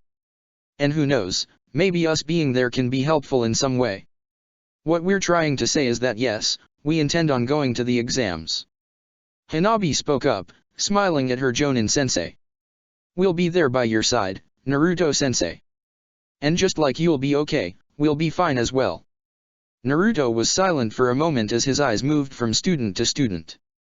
He could feel the sincerity in their words and could see the determination in their eyes. With that in mind, training will be at this time every day. And it will be toughened up exponentially, since I refuse to let any of you three go into the exams without knowing anything and everything I can possibly teach you. Naruto stated. I'm letting you know that these next 2 weeks are going to be hell. Are you all really sure you're okay with that? Of course we are. Hanabi nodded her head. Silence filled the training ground for a moment. After a few seconds, a grin developed on Naruto's faces as he cracked his knuckles. Alright then. Let's not waste any time. Naruto stated. I got to meet up with the Hokage at 9 o'clock, so we're going to make the most out of the next 4.5 hours. You all ready? Hanabi, Katsumi, and Kanji all nodded their heads, instinctively preparing for the training to come. Oi, Ero Sennin. I'm here. Jiraiya smirked at the shout. He pulled himself away from his desk and his paperwork just as Naruto opened the door, walking in with his hands in his pocket and a grin on his face. About time you got here, brat. Jiraiya noted. Hey, I got here on time. Exactly like I said I would. Naruto replied. I just didn't get here any earlier, 'cause I did end up training my students the entire time, you know. Jiraiya nodded his head in understanding, so, I take it then that they seriously want to go to the exams. Yup. The Uzumaki nodded his head. A sigh escaped the Hokage's lips. Naruto, I understand that you're going to want to train them too, but you'll need to focus on your own training too. Who said I wasn't? Naruto frowned in response. I'm going to give this training and their training and my other training everything I got. That's not what I was getting at. Jiraiya shook his head, sighing, I meant, please watch yourself though. And make sure to not overexert yourself. Your training will go nowhere if you tire yourself out too easily. I know, Naruto replied. His words were interrupted as Naruto and Jiraiya felt a strong suctioning presence overtake their bodies. Before they could react, they were surrounded by a poof of smoke that covered their field of vision. When the smoke dissipated, the two had been transported out of the Hokage's office, and Konoha entirely. Finally, was wondering when they were going to get around to doing this. Jiraiya chuckled as he gestured to the world around them. Naruto, welcome to MT Mayaboku. Jiraiya exclaimed. Naruto's eyes widened as he looked around the area. He and Jiraiya, who had previously been standing in the Hokage's office, had now been transported to a large, dense forest high in the mountains. Many tall trees and mushrooms were scattered and even taller mountains could be seen. There were multiple springs and lakes and the sound of falling water rang through his ears. Toads could be seen all throughout the area. Some were relaxing by the springs or on leaves of the trees. Others were hopping around, going on with their daily life. Ero Sennin, where are we? Naruto asked, his hand rubbing sweat off his forehead. Damn, it's so humid here. Didn't I just say? MT Mayaboku. Jiraiya chuckled in response, pocketing his hands. We're in the home of the Toad Summoning Clan. Okay, then how did we get here? Naruto asked. I summoned ya. Did Jiraiya-chan not explain nothing to you? Naruto looked down as Fukazaku and Shima hopped towards him. The two elderly toads bowed their heads. I, sorta just told him what we were going to do. Not much else. Jiraiya admitted, still chuckling, as he turned his head back to his godson. Naruto, I would like you to meet Fukazaku-sama and Shima-sama. Please, just call us Ma and Pa. That's what everyone calls us. Shima said, smiling at the blonde. We've heard a lot about you, Naruto-chan. It's nice to meet you. Hopefully, you're a better student than Jiraiya-chan is. Fukazaku said, smirking. We're told we have a time limit to teach ya senjutsu as quick as we can. Ah. Naruto's eyes widened in realization. Jiraiya had briefly mentioned wanting to teach him senjutsu and, after explaining the basics of it in Sage Mode, he told him to meet him in his office for some high-intensity training. This must have been what he was referring to. Yeah, we don't have much time. Jiraiya admitted. And also, Naruto can't devote his entire time to just learning senjutsu because of other things he needs to work on, so he won't be staying here overnight during these next couple of days. You're making it more difficult for us, yeah, know that. Fukazaku frowned in response as he turned to the blonde. Yeah, know the basics, yes? About what senjutsu is? Naruto nodded his head. It's the ability to draw in energy from the environment around you and mixing it with our own chakra. That's it in a simplified way. And Sage Mode refers to your empowered state after you have fully integrated natural energy with your chakra. Shima added. Jiraiya-chan has told us that you are the Kyuubi Jinchuriki and have skill harnessing his power without corrupting yours, yes? Fukazaku asked. Naruto nodded his head again. That gives me hope ya can go through this training at a fast pace. We won't waste any time and hurry to the first task. Understood. Naruto's hands tightened as he stared at the elderly toad. What do you need me to do first? Follow me. Fukazaku stated as he began to hop away. We're going to meditate in the sacred oil fountain and have ya try and harness the natural energy in it. Meditation? Naruto repeated, grinning. Sounds easy enough. With those words, Naruto hurried off behind Fukazaku through the forests. Jiraiya and Shima followed behind at a more leisurely pace. Your godson seems rather eager, Jiraiya-chan. Shima noted, chuckling. We're already going into training. I thought we'd have time to have a good meal together first. As I said, we don't have a lot of time. We have 2 weeks before we have to leave for Kumo. Jiraiya replied with a sigh. And Naruto's got a lot he needs to master in that time. I know. Just don't let that boy only train, though. I know training is important, but burnout could end very badly for him. Shima reminded. Her eyes then narrowed on the Hokage. While you're here, are you going to get back to training? You've been slacking as well with yours. Slacking? Jiraiya frowned in response. You know I come back here every chance I get to work on improving my Sage Mode. He rubbed the back of his head, sighing again. I've just been getting less and less time to do so. Being Hokage makes it difficult to slip by as much as I'd like. Oh, believe me, I understand. But you should still try and come more and work on your Sage Mode and perfect it. Shima said. A small playful smile developed on her lips. You wouldn't want Naruto-chan here to master Sage Mode before you, would you? Jiraiya stiffened in response, which caused the elderly toad to chuckle. The two moved quietly towards the oil fountain to catch up with Naruto and Fukazaku. Would Naruto be able to master Sage Mode in just 2 weeks? Jiraiya rubbed his chin inquisitively. I was only hoping that he would be able to harness Senjutsu in his fight against the Akatsuki, and the high hope of mine was him being able to enter an imperfect Sage Mode like my own. But him mastering Sage Mode? When I haven't been able to do that in my many years of training. A small smile developed on his face. That'd be really something special, wouldn't it, Minato? After a few minutes of walking, Jiraiya and Shima reached the sacred oil fountain. Naruto and Fukazaku had gotten there before them, and Naruto was already meditating in the fountain, staying completely still. Fukazaku stood close by, holding onto his staff. As Naruto remained still, his hands started to develop web-like features, but the hands quickly turned back to normal as quickly as they changed. Naruto seemingly did not react to any alterations and remained calm, focusing on the natural energy around him. For an energetic boy, he seems to be pretty calm. Shima noted, chuckling. I have to admit, I wasn't expecting him to be as still he is. It's refreshing to see a kid like him be able to sit still and become one with nature so easily. Fukazaku added. Naruto did not react to the toad's words, focusing only on the natural energy around him. Yeah, this is definitely because of his training with harnessing the Kyuubi's chakra. He'll definitely struggle further along with this training, but these initial steps should be easy for him, it seems. Jiraiya realized. An image of Han appeared in his head, and he heard Naruto's words about how the Gobijin Churiki helped him understand the importance of meditation.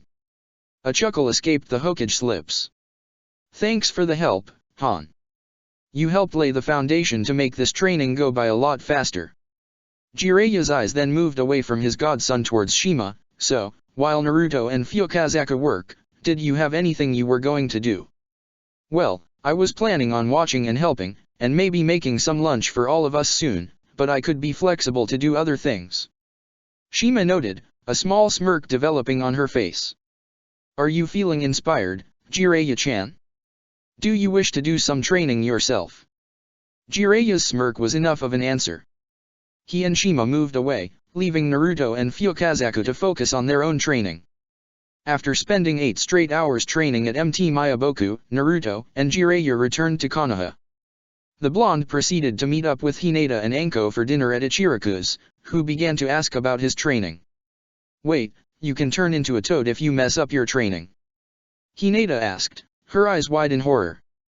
Naruto nodded his head as he finished slurping his ramen. He pushed the bowl to the side, which Ayame quickly picked up and took to the back while her father was already working on Naruto's second bowl. Yeah, but that's not a concern, you know. He said, chuckling. Pa is helping me train, and he has a way to help stop me from transforming. Hinata frowned in response. Still, that's some dangerous training, Naruto-kun. You need to be careful. I'm being careful. Naruto said, still chuckling. A grin then developed on his face. Besides, I'm apparently making great progress. I've already managed to start channeling natural energy, even away from the sacred oil fountain. The old toad says tomorrow, we are actually gonna start using it as senjutsu. Well, sounds like you got your shit together. Anko noted as she placed her chopsticks to the side, having finished her own bowl of ramen. How strong do you think senjutsu is compared to standard ninjutsu? Well, senjutsu isn't nearly as taxing as ninjutsu, since it uses natural energy. Also, it will enhance my strength in general and gives me better sensing capabilities. Naruto said, rubbing the back of his head sheepishly. There's a lot more to it, but there's a ton of benefits to it. It's definitely a great technique to have. Hinata brought her hand to her chin in thought. You know, Shigaraki Tanuki was using senjutsu when we fought. Naruto stiffened slightly, was he? She nodded her head, that's what Aida told me. He said Tanuki was using natural energy in his fight with me. That doesn't make sense, though. Naruto scratched his head in confusion. I was just told that humans aren't taught how to absorb natural energy. An animal summoning clan needs to teach you how to do it. If you do it incorrectly, it could really mess with your mind and body. Well, wasn't Tanuki the root guy that summoned that giant creature Tsunade fought off? Anko asked. Could he have learned senjutsu from that thing? I guess. I don't know, I'm not an expert on this stuff yet, you know. Naruto frowned in response. But I don't really think so. 'Cause that giant creature thing was anything but natural. It must have something to do with the negative emotion manipulation. Hinata noted, recalling her fight with Tanuki. She saw the image of the man, surrounded by a dark purple shroud of energy that resembled nothing she had ever seen before. She also recognized the subtle changes in Tanuki's behavior when utilizing this energy. This stuff could mess with your mind? Maybe it already has. He probably has found a way to use nature energy, but he isn't using it right. And this way is causing his mind to become distorted. Her eyes narrowed slightly, but that doesn't change anything about him. He's still a dangerous opponent that needs to be stopped. But that jutsu style is going to be difficult to fight. I barely know anything. Hinata's eyes widened as a thought came to her head. Naruto and Anko noticed the girl's change in demeanor. Both simultaneously raised their eyebrows. You got an idea, Hinata? Anko asked. Kinda. Hinata admitted, her eyes moving to Naruto.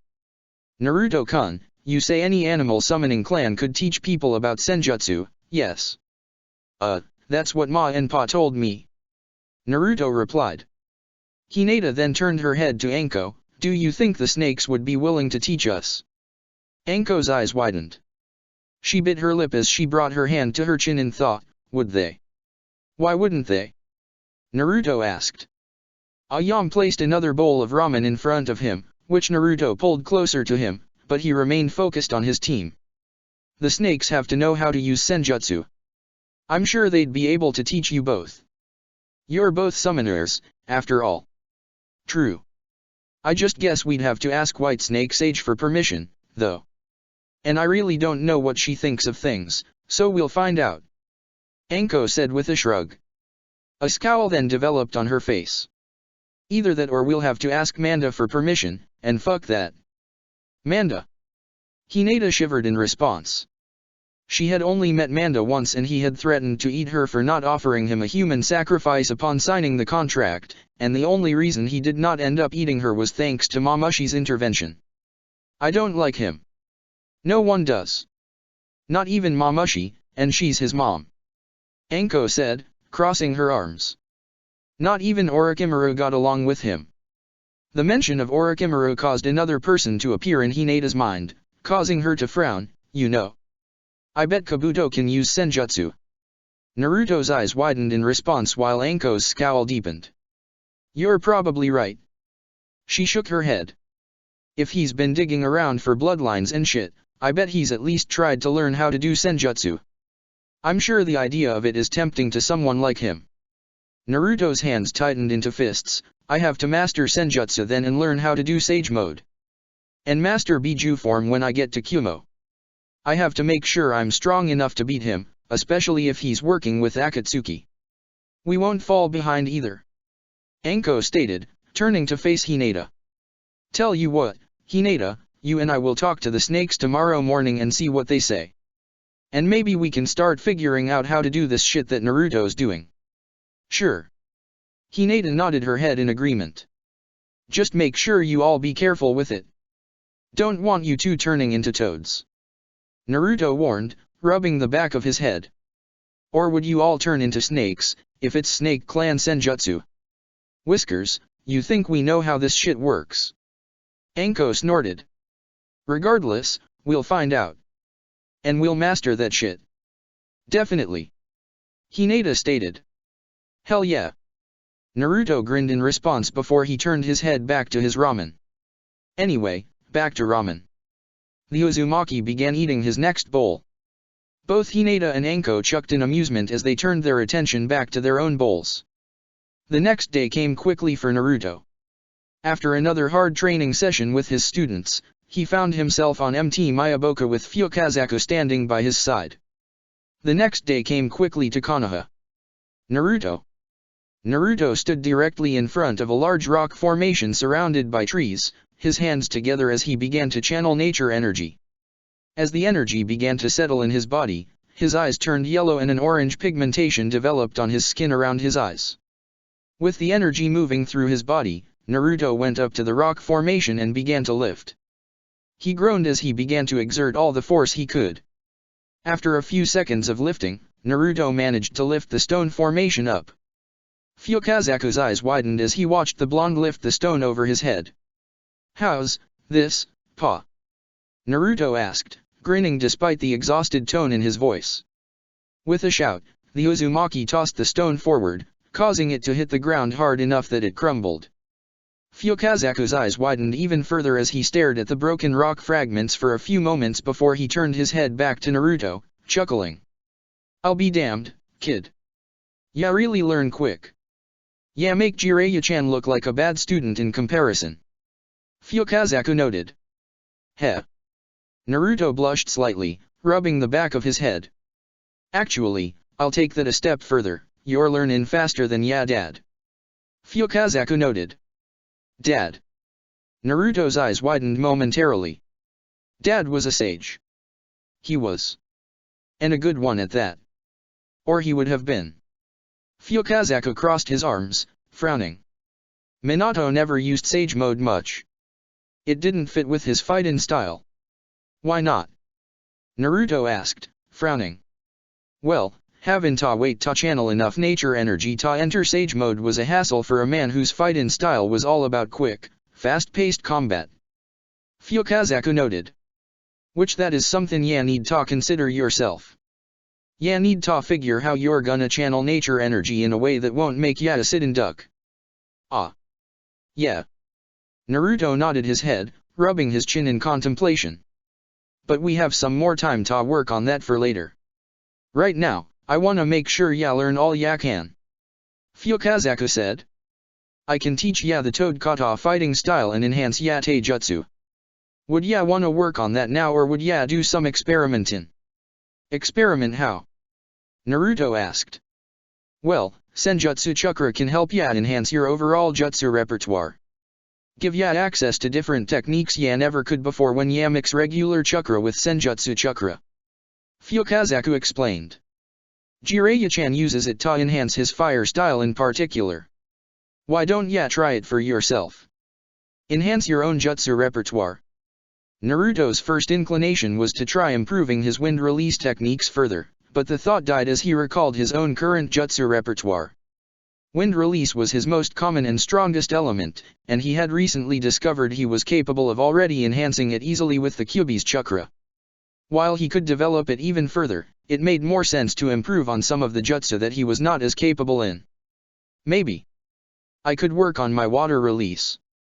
Naruto wondered to himself. Perhaps ironically, since water release was his girlfriend's natural element, Naruto was lacking in his knowledge of water techniques. The only technique he knew how to do was the water style, gunshot, which Hinata taught him as a birthday gift.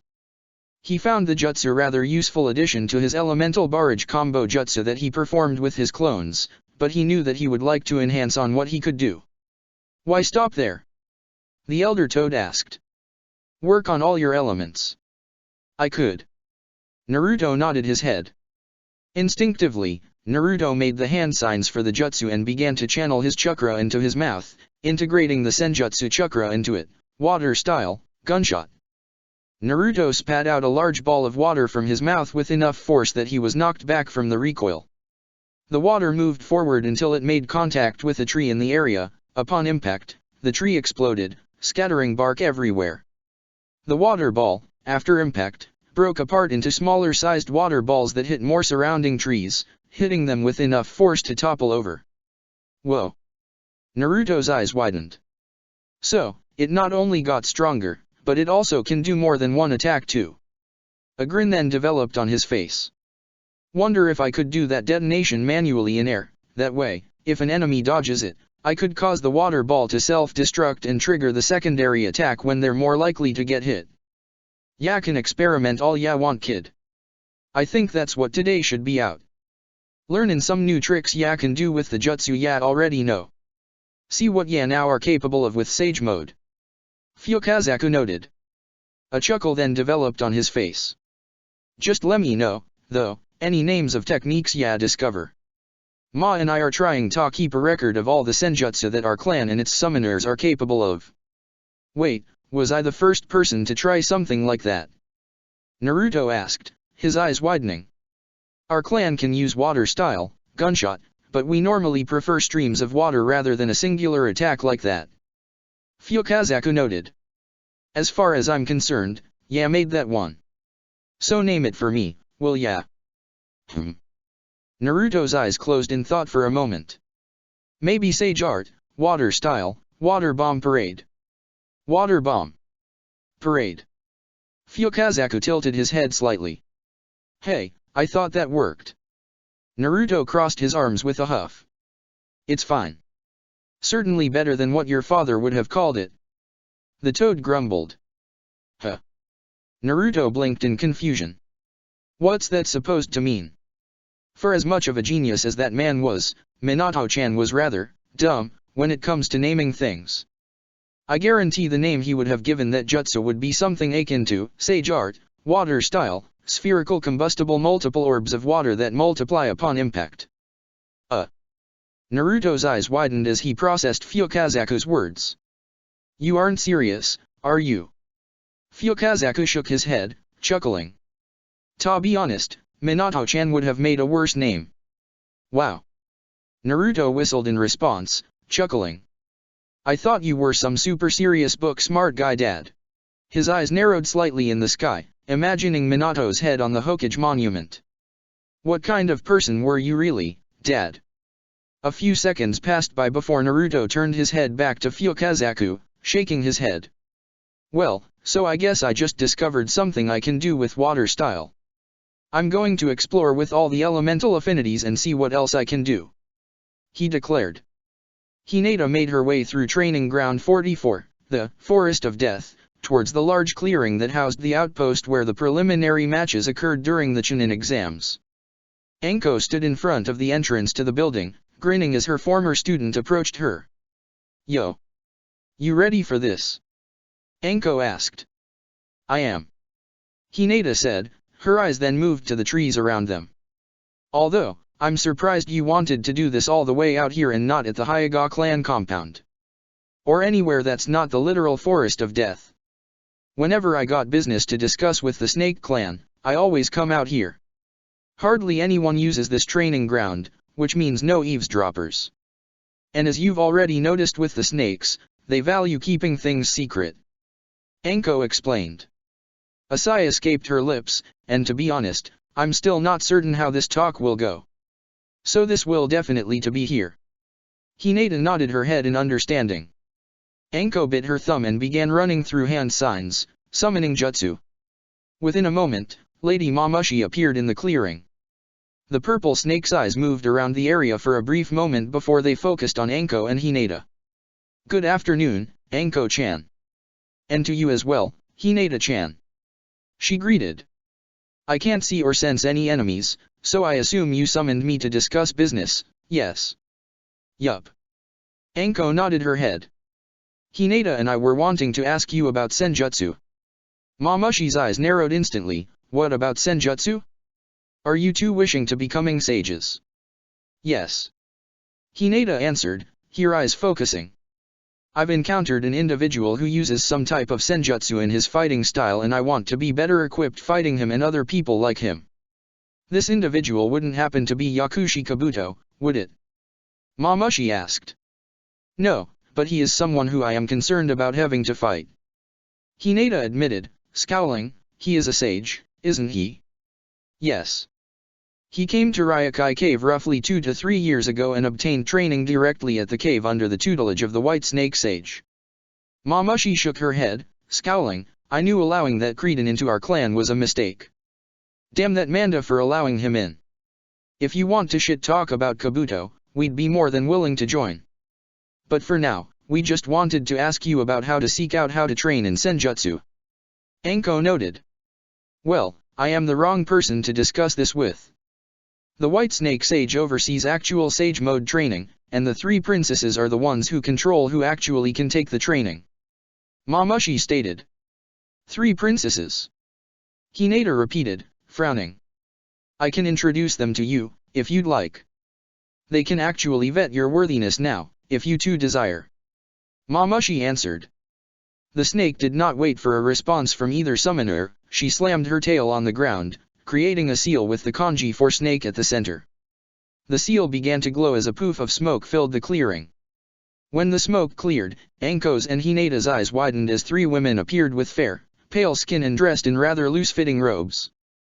The first woman had black hair that was tied in 3 buns, 2 on the backside of her hair and 1 on the top. She wore a golden tiara that had green ribbons hanging from the side and her robes were colored white and green. The second had longer black hair that only had 1 bun, which descended into a ponytail. She wore a golden tiara and a necklace and her robes were colored white and red. The third, who looked like the youngest of the 3, had the shortest hair and wore it in 2 buns. She had on a golden tiara, tomo-shaped earrings, a pearl bracelet, and red eyeshadow. She was also wearing robes that were colored white and blue. Mamushi-san, it is a pleasure to meet you here. The first woman greeted, bowing her head. Did you require our presence? And is this something necessary? The second woman asked, her eyebrows rose slightly. Mamushi nodded her head, yes, I would like to introduce you 3 to our summoners, who are seeking out to train in the art of Senjutsu. Oh? These 2 are the Mitarashi Anko and Hyuga Hinata you all have talked on about? Most interesting. The first woman noted before turning her head to the 2 summoners, bowing once again. My name is Tagorium. It is an honor to meet you both. Taijutsuim. The second woman stated sharply, not looking at the 2. And I am Ichikashima him. The third woman said, grinning. I hope we get along well. The honor is ours. Hinata said, smiling back. Got to admit, you 3 look great. Especially you. Anko turned her head to Taijutsuim, smirking. You're probably the sexiest looking woman I've met. How long did it take to perfect that genjutsu? Well, that's a backhanded compliment if I've ever heard one. Taijutsuim scowled in response. Well, you know it's true. Anko's smirk was replaced with a frown. All 3 of you are snakes who are using a genjutsu to appear like a human. Don't get pissed at me just cause I can tell it's a genjutsu. You are right. Please, ignore Taijutsuim. She's rather fond of her human form. As are all of us, to be honest. Ichikashima him said, chuckling. Although the original intent for these appearances is not some form of vanity. They are a part of our tests, should someone wander into Ryokai Cave seeking out the snake summoning contract or sage training. Which, let's get to that point. Tagorium spoke up, crossing her arms. You 2 desire to train in our clan's sage mode, yes? We vet trainees in order to not waste the White Snake Sage's time. We have trials that test your awareness, endurance, creativity, and mental fortitude. If you pass our tests, you prove that you are indeed worthy of becoming one of our clan's sages. What happens if we fail? Hinata asked. Then we devour your chakra and kill you. Taijutsuim spoke up, grinning somewhat maliciously. Taijutsuim. Tagorium scolded. I mean, she's not wrong. Ichikashima said, shrugging her shoulders. That is correct, yes, but I would not have phrased it that way. Tagorium sighed before turning back to the clan summoners. It is true though that if you do fail, you both will die. With that risk in mind, do you two genuinely intend on pursuing to study Senjutsu? Devour our chakra and kill us? Was that supposed to be intimidating or something? Anko asked, chuckling. Yeah, we already assumed the risks of the training. We intend on going through with it regardless. Hinata said, her hands tightening into fists. We need to get as strong as possible. Well, you two are determined. I'll give you that. Taijutsuem noted, a chuckle escaping her lip as her somewhat malicious grin seemed to widen. We'll see firsthand whether or not you two are worthy, or we'll just make a delicious meal. If you two are ready, then we can get the trials done with now, if you are available. Tagorium offered. We can do it right now. Anko offered. Then let's go then. Ichikashima nodded her head. The three snake princesses made a hand sign, causing the ground around the clearing to illuminate. A poof of smoke filled the area, and the three of them, along with Anko and Hinata. After spending 4 days in the hospital, Takigaku no Fu finally woke up in her hospital bed. She was immediately swarmed by Tsunade, who assessed her condition. As the Sunin had predicted, once Fu had woken up, she would be good to be released from the hospital. The Jinchuriki left shortly after and walked through the streets of Konoha, her head down. Fu, you know you're staying with Naruto's family, right? The Uzumaki place is the other way. Komei told her. I'll go back home later. Right now, I don't want to deal with whatever he's going to say. She said. I just want to be alone. As the sun began to set over Konoha, Fu arrived at her destination, the large forest around the Abarame clan compound. She made her way deep into the forest with no real direction in mind. She finally stopped walking and laid down at the base of a large tree. She remained still, observing the different insects from the area. A horned beetle crawled towards her. Fu held out her hand to the beetle, letting it crawl on her finger. It slowly made its way up her arm. Curious little guy, aren't you? She said. The beetle made a hissing noise, causing Fu's eyebrow to rise slightly. What's wrong? Nothing. I just got some things going on. The beetle continued to hiss slightly, which earned a chuckle from Fu. No, I'm not going to talk about it. I just wanted to rest for a moment, if that's okay. The beetle did not hiss back and flew off her arm. Fu smiled at the beetle as it left before she turned her head back down. Her eyes began to shut slightly, as if she were about to take a nap. Just as sleep was about to take her, the sound of rustling grass disturbed her peace. She immediately pulled herself off the ground and turned her head in time to see Shino walking towards her. Fu-san. Shino bowed his head. Ah. Shino. Hi. Fu sighed, forcing a smile to her lips again. Sorry for trespassing on your clan's property. I just wanted to see some of the bugs out here and rest. Understandable. I see you were finally released from the hospital. He noted, a small smile on his lips. How are you feeling? She chuckled in response. Well, I'm well enough to leave. Thankfully. I hate hospitals. As do most people. Shino said, his smile disappearing. You seem troubled about something. Do you wish to talk? Fu stiffened slightly. What makes you think that? Why you ask? Well, your smile doesn't quite meet your eyes the way it normally does. Naruto used to have a similar smile, so I believe I can say for certainty you are faking your smile. Shino answered, adjusting his glasses. However, I must also confess that on my way out to go eat dinner, I was intercepted by a beetle who told me that there was a person in the forest who seemed like they were in distress. The Jinchuriki's eyes narrowed. Traitorous beetle. Well, okay, fine. I'm not doing too good. Fu exclaimed. About how that mission ended. In addition to her physical assessment with Tsunade, Fu was also informed about everything that happened on the mission, including the death of Danzo and Hiruzen and the failed capture of Tanuki and Kido. She had also been informed that Naruto had escorted her to safety instead of continuing to chase Kido once she fell victim to the poisons in her body. Shino's head nodded in understanding. Sandaime Sama's death was regrettable, yes dash. That's sad and all, but that's not what I am referring to. Fu interrupted, crossing her arms. I'm talking about Tsumaiki Kido's escape from Konoha and the fact that I am responsible for that. Responsible? Shino's eyebrows rose slightly. In what way? I'm not as strong as Naruto thought I was. He thought I could control version 2 if I tried hard enough and focused. I can't. I'm not a good enough Jinchuriki. I lost control of my Biju and fought like an idiot and got myself poisoned so badly that I almost died and ended up forcing Naruto to have to stop chasing after Kido. Fu exclaimed, her eyes starting to water. It's all my fault that asshole managed to escape.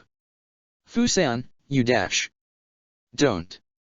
The Jinchuriki interrupted, her eyes narrowing slightly as the tears began to fall down. Don't say it's not my fault. If it was more careful, Kido would be dead right now. If I was a better Jinchuriki, Naruto, and I could have killed him much faster and maybe could have caught up and helped with the fight against Danzo. She turned her head downward as her tears fell harder and harder from her face. Naruto's wrong. Yujito's wrong. Komei's wrong. I'm a shitty Jinchuriki who can't control her own Biju's power without going feral. I'm the exact type of person everyone thought I was. Fu began to sob loudly to herself, shaking slightly. Shino shook his head, but remained quiet. He walked over to her side and placed a hand on her right shoulder. The kunoichi stiffened in response momentarily, but she continued to sob. Shino continued to stay by her side as she continued to cry. Within a few minutes, her shaking stopped and she was able to remain still. Another couple more minutes and her crying stopped.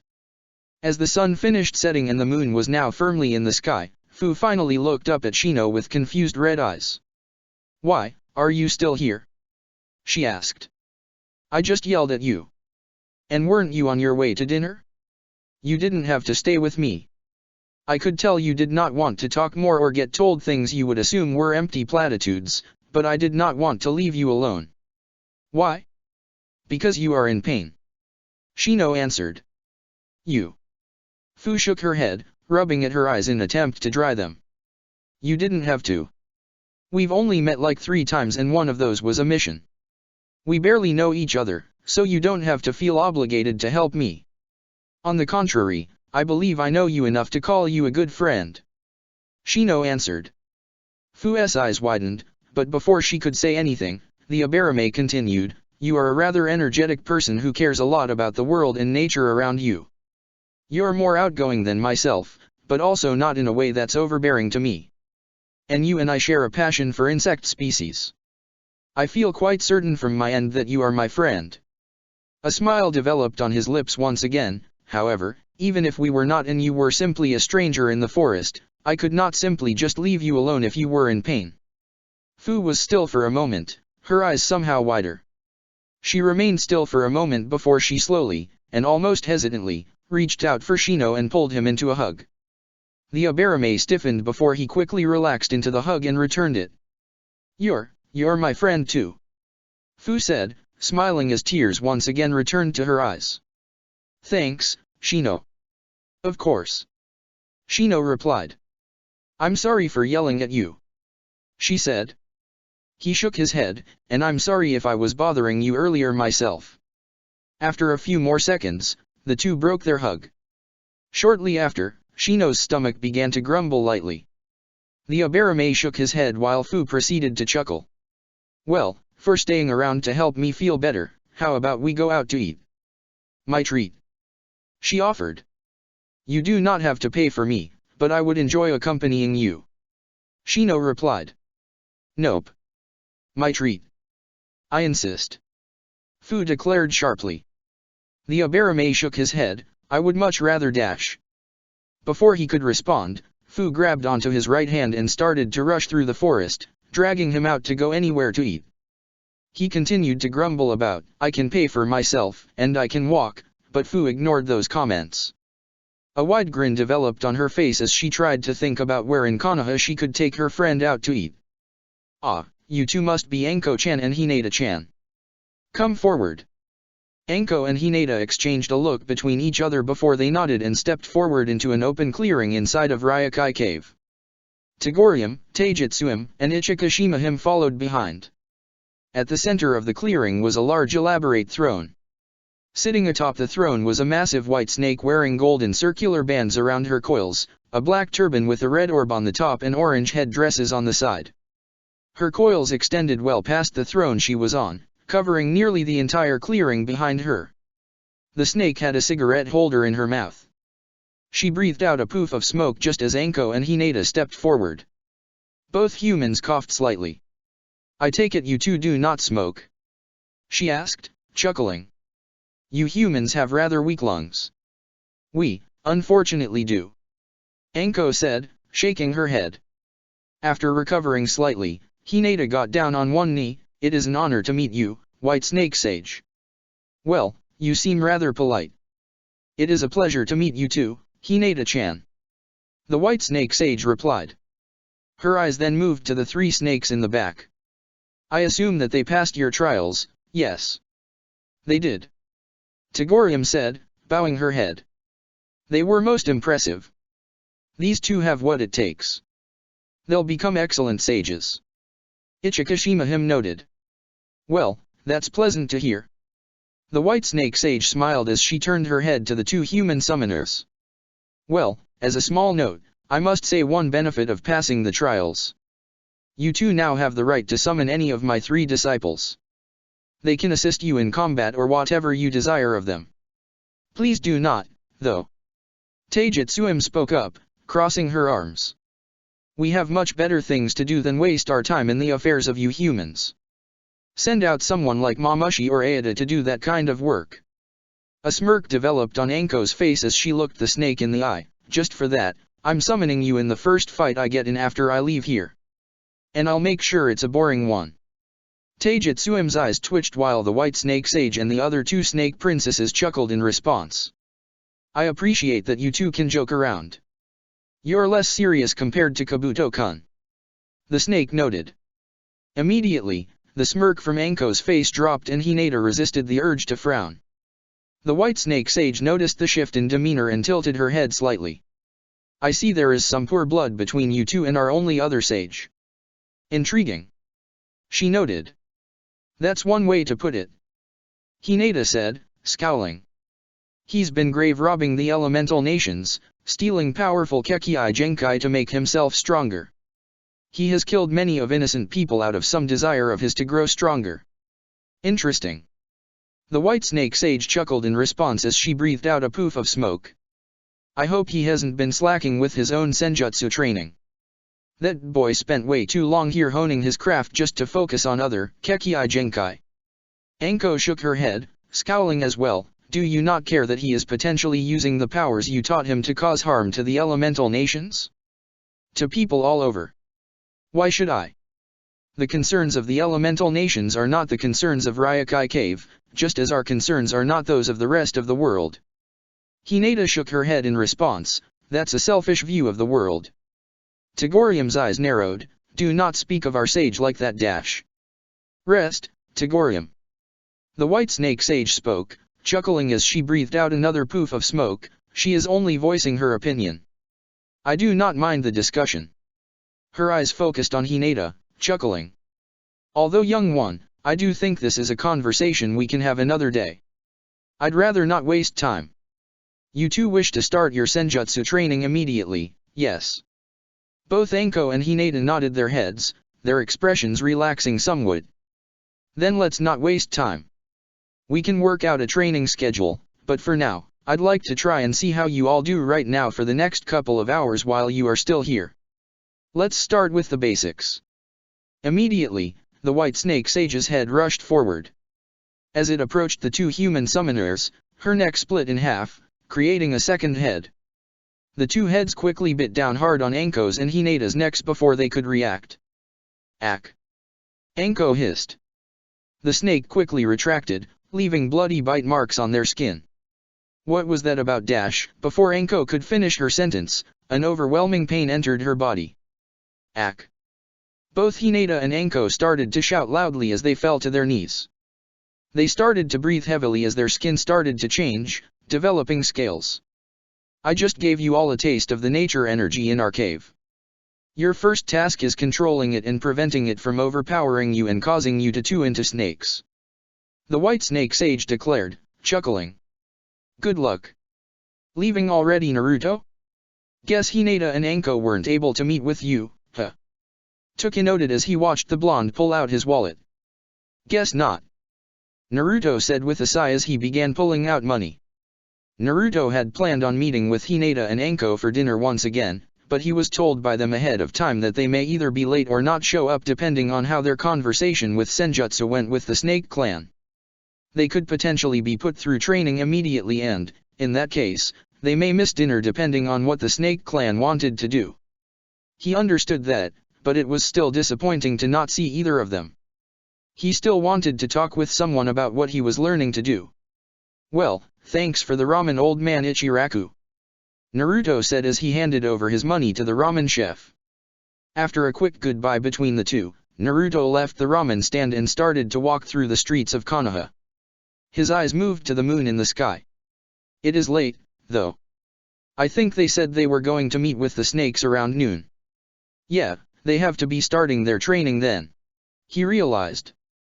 For a brief moment, Naruto's mind flickered to the words of advice Fukazaku and Shima gave him about being careful with his training and the risk of factors of turning into a toad. A frown developed on his thoughts as he imagined both Anko or Hinata turning into a snake or potentially dying as a result of their training. As quick as the thought came, he shook his head. They're fine. No reason to worry about them. I don't care if the two styles are different, if I could manage Senjutsu training, I know they'll be able to do it too. He told himself. Naruto. Naruto's thoughts were interrupted as he turned his head towards the source of the voice. Sitting down on a park bench were Sasuke and Kiba. Akamaru was lying next to them, taking a nap on the ground. Naruto grinned, hey. You're both out of the hospital. Finally, yeah. Kiba grinned back, giving the blonde a thumbs up. Feeling better than ever too. Last I recalled, you're still wearing bandages on your back and were advised to not do any strenuous training for a week. Sasuke commented. Kiba turned his head to his teammate, his grin fading into a scowl, Oi, but I'm still better than ever. You know that saying that what doesn't kill you makes you stronger? Well, since I almost died, I feel stronger than ever. A small chuckle escaped Sasuke's lips, that doesn't make sense. Before Naruto could say anything in response to their debate, his eyes finally noticed their clothing. While Kiba was wearing his standard clothing, although it did appear slightly bulkier, due to bandages he must have still been wearing underneath, Sasuke was dressed in a dark blue yukata with the Uchiha clan symbol printed on the back. You two got some plans tonight? Naruto asked. We do. Sasuke nodded his head. Sakura bought tickets for us to go to a Rakugo show. We're waiting on her before we go to it. A snort then escaped his lips, and Kakashi-sensei, but I doubt he's going to show up on time, assuming he even comes. Rakugo. Naruto blinked in confusion. What's that? Sasuke's eye twitched. Before he could respond, Kiba spoke up, nodding his head in agreement, honestly, I don't know either, but apparently I underdressed.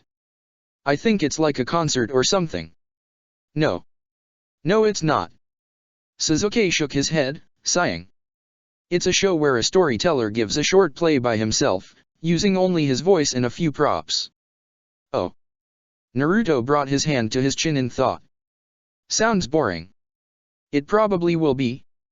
Kiba nodded his head in agreement. Sasuke closed his eyes, taking in a deep breath.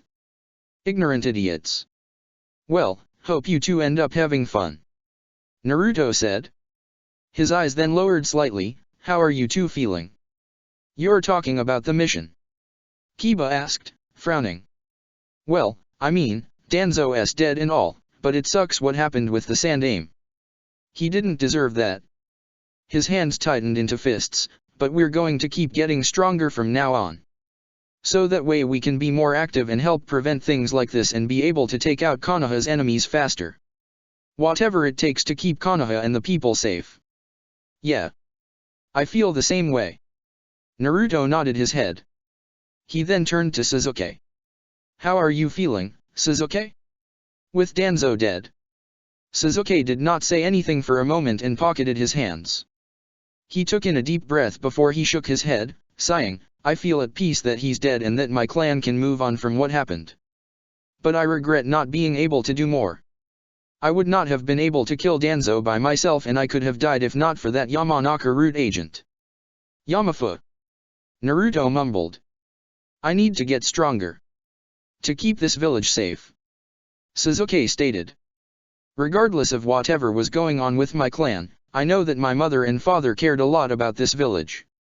And as the legacy of my clan, it is my responsibility to be as strong as possible and rebuild the clan. And usher in a new era of strong, proud, loyal Uchiha shinobi. A smile developed on Naruto's face as he held out his fist towards Sasuke. You're already on the path to do that, Sasuke. Sasuke returned the smile. Slowly, he pulled out his right hand from his pocket and fist bumped Naruto. Damn. Kiba whistled in approval as he looked at his teammate. First you actually agree to go out with us despite usually blowing off Sakura's attempts to hang out and now you are actually smiling like that? You feeling okay, Sasuke? You're not acting like yourself. Sasuke's smile immediately fell as he started to stand up. I am acting myself, Kiba. But if you'd rather I go back home, I'll let you tell Sakura that you ruined the night dash. No. Hell no. Kiba's face paled as he shook his head, I was just kidding. Come on, dude. Please stay. Sakura would kill me if you left because of a joke. Sorry to keep you both waiting. Naruto, Sasuke, and Kiba turned their heads as Sakura walked towards the three, dressed in a white kimono with a pink cherry blossom floral pattern printed on it.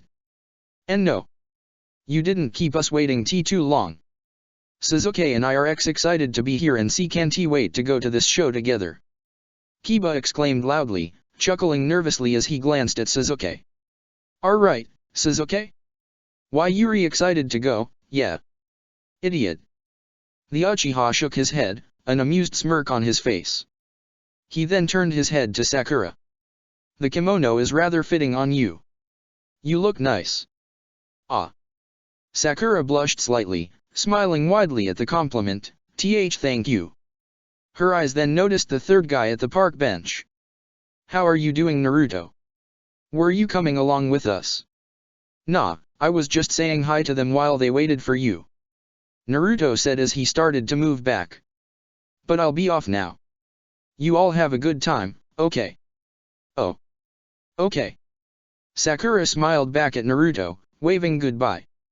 Don't be a stranger, Naruto. We're always available to hang out if you ever have some downtime. Naruto. Sasuke spoke up, getting the blonde's attention. Remember what we were talking about in Shimo? About a spar. I was serious about that. I do want to spar against you soon.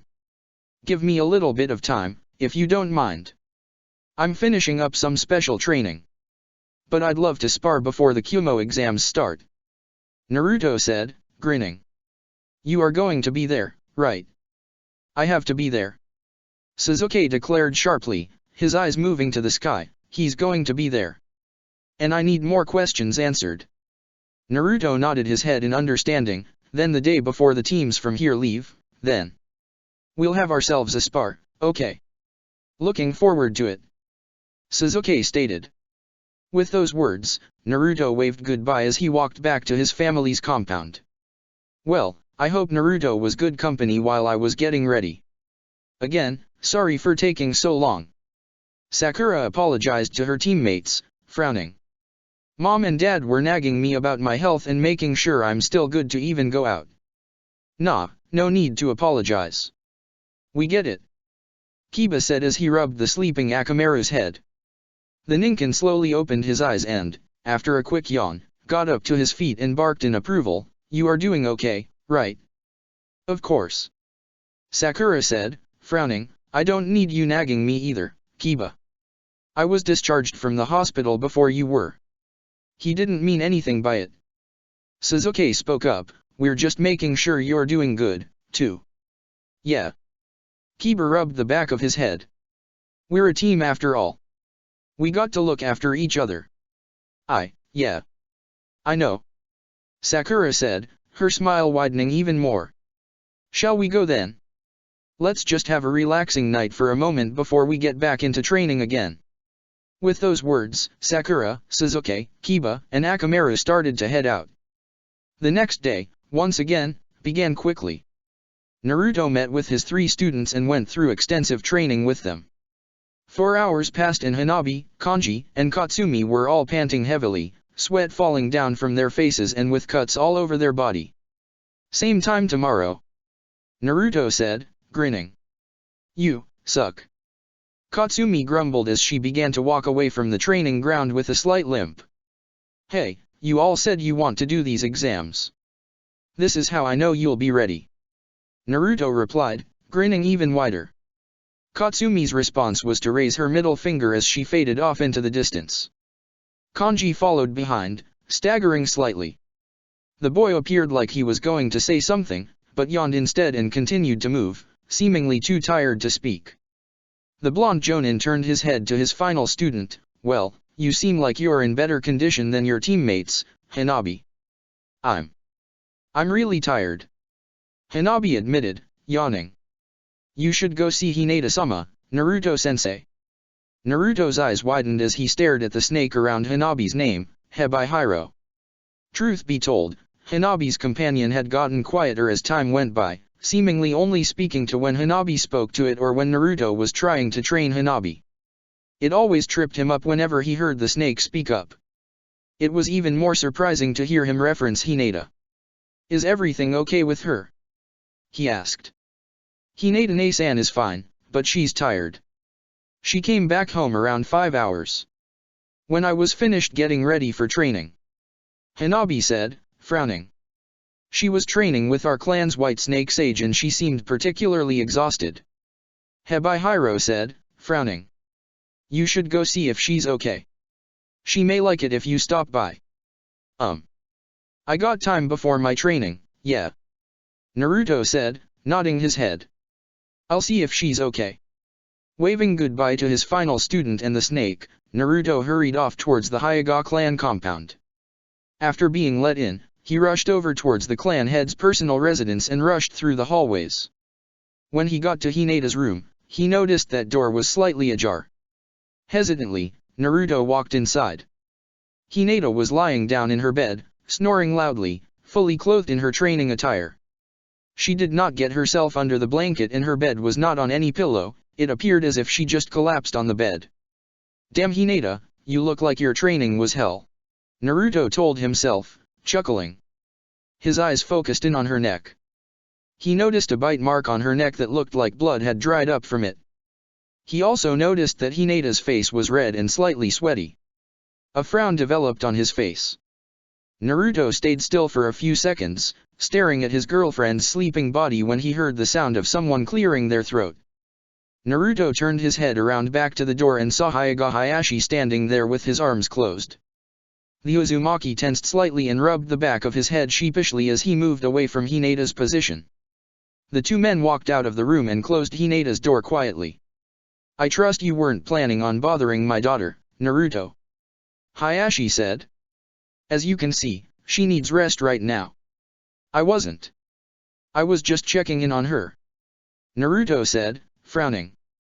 Hebihiro told me Hinata's training was rather rough.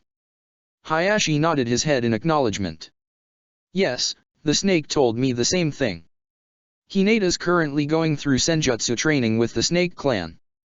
I was informed that their methods of training are rather intense. I can imagine. Naruto said, nodding his head. A smile then developed back on his face, but Hinata's strong as hell, you know? She'll get the handle of it. She will. Hayashi nodded his head in agreement. The Uzumaki then stared at the current Hyuga clan head intently. How have you been doing, Hayashi? I know all the info about what Yoshikane has been doing really affected Hinata, so I can't imagine what you're feeling. Hayashi was quiet for a moment. His eyes lowered for a moment and a sigh escaped his lips. In an instant, his demeanor shifted once more and he turned to look Naruto in the eye with a neutral, composed expression. I did not have a strong relationship with my father, so I am not bothered by the revelation now that I have had time to process it. It is all consistent with the man that I knew. He answered. Maybe, but that doesn't make it any easier to hear. Naruto noted, frowning. I suppose. But I have no love lost about the situation. Hayashi answered. I know Hinata should not have any either, but she is too good-natured. She knew that man was against her and her ideals, but she feels betrayed and hurt despite knowing what type of person he is. Naruto's frown deepened. True, but it makes sense. I mean, no one wants to think their family is capable of acting against Konoha the way he was able to.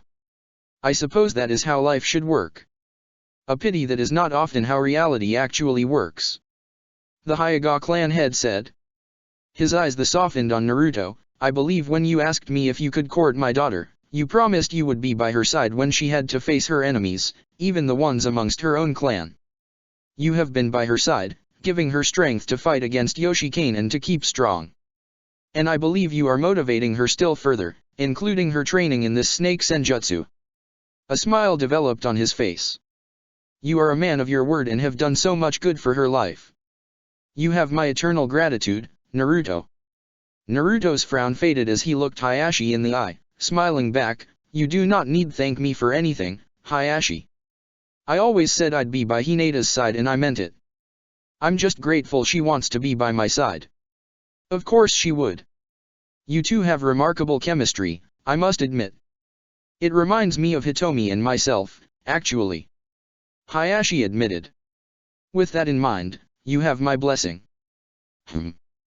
Naruto's eyebrow rose.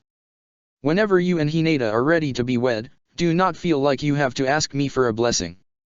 He clarified, causing Naruto's eyes to widen. You also have access to some of my personal funds, depending on how extravagant the two of you desire for your wedding to be. Hold. You're getting a little ahead of yourself, you know. Naruto said quickly, blushing slightly. His response earned a light chuckle from Hayashi. The two men ended their conversation and Naruto walked away from the Hyuga clan compound, prepared to go to Mount Myoboku and continue training. A thought entered his mind, though, that would not leave his mind. I have his blessing.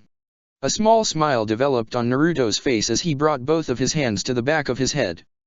I mean, I should officially ask Hinata soon so we can start planning things. A whistle escaped his lips as he continued to move through the Konoha streets. Hokage-sama, Nara Shikamaru and his squad have returned to Konoha. Jiraiya's eyes widened. The man was about to leave the Hokage's office and head to Mount Myoboku just as he received the report from one of his shinobi. He immediately sat back down at his desk, nodding his head at the Jonin. Send them in, please. He requested. The Konoha shinobi nodded his head before he left the room. Moments later, Shikamaru entered the room, followed by Teiwa, Dosuo, and Susumu. It is great to see you all. It's been quite some time and I've been waiting for your arrival. Jiraiya noted, turning to face Teiwa. Your reports were stressing me out each and every time I received one. You think reading those reports was stressful? Try seeing all that shit happen with your own two eyes. Teiwa replied, scowling. Also, fuck your toads. They're assholes for not understanding the seriousness of what was going on. Jiraiya frowned in response, they just don't want us to make a habit of this. I promise, they're over it. Teiwa's scowl deepened, I don't give a fuck. They're still assholes. Moving on. Shikamaru spoke up, clearing his throat. Jiraiya-sama, you got both of Teiwa's reports, yeah? So you know everything that happened in IWA? I do. He nodded his head, a sigh escaping his lips, it's still hard to process it all. It is. Shikamaru admitted, frowning.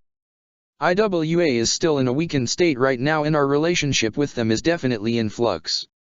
It's in your best interest to go visit IWA as quick as possible. I plan on stopping by when I get the chance. Probably right before the Kumo exams start. Jiraiya said, sighing. Hopefully the toads will let me travel via their methods. There's really no time to waste right now. I hope you intend on doing more than just stopping by. Dosu spoke up, crossing his arms.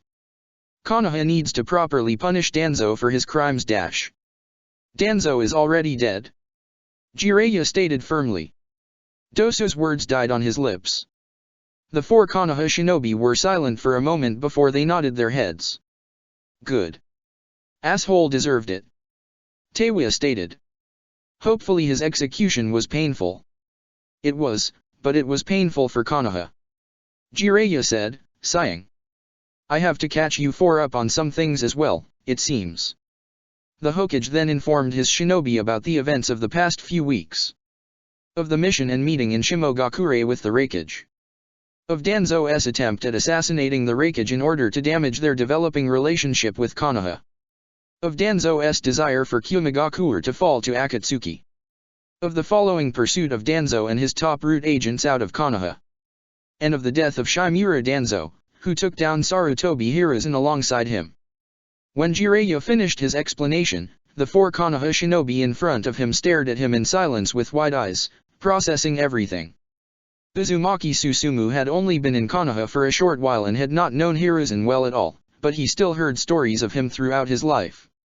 Hearing about the death of such a titanic figure throughout the history of elemental nations was impactful and made him feel sadness that something like that happened to him. Uzumaki Teiwa and Kinyuta Dosu eventually turned their eyes downward, both hiding their reddened eyes. Both, while not close to Hiruzen during their time in Konoha, owed their lives to him. Hiruzen had given them the tools to join Konoha after betraying Otagakure. They knew they would not be here today if Hiruzen was not as kind-hearted as he was, and they felt pain. Nara Shikamaru, unlike the other three, did have a relationship with Hiruzen. From his days at the academy, looking up to the kind old man Hokage who would visit his class to the days where Shikamaru trained under him and his teammates alongside Naruto and Hinata, Shikamaru felt a strong connection to the man. He was more than just a kind leader figure, he was a voice of reason, a confidant, an instructor, a believer, and a friend. So, it's not just Oniki who died because of Danzo. Sandaime-sama, damn it. Shikamaru cursed, biting hard on his lip as tears started to fall. This world would have been better off if he died long ago. There's no point in thinking things like that, Jiraiya said, frowning. He's dead now, and that's all that matters. We just have to keep moving forward. That's a rather healthy way to look at this, Hokage-sama, Susumu noted, bringing his right hand to his chin. So, what's the next step forward then? Kyomigakure. And making sure the Akatsuki falls, the Hokage answered. It's why everyone is training hard right now. Kyomo, the Akatsuki leader Pain will be there then. Teiwa noted, her fists tightening, you're right. We could end it all right there if we play our cards right. And we will, Jiraiya stated. His eyes then moved to Shikamaru. I still need to figure out how to handle this impending invasion in Kyomo, but I can assure you that you will be involved in it, Shikamaru. I hope you'll take these next couple of days to train yourself and get ready for it. I will. Shikamaru nodded his head, staring back at the Hokage intently.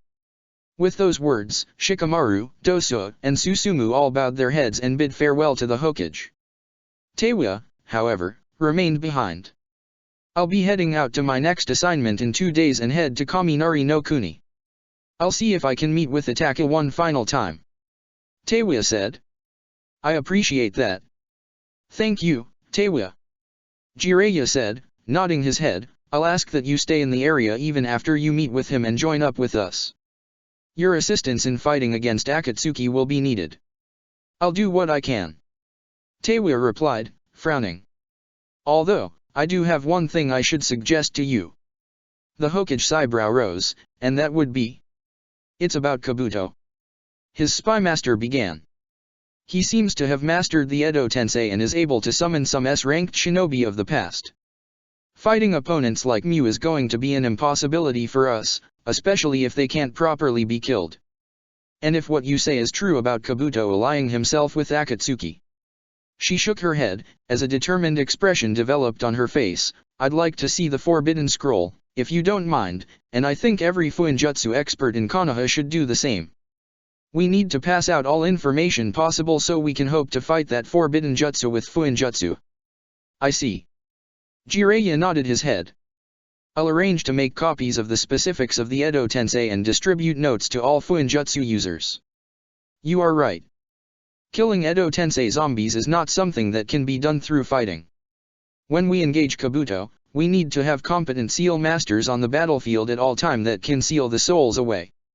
Teiwaya nodded her head. The beginning of the plans to fight Kabuto had begun.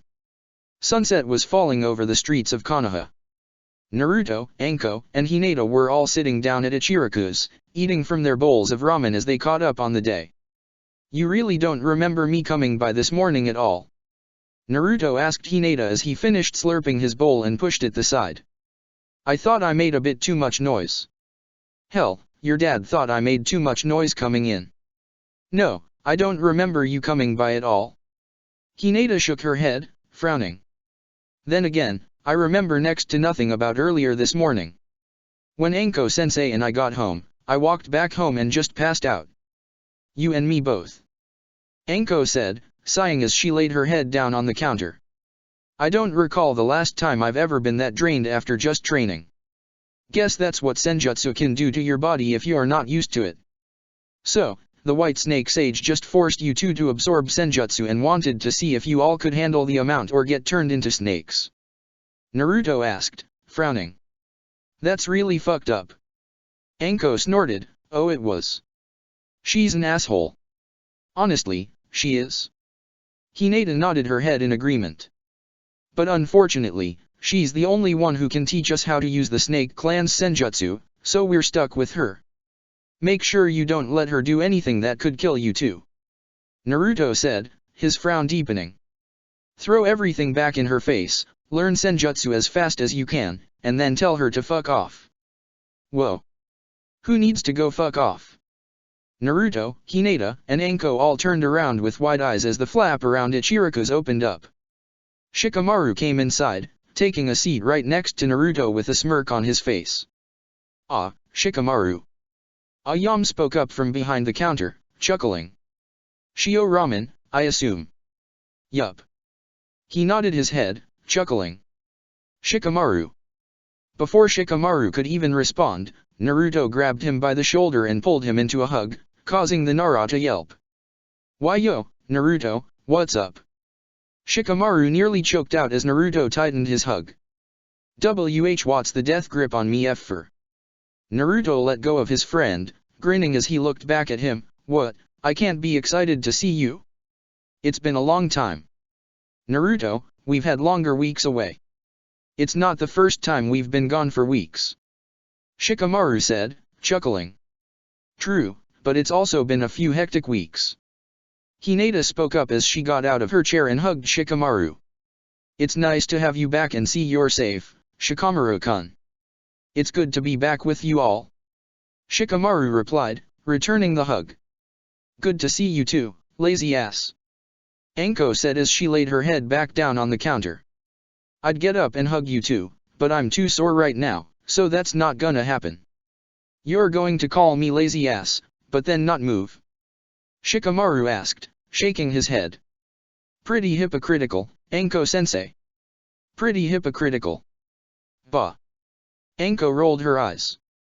Why don't you start Senjutsu training, then we'll see how much energy you have. The Nara's eyebrow rose slightly. Senjutsu training? What's that? Oh, it's a type of chakra dash. Naruto's words died on his tongue as a thought occurred to him. His grin seemed to grow wider. Wait, why don't you just ask Lady Kaija? Lady Kaija? Shikamaru repeated, frowning. Naruto nodded his head, yeah. The boss slug lady. Shikamaru snorted, Lady Katsuya would not appreciate you messing up her name like that. Naruto and Hinata laughed back in response, which only caused Shikamaru to start laughing as well. Even Anko managed to get back some energy, pull herself off the countertop, and start laughing with them. Team 3, after a series of chaotic weeks, was back together again, and acting as if they had never been apart in the first place. Chapter 100, Developing Stronger. Finally, we arrived. After days of travel, Kabuto and Hayden had arrived at a small run-down building in Tetsunokuni. The building was made of black painted bricks and had a gold symbol, one that resembled the upside-down triangle on Hayden's pendant, planted on the singular door to the building. There were piles of bricks and stones on the ground, and some parts of the building looked as if knocked with enough force, would fall apart. As Kabuto and Haydn walked closer to the building, Kabuto could smell the scent of blood, both fresh and dried up. While a frown developed on his face, Haydn took in a deep breath, savoring the scent as a grin developed on his face. It has been so long since I stepped foot on a holy site. This is long overdue, he said with a sigh. How holy is this spot, if you do not mind me asking? Kabuto asked, his eyes focusing on the door. There are 4 temples such as these across the world. These are the last known spots where Jashin-sama was reported seen. Haydn explained. This, here, was an offering site. Kabuto's eyes widened momentarily. Jashin walked the earth. Of course he did, heretic. Haydn hissed. This whole earth belongs to Jashin-sama. After this world came into existence and humans started to bring havoc to it and destroy it, Jashin-sama arrived to punish them for their wickedness. He then closed his eyes and brought his hand to his chin, as he began to quote, "For if humanity wished for destruction, then destruction shall come. And Jashin will show these mortals what destruction entails and what death brings." Ah! Kabuto adjusted his glasses slightly, turning to face Haydn. So, your religion is centered on punishing sinners who have destroyed the earth. It goes a little further than that. Haydn shook his head, bringing his pendant to his lips and kissing it. Jashin-sama, when he brought destruction to humans, realized that humanity was truly ignorant about the extent of their actions and were ignorant about what it means to be alive and dead. He noticed that so many could easily bring death to others but were so afraid of death themselves. So, he advocated to educate humans by removing their fear of death by killing them so they can experience death firsthand. A smile developed on his lips as he kissed his pendant. Truly, Jashin-sama is a righteous god. That makes no sense. None of that makes sense. Kabuto bit his lip hard. But don't say anything. Haydn's still a loyal one to have. Keep nice, keep respectful. The two walked up to the door. Haydn channeled chakra into his hand and knocked on the door. Kabuto's eyebrow rose slightly. If this ground is holy enough, should I go somewhere while you're here? He asked. Haydn turned his head to face his partner, chuckling, Nah. The temple of Jashin is open to all, even blasphemers such as yourself. A smirk then developed on his lips. I'd be careful, though, inside. You never know who might try and sacrifice you, Kabuto. Oh. So temple-goers here may try and kill me. Fun. A sigh escaped Kabuto's lips as he forced a chuckle. Well, I guess I could use the opportunity to try and practice my new Kekkai Genkai. Before Haydn could reply, the door to the temple opened, revealing an elderly woman with ivory-colored skin, white hair, and blue eyes. She wore black pants with red stripes down the side and wore a dark red poncho over a black long-sleeve shirt. On the front of the poncho was the upside-down triangle, printed on it in a similar golden color to the door of the building. I knew I recognized that chakra signature. Haydn-sama, it is an honor to have you here once more. The woman bowed. Akiryo-sama, the honor is all mine to be in the presence of such a devout follower of Jashin-sama. Haydn bowed his head. The woman, Akiryo, smiled back as she turned her head to Kabuto. The smile turned malicious as she quickly flickered, using the shunshin to appear directly behind Kabuto. Is this young man an offering for Jashin-sama? Before Kabuto could respond, Akiryo stabbed at him with a sharp katana. Using the Shikatsumayaku, Kabuto's bone structure hardened and prevented the sword from impaling him. He winced, though, as the very tip of the blade managed to pierce his bone defenses and draw some blood. Unfortunately, no. Akiryo-sama, this is my partner in that organization I was recruited for. Haydn explained. He then turned to his partner, chuckling, Kabuto, meet Akiryo, a high priestess of Jashin. So this young man isn't a sacrifice to our lord? Shame. Akiryo frowned, pulling the sword away and placed it back in its sheath, hidden by her poncho. My blade only drew the tiniest bits of blood. I assume he would make a fun sacrifice to take down. Kabuto's eyes narrowed on the elderly lady. I know my defenses are not as good as a standard Kagaya, but still, to pierce the bones of the Shikatsumayaku. He adjusted his glasses slightly. we're in Tetsu no Kuni, so she must have been a former samurai before finding Jashin. I'll have to find out more about her. I'll bring a sacrifice for us to offer. Haiden spoke up, smiling. But for now, I've come to worship Jashin-sama. And I'd like to try to learn more of his sacred techniques. Akiryo turned back towards her fellow Jashinite, smiling back at him. I will escort you, once again to his scared chambers. I hope you may find this enlightening. She then turned her head towards Kabuto. You are welcomed inside the temple, as a partner of Haiden's, but I ask that you do not wander off into any sacred rooms. Please, remain in our central prayer room. I will eventually come around to escort you to a room to sleep in. I can do that. Kabuto nodded his head. Please let me know. Haiden and Akiryo walked into the building, ignoring Kabuto's words altogether. The glasses-wearing shinobi still for a moment before a sigh escaped his lips and he pocketed his hands. They're not listening to me, are they? Sounds about right. After a few moments, Kabuto walked through the doors, entering the temple himself. His eyes then began to move around the area. If the outside appeared dilapidated, the inside looked completely destroyed. There were hundreds of piles of scattered bricks and clothes all over the floor. The floor had tiles of some sort, but there was so much scattered debris that Kabuto could not even guess at what color they were. The smell of blood was even stronger inside. Kabuto was 100% positive that, at the very least, 3 freshly killed corpses must have been scattered amongst the debris of the temple floor. Kabuto took a step forward through the room before he tensed up and jumped backward, just narrowly avoiding a kunao. Who the fuck are you? Kabuto turned his head to see a bald man with a black beard, wearing traditional black and red robes with the same upside-down triangle drawn on it. I am an associate of Haiden's. Kabuto started, but the man tossed another kunao at him, shutting Kabuto up. It doesn't matter who you are, heathen. The man hissed as he reached for another kunao. I'm Werui, a follower of Jashin-sama, and you are going to be my next sacrifice to him. Well. Haiden did warn me this was going to happen. Kabuto sighed as he clapped his hands together, channeling explosive release chakra into his hands. Might as well make the most of it. Let's start practicing. Well, time to get started with another day of training. Naruto said, stretching as he pulled himself away from the dining table. After washing his dishes from breakfast, Naruto walked out of the kitchen. As he walked through the corridors of the Uzumaki clan living quarters, one of the doors opened. Teiwa walked out, fully dressed for travel with a satchel over her shoulders. Morning. She said with a yawn. You're up early. Well, yeah. I got to be up early for all the training I have to get done. Naruto explained, with a chuckle.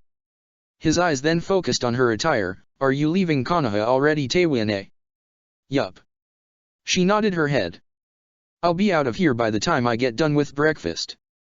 A frown developed on his face. Usually you stay in the village for at least a week before going back on a mission. Yeah, but I don't have that luxury right now. Teiwa said, sighing. I got to get my ass to Kaminari no Kuni and meet with Itachi one more time. See if he has anything last minute to report. Yeah, I know. Naruto sighed. Are you going to be staying in Kumo as well in the fight against Akatsuki? Teiwa nodded her head, yup. What do you think Itachi's gonna do? Will he help? Naruto asked. I mean. Teiwa sighed. It kinda depends. If it looks like we can destroy all of Akatsuki, I'll bet he'll turn sides and help us finish it off. But if it looks like they'll live, he might need to still fight with them. She crossed her arms. He's in a dream situation. We shouldn't be able to have a person like him in the position he is to get information in the first place. If it looks like Akatsuki will survive past Kumo, then he's gonna have to maintain that position. We can't risk losing a spy in the organization and he knows that. Gotcha. Naruto nodded his head. He then held out his hand towards his cousin. You'll be safe though, alright? I will. Promise. Teiwa replied, smiling. The two Uzumaki shared a tight hug with one another for a moment. When they broke apart, Naruto waved goodbye to Teiwa as he rushed out of the compound to meet up with his team. Teiwa, now alone, walked down the hallways towards the kitchen to get something to eat before she left on her travels. So, you're leaving for Kumo, huh? Teiwaya stopped as another door in the hallway opened and Masakado walked out. Old men like you should be sleeping at this hour, you know that. Teiwaya said, chuckling. Masakado snorted in response, old men like me would be asleep if you young brats could have a quiet conversation for once. Both you and Naruto are so damn loud. Or maybe your ears are just too sensitive. Teiwaya rolled her eyes. Bah. Masakado shook his head. His eyes then narrowed on his fellow Uzumaki. Teiwaya, can I borrow you for a moment? Teiwaya's eyebrow rose slightly, but she nodded her head. Masakado proceeded to walk towards the building exit as Teiwaya followed behind. Masakado stopped walking when the two arrived in the courtyard in an open patch of ground. He then reached into his pocket and pulled out a kunao. See, this is something I should have done a while ago. But I know that old monkey Hiruzen just passed and I'm not going to let myself wait any longer. Masakado said as he stabbed his thumb with the kunao. I think the legacy of the Uzumaki needs to officially continue and it needs you to help with it. What do you mean by that? Teiwaya asked. Masakado, now with blood on his thumb, started to do hand signs, summoning jutsu. A poof of smoke appeared throughout the clearing. When it faded away, a large grey mole appeared next to Masakado's side, dressed in black mesh armor and wearing a spiral mask that covered his face. Teiwaya, meet Korapu, my oldest friend. Masakado said, his hand touching the mole's right shoulder. He once was the mole summoning clan's boss but now has retired to being the keeper of the summoning scroll, as well as my personal confidant. I am pleased to finally meet you, Teiwaya-sama. The mole, Korapu, said while bowing his head, it is an honor to be in the presence of another Uzumaki. Korapu. Teiwaya repeated the name, her eyes focusing on the mole. I've heard the name. You fought Jiraiya back in Uzushio, right? I did. The mole nodded his head. I follow Masakado-sama's orders and that was his given orders. I fight against all threats to Uzushio and the Uzumaki legacy. A brief history lesson, Teiwaya. Masakado spoke, crossing his arms. Uzushiagakur, a village hidden by whirlpools, had the mole summoning clan to thank for producing the natural whirlpools around our village. Their clan was strong enough to be able to dig even through the depths of waters, were able to create the torrential waters around our village. And in exchange, we simply allowed the moles to run freely throughout our village, giving them a connection outside Oi Cavern, their natural home, and taught them how to use Fuinjutsu. A difficult task, I must admit, as our species has rather poor eyesight. Korapu admitted. However, the benefits are apparent. As such, our clan and the Uzumaki clan are connected by history. You didn't need to share any of that. I knew about moles creating the whirlpools. They are regarded as some of the most deadly summons known throughout history if you allow them to even have slight control of the battlefield. Teiwaya noted. Her eyes then widened as she focused on the grey mole in front of her. And, are you asking me to? Korapu nodded his head, yes, this is long overdue. A majority of the Uzumaki clan were given in our summoning contract. A good portion of our clan perished as well in the fall of Uzushiagakur, but enough of us are still alive. And we are ready to serve the next generation of Uzumaki. I would share the contract with Naruto as well, but of course Jiraiya already beat me with the fucking toads. Masakado shook his head, focusing back on Teiwaya. But yes. It is time that the Uzumaki clan gained a new summoner. A smile developed on his lips, and I can't think of anyone better or more committed to the Uzumaki legacy than you, Teiwaya. Korapu reached into an opening in his mesh armor and pulled out a scroll. He then extended it outward towards Teiwaya. Consider this our promise to you, and the next generation of Uzumaki that claim Konoha as your home. The mole declared. Teiwaya was still for a moment. Her eyes stared back at Korapu for a moment before they focused on the scroll. Tears fell down her eyes as a grin developed on her face.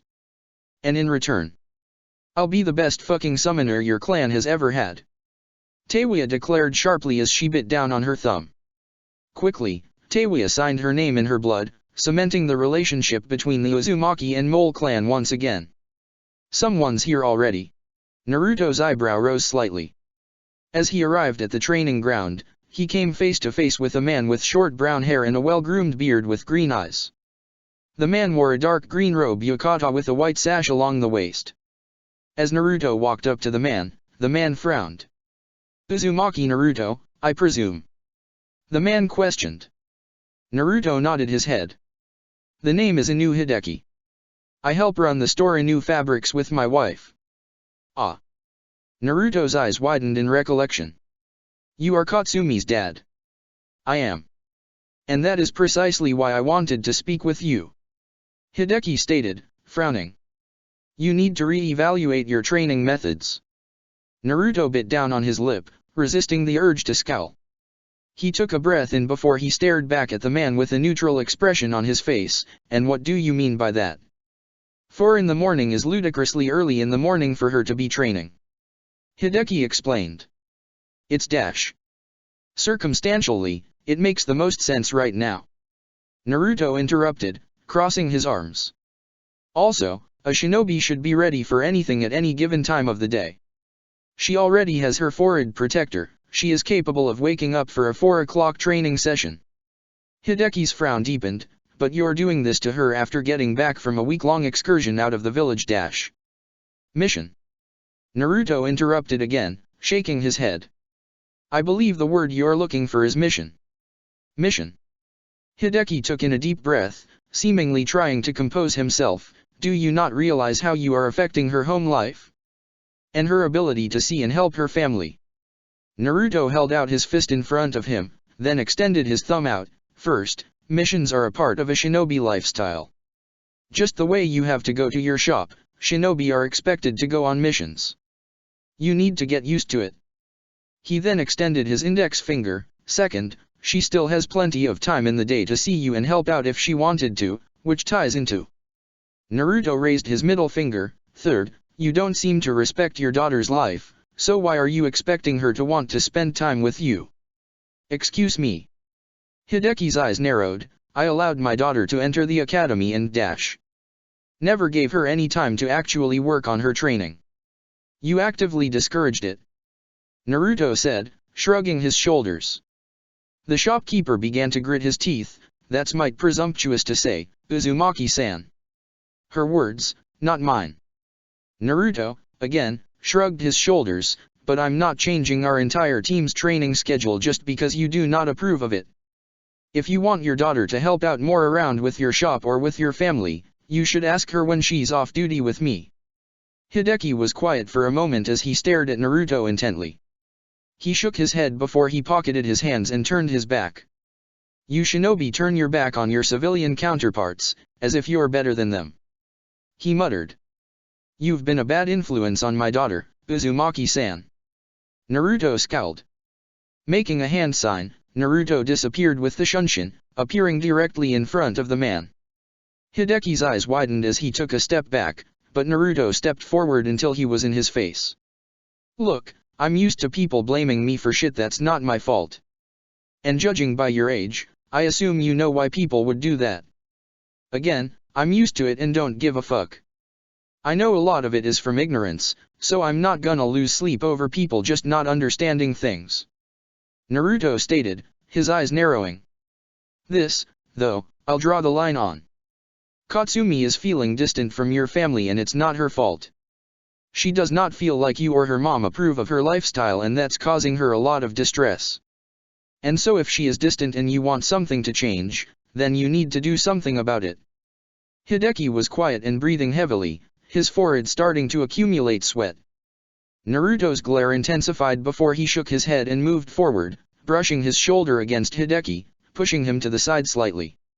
"I really don't give a fuck if you hate me for being a bad influence or whatever. But don't blame your family problems on me. Own your own fucking problems," Naruto said, not looking back at the man. "Now if you'll excuse me, I got a team to train soon." As Naruto continued forward to his spot at the training ground, he heard Hideki's footsteps grow louder, as if he was running away. Naruto sighed as he pocketed his hands. "Your dad's an asshole, Katsumi. Hopefully your family gets its shit together for your sake." Naruto sighed. 4 in the morning and still no escort to a room. Kabuto sighed, yawning. Kabuto looked down at the body of the Jashinite formerly known as Werui. It did not take much work for Kabuto to kill the man. He appeared to have Haiden's sense of violence and aggression without any other common sense or immortality to compensate, making him a rather easy kill. He was not immortal. Clearly faith alone or base understanding of Jashin techniques is not enough. Kabuto noted, adjusting his glasses. I'd love to compare any blood or DNA traces to Haiden's and see what gives him his unique abilities. See if there's some type of cellular component. Bending down on the ground, Kabuto pulled out a scalpel and began to cut open the man's body in better detail. Seconds turned to minutes, which turned to hours. Within moments, Kabuto had vials of blood samples of the man as well as his body completely open for inspection. Shit, you look like you've been busy. Kabuto looked up from Werui's body for the first time since his dissection began. He saw Haiden leaving a door and walking towards him, an amused look on his face. Haiden was not wearing a shirt and his body was completely covered in blood, which caused Kabuto raise an eyebrow. Only moderately. This gentleman here was eager to die. Kabuto noted, chuckling. He was a true Jashinite. Someone who pursued a kill, even if it meant his own death. Haiden said, whistling in approval. He looked at the body and scowled at the vials of blood laying next to them. Sacrilege. The fuck do you think you're doing in a sacred temple? Any blood spilled here belongs to Jashin only, not to your science bullshit. Ah. My apologies. Kabuto pulled out a sealing scroll and quickly sealed the body inside. Was doing a little research to kill the time. I did not mean to offend. Haiden's eyes widened for a moment as he stared at his partner. His scowl faded away and was replaced with a genuine smile. Gotta admit, for a heretic, you are a cool guy, Kabuto. Haiden said as he walked towards his partner. Despite your blasphemy, you at least try to be respectful. More than Kakuzu ever did. A smile developed on Kabuto's face. Your religion is important to you. Damn right it is. Haiden nodded his head as he reached for his pendant and kissed it. Kabuto's eyes focused on the pendant. He adjusted his glasses once again before turning upward to Haiden's face once again. If I may, what drew you to Jashinism? He asked. Jashin spoke to me. Haiden answered with a shrug. And I listened. But why is it so important to you? Kabuto continued. Haiden was silent for a moment. He kissed his pendant once again before he looked Kabuto in the eyes. You know I'm from Yugakure, right? Back when that shithole was around. Haiden said. He nodded his head. I was an orphan in that village.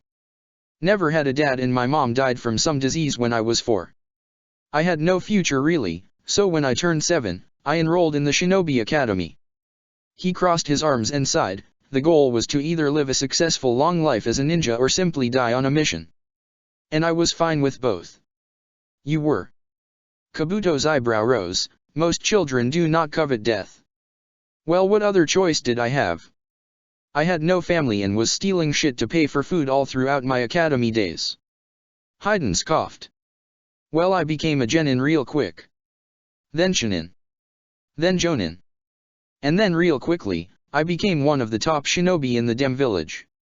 Haiden's scowl deepened, and then the village leader decided our village should be a fucking tourist trap. Kabuto nodded his head.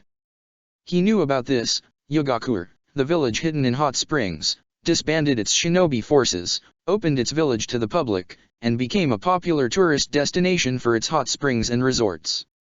It proved financially beneficial to the village and to Yunokuni as a whole, as Yugakure was not known for producing quality shinobi.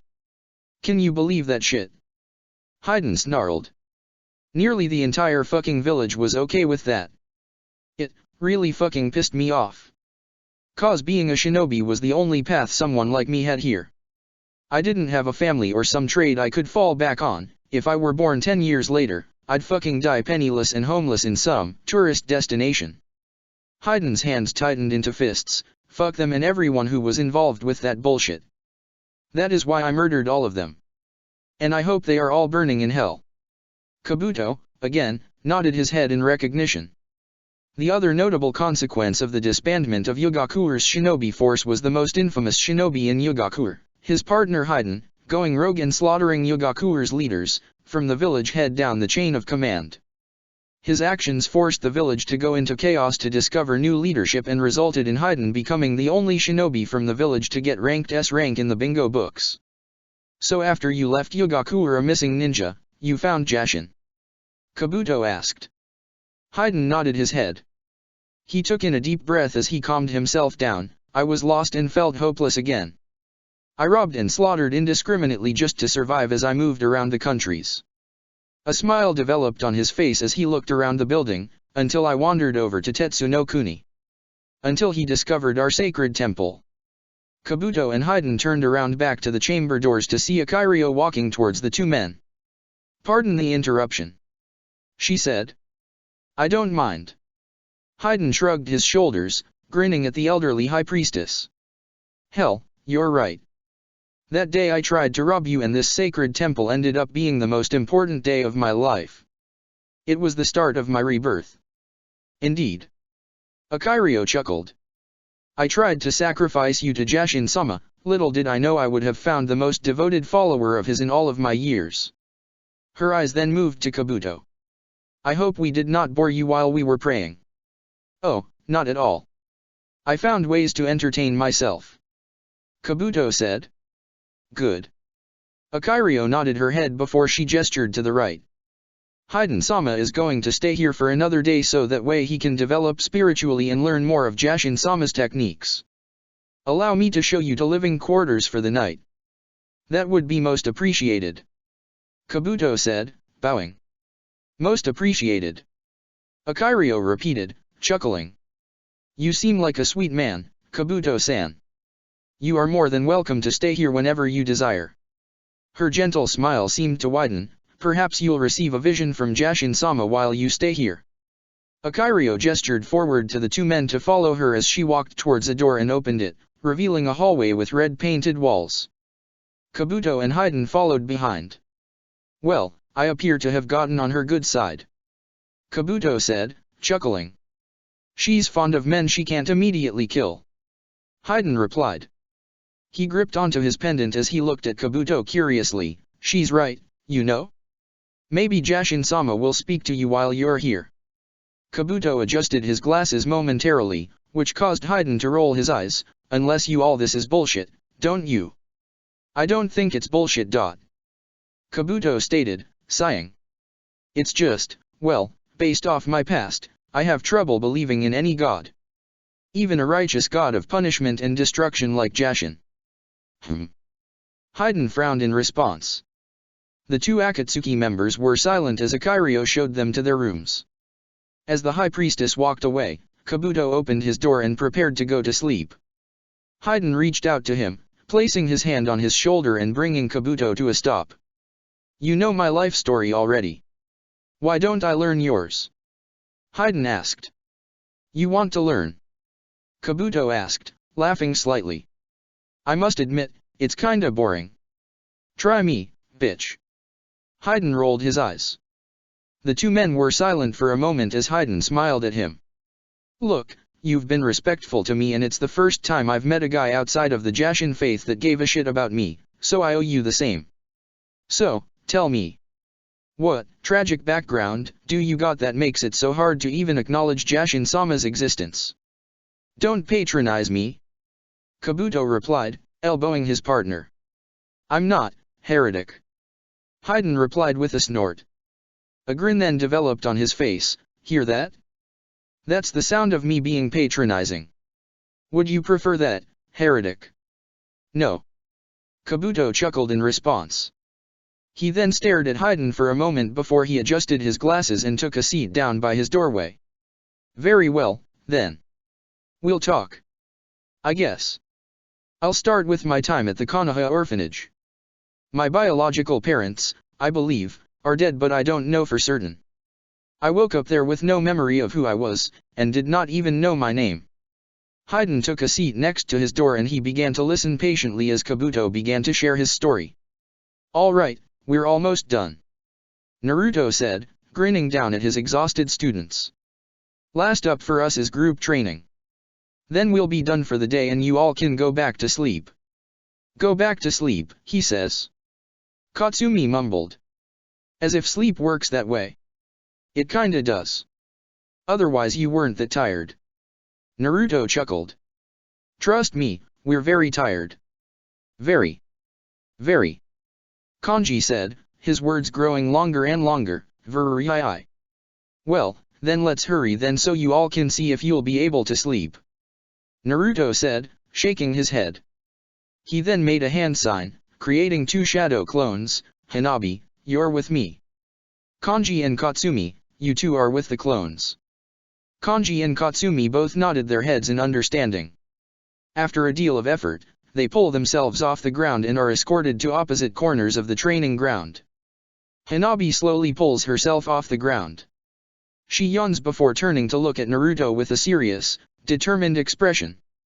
You ready to start? Naruto asked as he pulled out a kunai from his pocket. Hanabi nodded her head. She then looked down at her own shoulder to the sleeping snake around her neck. Should I wake up Hebihiro?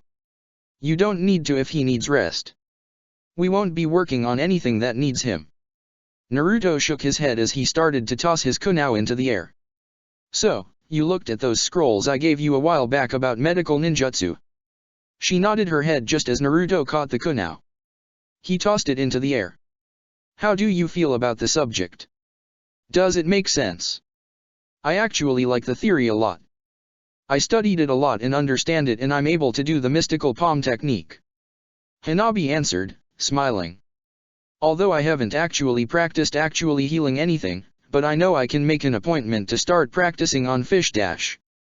Naruto caught his kunai a second time and then stabbed his left arm. Naruto-sensei. Hanabi shouted, her eyes widening. Huh.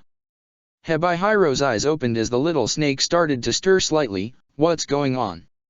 Naruto did not immediately reply, instead, he deepened his own stab wound, causing more blood to fall. Naruto's face tensed as the Jinchuriki then brought the kunai down his arm, making his wound grow deeper. Hanabi continued to shout in confusion, but Naruto did not listen for a few seconds until he pulled the kunai out of his arm. D-damn. I don't know why I expected this to hurt that much. Naruto mumbled, forcing a laugh out of himself. Well, Hanabi. Let's work on your medical ninjutsu. Heal this please. Naruto-sensei, what the F?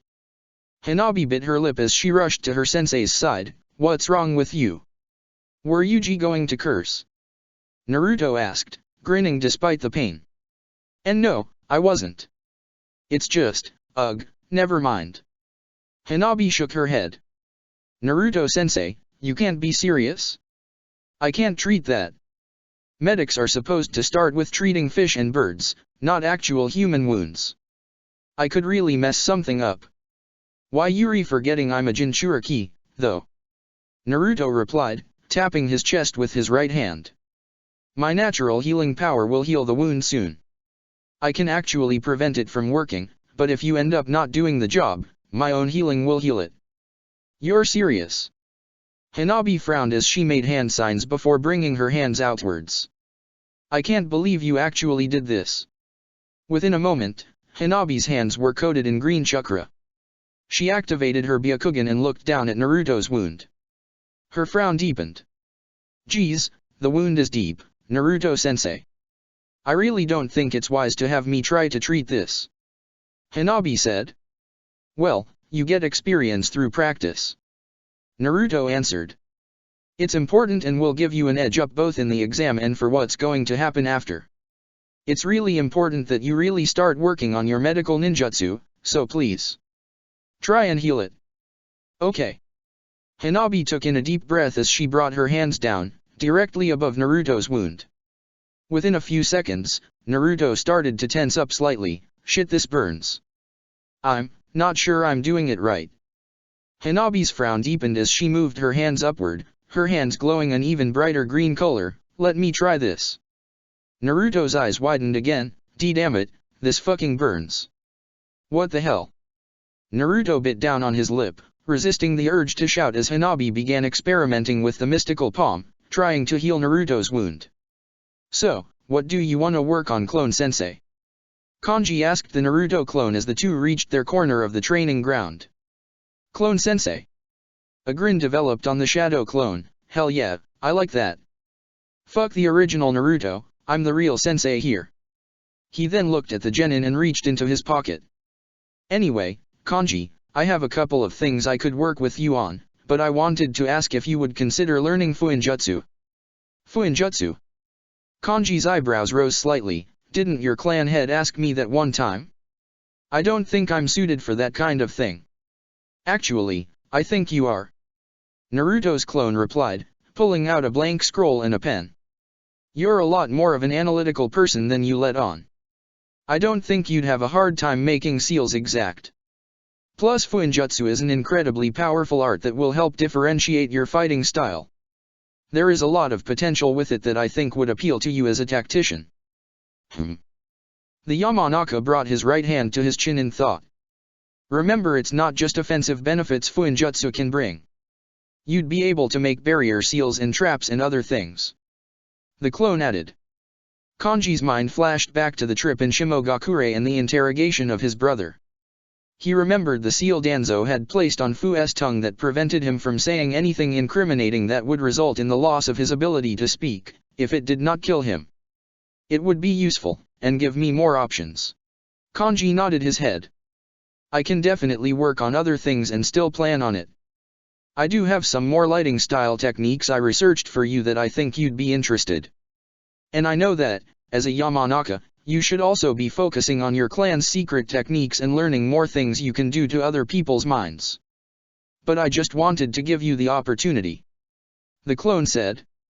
No, I see what you mean. Kanji nodded his head. He brought his hands to the back of his head and smiled.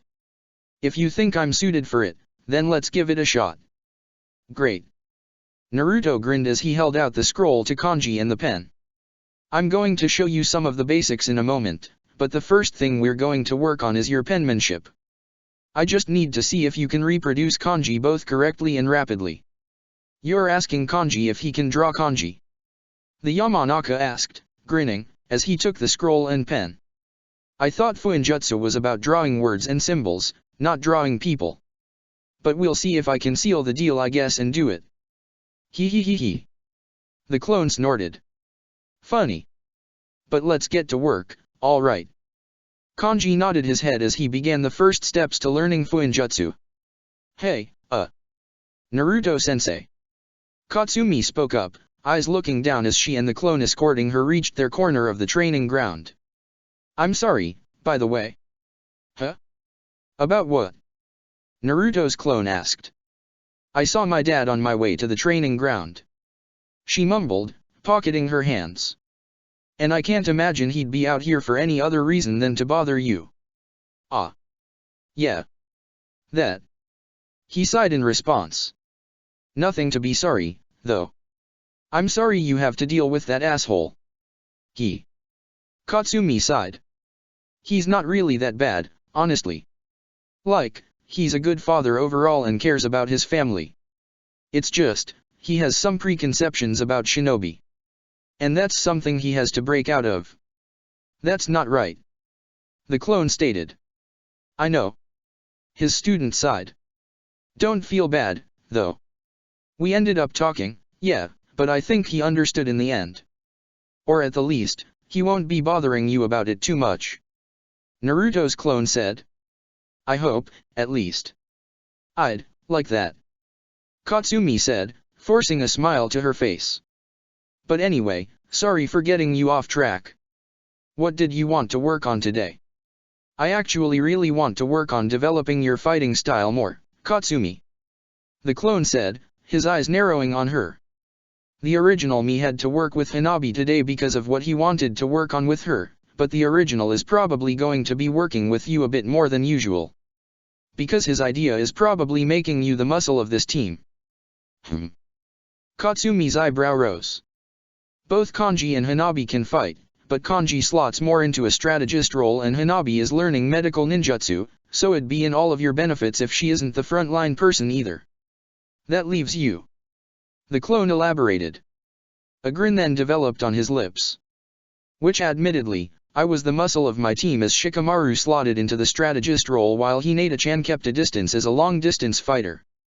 So I think I can help you get stronger and more resilient if you need to be the front line for you team. Of course.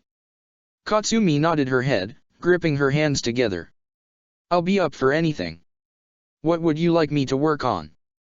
I have 3 techniques I'd like you to work on. The clone replied as he reached into his pocket and tossed 3 scrolls at his student. Hopefully we'll be able to get all of them somewhat down before the exams start. The kunoichi grabbed all 3 and then glanced over at the titles: Earth Style, Earth Clone Jutsu. Earth Style, Earth Dragon. Wind Style, Drilling Air Bullets. You're an Earth type, so you'll have an easier time with those types of jutsu. I especially want you to learn how to make Earth clones, since I more than anyone understand the benefits of having clones. I mean, look who you are talking to. Naruto's shadow clone chuckled. The wind style jutsu will be a bit harder, but I want you to have a wind style technique for the Chunin exams. Since it's going to be in Kumo, you'll probably be fighting a bunch of lightning users who naturally counter your earth techniques. So, I'd like you to know their counter. Understood. Katsumi nodded her head. She pocketed the Earth Dragon scroll and Drilling Air Bullets scroll. She then opened up the Earth Clones scroll. It'd probably be best to start with this one, right? Yup. He nodded his head, grinning. Let's get to work and show you how to turn yourself into a one-woman army. Welcome back to Ryokai Cave, Anko-chan and Hinata-chan. The White Snake Sage greeted as the 2 women made their way to her throne. She breathed out a large poof of smoke forward. Are you 2 ready to resume training? Resume? We barely started. Anko's words died on her lips as she and Hinata both inhaled the smoke and started choking. A few seconds passed before their breathing relaxed and she continued, all we did was take in nature energy and try and stabilize it. Which that in of itself is a daunting task for the average human. But you 2 definitely appear to be somewhat special. The sage noted, smiling. Let's get to work, then. And we'll start by teaching you how to channel the natural energy of our cave. Her eyes narrowed on the 2 humans. You 2 still have the neck bites, yes. Yes. Hinata admitted, frowning as she showed her neck off to the snake, still possessing the marks of a scar. This thing isn't permanent, is it? Anko asked, frowning. It is not, but it is still there right now to make this next step easier for you. The White Snake Sage answered. If you would not mind channeling chakra from the point of that injury. Both Anko and Hinata nodded their heads as they began channeling chakra from the chakra point closest to their wound. 3 seconds passed by before Hinata and Anko felt a pressure on their faces. There was no pain, but they could feel it, as if someone had placed a hand against them. Both Hinata and Anko moved their hands to their faces to see what was happening when they felt the ridges of scales. What the? Hinata mumbled as her hand rubbed the surface of her cheek. She felt scale after scale as her hand went down. Her eyes widened. Where, when, what is this? Holy shit. Anko mumbled to herself, rubbing the scales.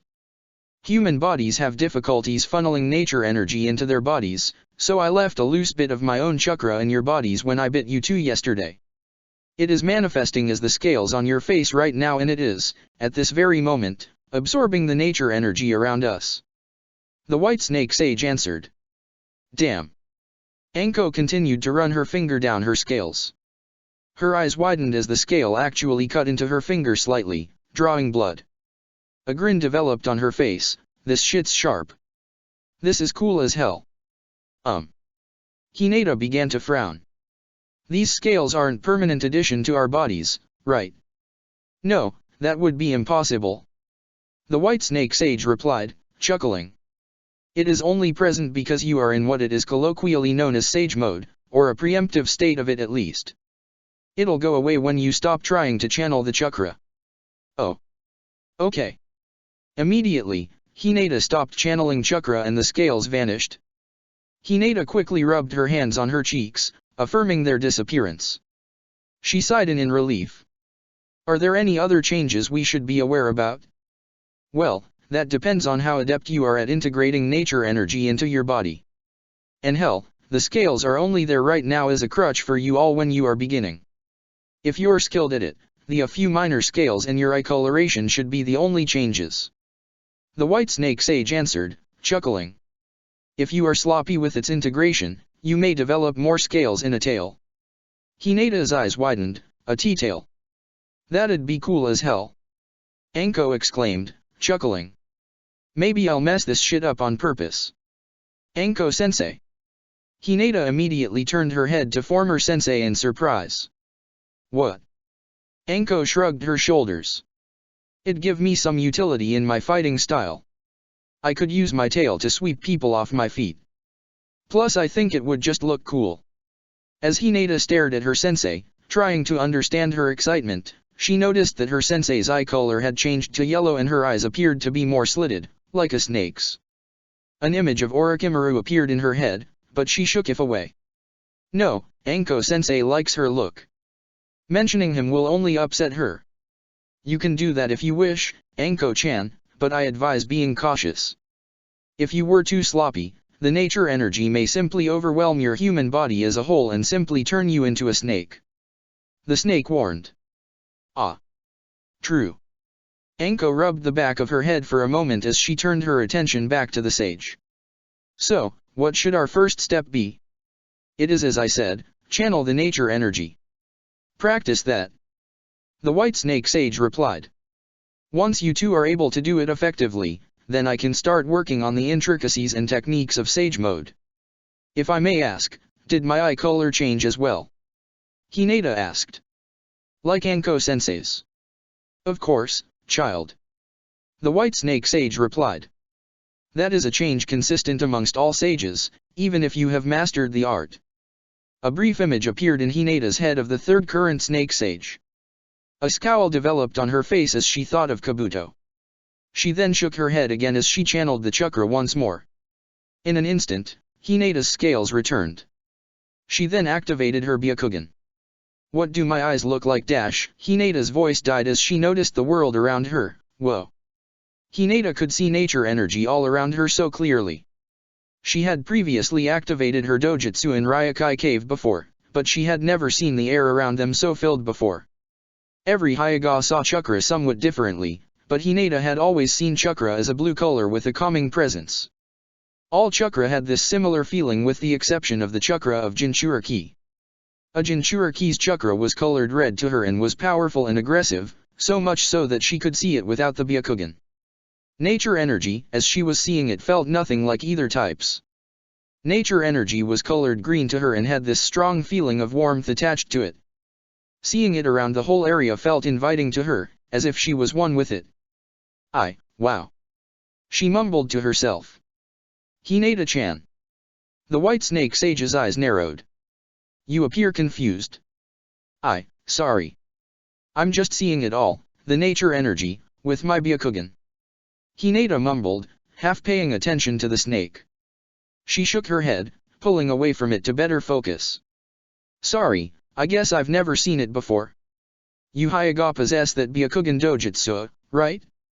Your eyes always should have been able to see nature energy, but it's not something that your human mind really knows how to distinguish until exposed to it. I suppose having the chakra active is allowing you to finally recognize it. The white snake sage replied, chuckling. How intriguing. Wow. This is incredible. Hinata smiled. Anyway, that's enough of this talk already. Let's see you two actually start to channel nature energy for yourself, now that you've had a taste of the chakra.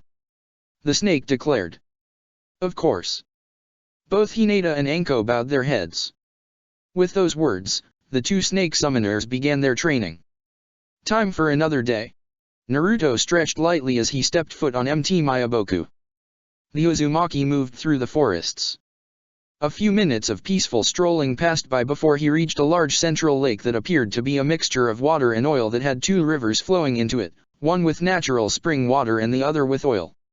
Standing directly in front of the lake were Fukazaku and Shima, as Naruto had predicted. What he had not predicted, though, was to see them standing on top of his godfather's shoulders. What's up, Naruto? Jiraiya grinned at the sight of the blonde. How's training with your brats going? It's going well, but Ero-sennin. Naruto tilted his head slightly. What are you doing here? He snorted in response, what, I'm not a toad summoner as well? I have every right to be here too. Don't you got important Hokage things to be doing? Naruto asked. Jiraiya shrugged his shoulders, I got Tsunadeheim doing some paperwork for me while I get caught up on my Sage Mode training. Shima shook her head, something you should have gotten her to do a while ago. But at least you're finally making progress. Couples more sessions and maybe you'll be able to enter Sage Mode without needing Pa or me. Naruto-chan, we thought to show ya something that Jiraiya-chan actually can show ya well as well. Fukazaku said. Naruto's eyebrows rose, show me what? Oil-based techniques. Jiraiya declared, clapping his hands. Sage art. Jiraiya opened his mouth and spat out a deluge of oil. Naruto jumped back as the oil landed directly at the spot he was standing in, creating a puddle on the ground. Good reflexes. Jiraiya said, chuckling. Thanks. Naruto replied. His eyes focused on the oil puddle Jiraiya created towards the oil river. Oil-based techniques, though? Pa, didn't you say the oil from the mountain can't be taken down from the mountain? Good to see ya we're listening. Fukazaku chuckled on top of Jiraiya's shoulder. Well, ya are right that the oil here can't be brought anywhere. It'll evaporate the moment it leaves the mountain. But that don't mean ya can't use oil in general. The Toad Summoning Clan has a history using oil-based techniques and using oil as a weapon. Jiraiya added. Now, perhaps somewhere in the elemental nations there exists some type of oil release Kekii Genkai, but we don't know about it and we don't need it. Because we can show you how to convert nature energy into oil. How? Naruto questioned, his eyebrows raising. You're basically saying I'm going to convert nature energy into this. Yeah, just invented that water bomb parade senjutsu technique, Naruto-chan, by using senjutsu as a tool to augment ya water-style chakra. Well, if ya didn't use water chakra, ya would still have senjutsu chakra. And ya can mold it the same way ya can mold regular chakra. Fukazaku explained. Okay. Naruto crossed his arms. I mean, I get that. But like how do I go about this? Converting it into oil? Shima answered simply. It's easier to do than to explain. What will probably help with that is if you get a grip on manipulating the oil here and seeing how it feels to work with it. Naruto nodded his head in understanding. He walked up to the oil river and looked down on it. He saw the ebb and flow of the river, as if it were one of water. With a deep breath, he clapped his hands together. A few minutes passed by as he entered Sage Mode. Breaking his hands apart, Naruto clapped them together once again. Immediately, the oil river started to bubble slightly. A huff escaped his lips. That was it. Naruto groaned. What will help with this is to consider oil like water. Shima advised. That won't help, Ma. Oil and water ain't nothing alike. Fukazaku shook his head. I know that, but they're still both liquids and it's probably the closest to oil he's ever worked with. Shima shouted back. Not helping. Naruto rolled his eyes. He then looked towards his godfather. Remember, oil is less dense than water. You have a tendency to overuse chakra and force when you are trying something out for the first time. I still remember when you were trying to learn the Rasengan. Jiraiya noted. Oil is a peculiar liquid. It won't require the same force, but it will require you to be more precise. And if it's still weird to manipulate it here, that's totally fine. Jiraiya-chan is right there. Fukazaku spoke up. Ya won't have natural oil rivers or lakes to manipulate in the elemental nations. Ya gotta make your own oil. So all ya really need to do right now is get used to how oil feels and how the nature chakra in it feels so that way ya can convert it into it. Naruto nodded his head. He then took another look at the oil river in front of him. Think of the uses. Being able to make and use oil would make any fire jutsu I know so much more deadly. And it'll be great for setting up traps. Naruto told himself as his eyes narrowed. Focus, Naruto. Get used to how this stuff feels. As Naruto began to focus on the river, Jiraiya opened his mouth and spat out another deluge of oil. This time, however, Naruto did not jump out of the way and the oil completely coated his body. Whoa. he shouted. Jiraiya had hit him with enough force that the blonde tipped over and fell into the oil river. It took a few seconds before he pulled himself out of the river, oil completely covering his clothes and oil dripping from his hair. Jiraiya-chan, that was cruel. Shima frowned. What? Jiraiya grinned in response. I was just helping him get used to how oil felt. It's all to help him out, after all. Fuck you, Erosenin. Shikotsu Forest, home of the Slug Summoning Clan, was a murky forest that was covered with mist. Grass that was still wet with dew, mushrooms, and shrugs all adorned the forest floor while the trees stretched into the skies seemingly endlessly. Along the branches and on the ground, multiple slugs, small and large, and of different colors and patterns alike, made their way through the forest floor peacefully. Near the northern portion of the forest was a small clearing with a collection of rock formations scattered on the ground. One of the rocks appeared to resemble a large slug while the others were placed in seemingly random patterns. The clearing was empty with no slugs in the area. Then, a poof of smoke filled the area. Shikamaru appeared in the area, coughing exponentially. Next to his side was the slug summon, Sando. That sucked. Shikamaru wheezed as the smoke started to fade. Remind me, again, to never travel this way. If you intend on seriously pursuing Sage Mode training, then I recommend you get used to it. You'll be back here and there's no way you will ever find this forest without being reverse summoned. Sando said, chuckling slightly. Now, please wait here for a moment while I alert Katsuyu-sama about your presence. She is who you are going to want to speak with. Before Shikamaru could reply, Sando jumped off, leaving him alone. The Nara remained coughing for a moment until he finally adjusted to the air around him and the smoke had completely dissipated. It was then that he took in the environment around him. The forest was quiet. The only noise he could hear was the sound of some bugs in the area buzzing and chirping. The trees around the clearing blocked out the sun, but the area itself was not particularly dark. Strange. He mumbled to himself. This forest feels peaceful. Instinctively, the Nara laid down on the ground. The ground was lightly muddy, but not enough that it made him feel uncomfortable. It was soft. A smile developed on his face. The mist, from this angle, it looks almost like clouds. He said, his eyes slowly closing. I could get used to this. Just as Shikamaru had closed his eyes, he could feel a presence approaching him. With a sigh, he opened his eyes to look at the new arrival. His eyes widened and his mind was now completely alert. Katsuyu-sama. Shikamaru stuttered out.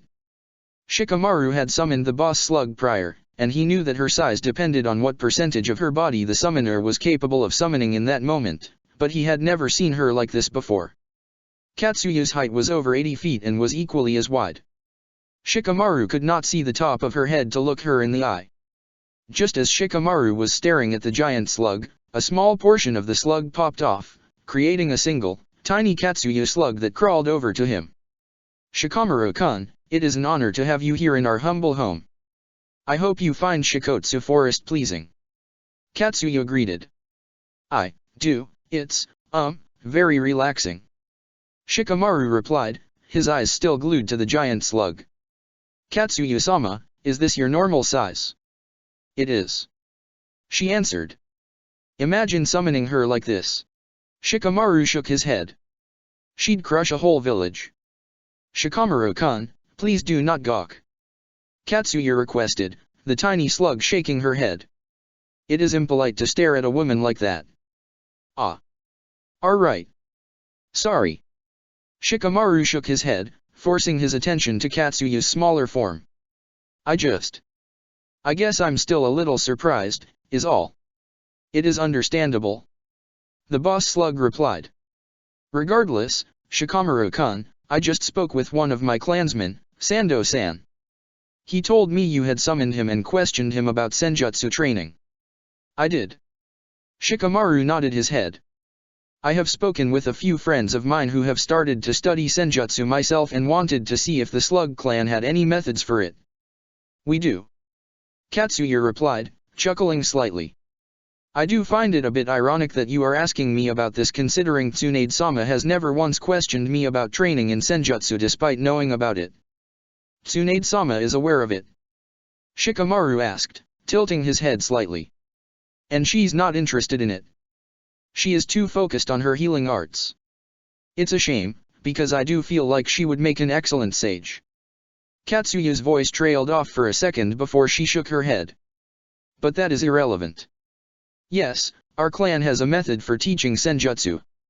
I trust if you are asking about this you already understand a bit about nature energy in general, yes. I did some research last night, yes. Shikamaru nodded his head. Then you know already about the augmentation it would give to your physical abilities and your jutsu. Katsuyu noted. Being a slug sage, though, would give you a bit more benefits though. But we can discuss those when they are relevant. For now, I would like to just verify that you wish to pursue training seriously. Shikamaru nodded his head. If you are willing to have me as a student, I would be. Why do you wish to learn? The slug asked. An image of Naruto, Hinata, and Anko crossed into his head in a fight with the Akatsuki. A second image appeared of Kuratsuki and Onaki both fighting against Suzumibuki. A third image then reappeared of the village of Kibo in Mizu no Kuni. He saw Karatoriki laughing as he killed all 5 of those innocent prisoners. Shikamaru's fists tightened as he looked at the slug intently. I need to make sure I'm able to keep my friends and family safe, no matter what. You are aware that this training does come with risks, yes? That if you failed in the beginning stages of the training and the nature energy overwhelmed your body, you would turn into a slug. You know all of this and still intend on pursuing. Katsuyu pressed. Shikamaru nodded his head. I will succeed. And do everything in my power to grow stronger. A smile developed on Katsuyu's face as she nodded her head back. Very well. Let's begin this then and make a routine out of this. We will begin with you going up to this stone statue right here. That one. Shikamaru pointed to the stone formation resembling a slug. Katsuyu nodded once again, prompting the Nara to walk forward. All right. That statue is special as it is connected to the nature energy in Shikotsu Forest itself. Touching it will expose your body to nature energy and it will rapidly enter your body. Katsuyu explained. This will be your first task. Maintain position and keep touching the statue for at least 1 consecutive hour before we can move on. We must first build up your body's natural ability to incorporate nature energy into you without it consuming you. Her eyes then narrowed slightly. Remember what I warned, though, you will turn into a slug yourself if you fail and let the nature energy overcome you. I will not warn you when too much is too much. That is your responsibility to judge it. So please, Shikamaru-kun, do not overstep yourself here unless you intend on becoming a permanent resident here in Shikotsu Forest. I don't intend on it. Shikamaru replied as he stared intently at the statue. Let's get this started, then. With a sigh, Shikamaru reached out and touched the statue. A rush of energy rushed through his body, nearly toppling him over. Nature energy quickly integrated itself into his body. It was a strong, warm, almost overpowering feeling. As quickly as he put his hand on the statue, Shikamaru took his hand off. Just as he was taking his hand off, he noticed that dark green splotches were developing on his hands. He stared at them for a moment as they started to fade away slightly. Your appearance will become distorted slightly when using what we call Sage Mode, but it will not be too severe of changes. Katsuyu explained. Shikamaru nodded his head. You were quick to take your hand off. Are you second-guessing this training? No. Shikamaru shook his head. I just wasn't expecting the feeling. It felt like nothing I have ever felt before. It is somewhat intoxicating, isn't it? Katsuyu questioned. Shikamaru nodded his head. Nature energy is something you humans normally are not exposed to, so I understand that. It is definitely a warm rush of energy compared to what you are used to. It is. Shikamaru mumbled, staring at the state. The trick, though, is making sure I balance it and not succumb to it. Shikamaru, with a deep breath, reached forward and grabbed the statue once again. Senjutsu training takes so much time, I'm almost late. Anko cursed at herself. The Jonin ran down the streets of Konoha. After completing her senjutsu training for the day, she and Hinata returned to the village at 5 o'clock in the evening. It was then that Anko remembered something. Kurane had requested to meet with her for dinner at 5:30 and to discuss something. She returned to her apartment, changed and got ready as fast as she could, and then ran out the door through the streets of Konoha, nearly shoving people out of her way. She continued to rush until she reached her destination, a small bar near the gates of Konoha. Upon arriving, Anko saw Kurane sitting down at a table for two. Her fellow Jonin was sitting down, eating from a small bowl of Teiko Wasa, when she noticed Anko's presence. She waved, chuckling slightly. "Running late, Anko? Is this a new habit?" Kurane asked. "I lost track of time cause of training." "Bite me." Anko rolled her eyes. She then eyed her friend in better detail and noticed the slightly larger than normal stomach. A grin developed on her face. "I heard the news, by the way." "Congrats." "Thank you." Kurane smiled in response, her hand instinctively going to her stomach. "It feels somewhat surreal. Asuma and I have been trying for a while to have this child. Sure enough, when we stopped focusing on trying, it finally happened." "Sounds about right." Anko chuckled. Her eyes then noticed a glass of water by Kurane's side. A sympathetic glint appeared in her eyes. "Oh yeah, now that you're knocked up, you got to stop drinking for a bit, don't you?" "Don't remind me. I'm already missing sake." Kurane sighed. "So you'll have to drink for me for the next couple of months." Anko's grin grew. "No need to fucking tell me twice." A waiter walked by their table and took care of Anko's order before he walked off. When he left, Kurane brought her hands together. "I want to catch up, Anko, because it's been a little bit since we had a chance to talk, but I want to get the most important thing out of the way first. Then we can have a more relaxing conversation," Kurane said. Anko nodded her head in understanding. "Well, then let me explain. Due to my pregnancy, I am not able to perform my Jonin sensei duties to the best of my abilities." "Oh yeah? You're a Jonin sensei now?" Anko rubbed the back of her head sheepishly. "I don't think I've met your students yet." "That's somewhat convenient for what I'm going to ask you."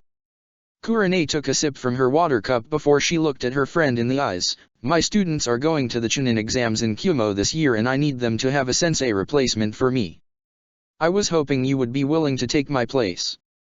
"A sensei replacement?" Anko's eyes widened. Kurane nodded her head. "I can train my students here just fine, but on the path to Kumo, if something were to happen, I would not be as useful in combat as I normally would be and I do not wish to do anything that could harm my child."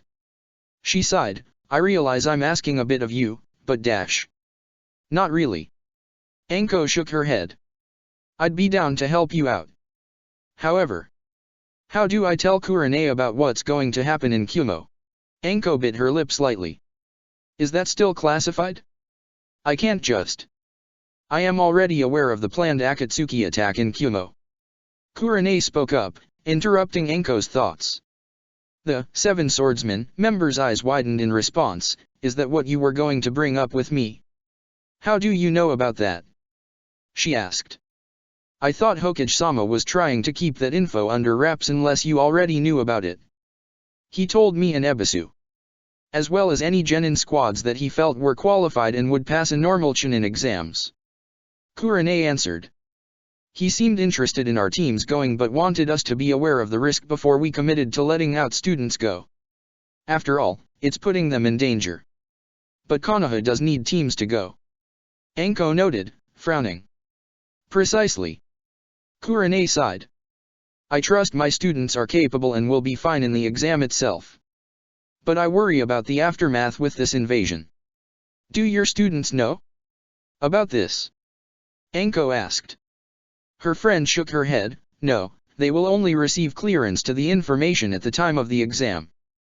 They know I am debating about whether to send them or not, but they believe it is simply due to a combination of the exams and being Kumigakure and my pregnancy." "Gotcha." Silence filled between the two friends for a moment as the waiter came by and set a bottle of sake on the table. Anko immediately chugged from the bottle while Kurane took another sip of her water. I'll be frank. Kurane said. You and Asuma are the only two I would trust to look after my students. I would ask Asuma Fist, but I know he's still hurting from what happened to Sandaime-sama and I do not wish to bother him. So, it'd just be you. Do you even feel comfortable sending your students? Anko asked. Kurane nodded her head. If you took them, yes. Otherwise, no. Well, that's some pressure to put on me. Anko said, a forced chuckle escaping her lips. My apologies. But I wanted to be honest about it. Kurane replied. Well, I intended on going to Kumo and helping out with this shit show. This gives me an excuse. And I'd be down to do you a favor like this. Anko said, taking another sip of her sake bottle. I'll keep your brats safe. Promise. Kurane smiled in response, thank you Anko. The two friends were quiet. Anko finished off her sake bottle just as the waiter brought a plate of shrimp tempura and another bottle of sake. She took another sip of the drink before looking at her best friend. Alright, so if I'm gonna do this, though, I need to know your students. What are they like? She asked. Well, we can arrange a meeting really soon. Kurane said, chuckling. As for how they are, my squad consists of Abaramade Tsunmasa, Ranjaku Yuna, and Uzuki Kazuo. They are an eclectic dash. Did you just say, Uzuki Kazuo? Anko asked, her eyes widening. As in Yojo's little brother? He's old enough to be a genin. Kurane nodded her head, he is. Well shit. Anko whistled in approval. Alright, sorry for interrupting, keep going. What's your team like? Kurane chuckled as she began to describe her genin team and their strengths and personalities. The next day came quickly. As Naruto and his genin squad finished up their training and walked their own ways, Naruto went deep into the forests around Konoha. He waited until he reached a large clearing where a small shack was present. Naruto frowned in response. Isn't this where I met with that Mizuki asshole years ago? Naruto shook his head, whatever. Waste of time thinking about him. Let's move on. Naruto bit his thumb and made hand signs. In a poof of smoke, Fyokazaku appeared in the clearing. The elder toad nodded at the blonde. Morning, Naruto-chan. Ya ready to begin for another day of trainin'? The toad asked. Yup. Naruto nodded his head. His eyebrow then rose, is there any reason you wanted me to summon you here as opposed to training on MT Mayaboku? I wanna see ya make oil without using the nature energy of my mountain. Fyokazaku replied, banging his stick on the ground. This is the environment ya are gonna use it in, after all. Makes sense. Naruto nodded his head as he clapped his hands. 2 minutes passed by before Naruto's eyes changed and he entered Sage mode. Fyokazaku's eyes narrowed slightly. Naruto-chan, do you have a plan for how you plan on entering into Sage mode faster? The toad asked. I had an idea that I could have my clones do it for me. Naruto said, rubbing the back of his head sheepishly. Because I get transferred the experiences of theirs when they dispel. I think I could have 1 or 2 clones channeling nature energy for me and then they'll dispel, transferring it back to me. That sounds like a fine idea, but ya need to then protect ya clones. What if they were attacked before they finished? Fyokazaku asked. Naruto frowned in response. I think my thought was to have them be at a safe distance away, but I guess that's not a guarantee safeguard, huh? No. Ya need to figure out a way. I'm sure ya can, though. The toad said before shaking his head. But enough of that. Let's get back to business. Right. Naruto nodded his head as he looked forward. Channeling Senjutsu Chakra into his mouth, Naruto began to remember the feel of the oil he had manipulated at MT Mayaboku. He remembered its texture and its density. He took in a deep breath as he manifested the energy in his mouth into the same shape and form.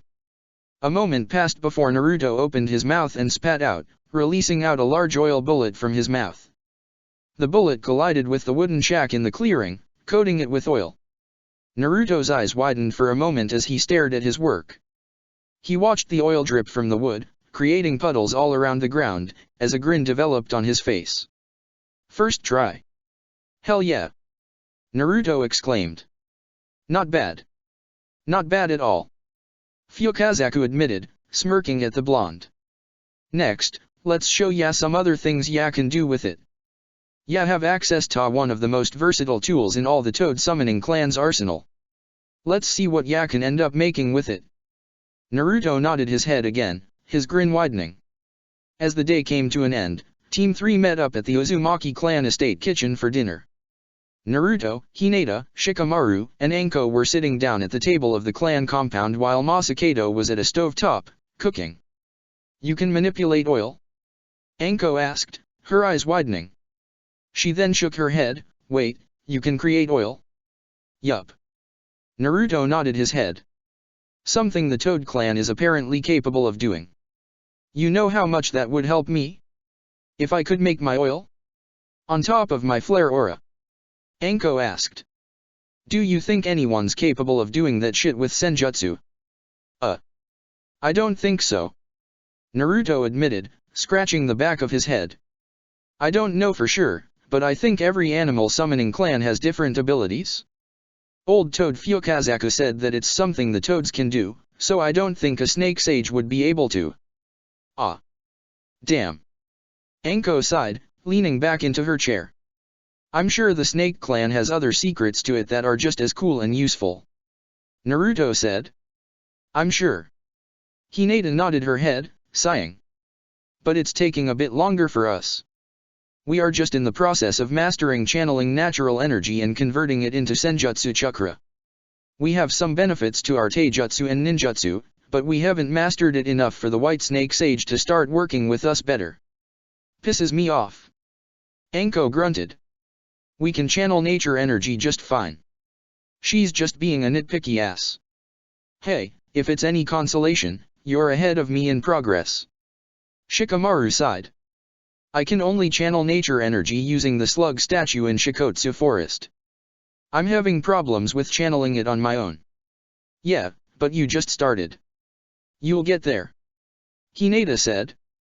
Yeah, but it's taking time. Shikamaru replied, frowning. Fucking hell, you all sound so focused on your training. You all need a break. Masakado spoke up. The 4 members of Team 3 looked up as the elder Uzumaki brought forth 5 bowls of rice with salmon mixed in with it. He placed 4 of the bowls in front of everyone and then sat down with his 5th and started to eat. What do you mean by that, Masakado-ji-san? Naruto asked. A break? We can't afford to take one. The Kumo exams are coming up. I know. They're here in, what, 10 days? Less than that. Masakado asked. He received a nod from all 4, I'm not saying to relax every day, but you're all about to burn the fuck out soon if you don't rest at least for a day. I mean, I suppose you're right. Hinata admitted. But it does not feel wise to rest much right now. You're all adults. Do what you will. Masakado shrugged his shoulders as he took a bite of his salmon rice before continuing. I just know that when I worked every single day straight for 25 years trying to create time travel and only made slight advancement in my studies after 23 years. And looking back, it's probably cause I burnt myself the fuck out. Team 3 was silent for a moment, the only noise in the kitchen was Masakado eating his meal. After nearly a minute of silence, Naruto nodded his head. You're right, Ji-san. He admitted. Maybe we need a break. Just one day. Wouldn't hurt at least, I guess. Shikamaru admitted, leaning back into his chair. I do think I've had even the slightest bit of rest since my time in IWA, so I could use some type of mental break. Well, what do you all want to do then? Hinata asked. I'm sure we could find something fun to do that would give all of us a chance to rest. Naruto's eyes lit up, we could dash. An all-you-can-eat thing at Ichiraku's is not a break, Naruto-kun. Hinata said, giggling. Huh.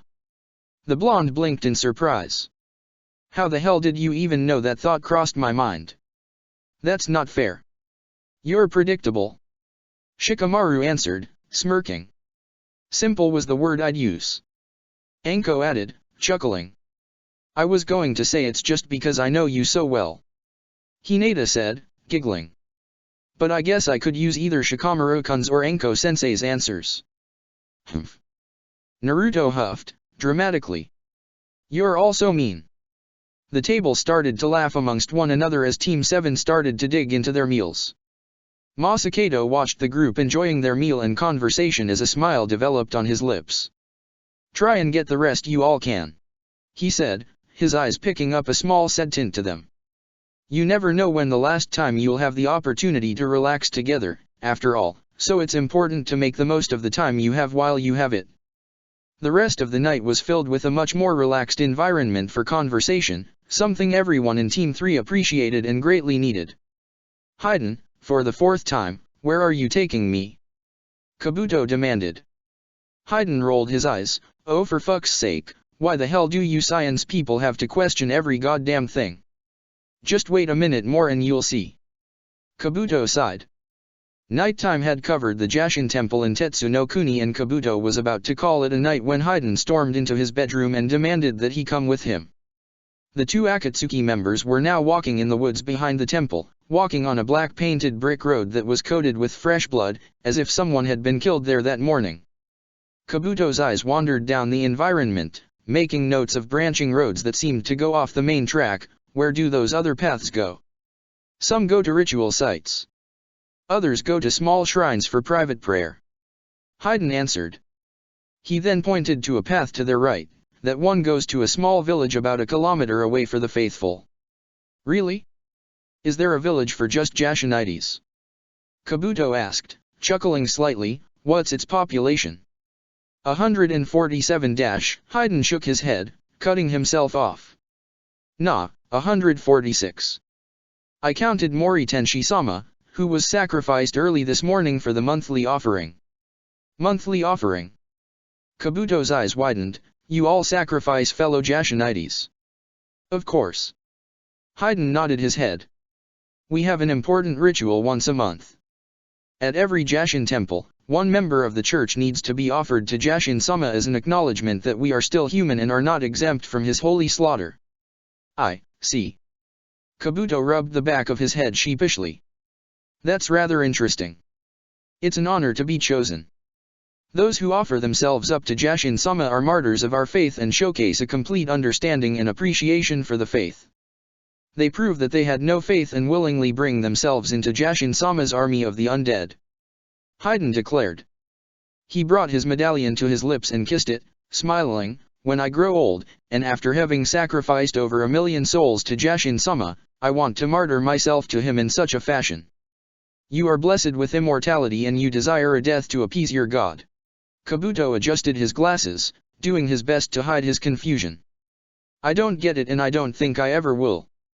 That is just deranged fanaticism. After another minute of walking, Kabuto and Hayden reached their destination, a cemetery. A large statue stood at the front that depicted Jashin, crafted from diamond and rubies. Behind the ornate statue was a series of humble graves, all marked with a simple tombstone that read the name of the person buried and showcased the insignia of Jashin. This is where I wanted to show you. Hayden said, placing his hand on his heart and bowing his head slightly. This is a place for martyrs of the faith. Such as the Tenshi person you were just speaking of. Kabuto asked, noticing a grave site that appeared fresh. Hayden nodded his head. Those who die on behalf of Jashin are honored here. We are in the presence of men and women greater than us. Please, be respectful. Kabuto nodded his head. Hayden led his partner through the rows of graves until they reached the very last row. One grave was dug up and a coffin was on display and opened. Inside was a corpse that had not been taken care of in the slightest. The corpse was of an androgynous-looking man with brown skin and silver hair. His body was covered in blood and many holes were still present throughout his skin. This is Amayuki. He was a martyr of the faith. He was also a friend of mine. A neighbor even. Hayden said, bowing his head slightly, I killed him after a duel to decide who would be an offering to Jashin-sama.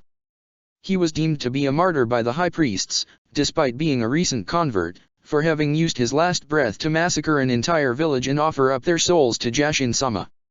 Haydn placed his hand on the coffin and bent down, kissing it. May you be well in heaven, preparing to fight by Jashin-sama's side, Amayuki. Amayuki. Kabuto's eyes widened as he focused on the corpse in front of him. This man wouldn't happen to have been in the bingo book, would he? He was. Haydn nodded his head. He then looked over at Kabuto. Well, do what you want with his corpse. Excuse me. Kabuto's eyes widened as he faced his partner.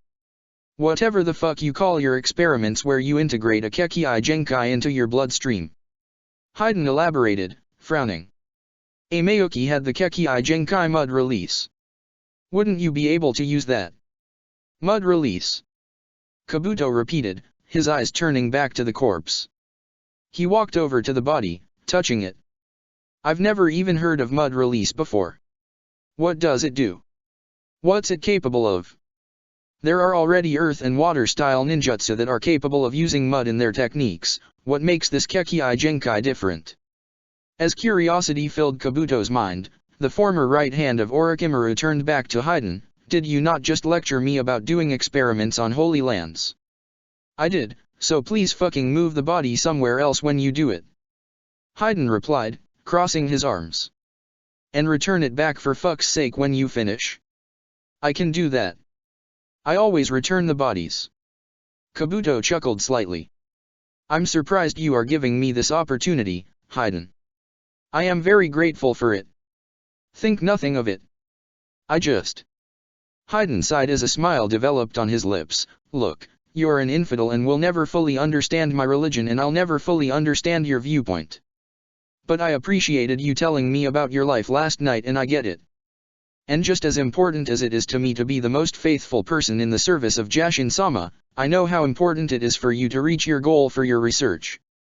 Kabuto smiled in response, a genuine smile on the researcher's face, as he held out his hand to his partner. I don't know what to say. How about a thank you? Haydn replied, grinning as he shook his hand. You can start there. Thank you. Kabuto repeated, his smile growing. Thank you so much. For the first time in his life since the Konoha orphanage with Nono, Kabuto felt a genuine connection with someone not born out of loyalty or servitude. He felt a real bond developing between himself and Haydn, one he intended to honor. As Haydn started to walk back, Kabuto pulled out Amayuki's corpse and started to walk off deeper into the forest to begin his research. He had a new Kekii Genkai to start researching, studying, and experimenting with. Amegakur, the village hidden in the rain, lived up to its namesake. The entire village was covered in a downpour that had no end in sight. This never-ending rain covered the moonlight in the sky, nearly covering the village in darkness from the outside. Only streetlights, signs, and illuminating seal tags provided the only light throughout the village. On top of a large building in the village were 3 individuals, all dressed in Akatsuki garb. Are you certain of this? Pain asked. Toby nodded his head. Kisame has reported of Itaka's odd movements. I feel confident, he is the mole who leaked back about Kakuzu's and Haydn's attack on Taki. The man scowled behind his mask. The only concern I have is that, per Kisame, Itaka did not leave his side at all when we ordered the attack on Taki and from the time we received Haydn's update. Perhaps Itaki is not a mole? Konan suggested. Perhaps we have no mole and the Konoha shinobi interfered out of coincidence. Coincidence? That would be a convenient truth, but it is possible. Toby admitted. I am going to be observing Itaki in close detail these next couple of weeks and see if he meets with anyone. It is imperative to make sure our operation in Kumo does not get compromised. We are behind schedule already and further setbacks are only going to make it more difficult. We are leaving for Kumo soon. Pain stated, crossing his arms. Make sure to find a good place to hide your original body. Remember that Kumo has some exceptional sensor shinobi. Toby noted. We'll all meet up at the rendezvous point in the time before the 3rd exam. With those words, Toby vanished, disappearing in a spinning circle through space and time, leaving Pain and Konan behind. The masked man entered a dimension parallel to the rest of the world, a space called Kamui. Upon stepping foot in the space, Toby heard a loud shout. New. What? Toby's eyes narrowed behind his mask. Within minutes, the masked man reached the origin of the noise and found a scattered array of mismatched body parts that appeared to belong to different animals that all appeared to be struggling to move. The main source of noise was coming from a head that was shaped like a monkey's head. The head immediately recognized Toby's presence and glared at him. "New. What is this?" Toby nearly demanded. "When did this get here?" "New." The creature roared back. "And why is its chakra feel similar and twisted?" As the shock started to fade, a curiosity quickly replaced it. Perhaps this thing could be of some use. Toby walked forward towards the creature's body, preparing to investigate. Check the description for the links to the author.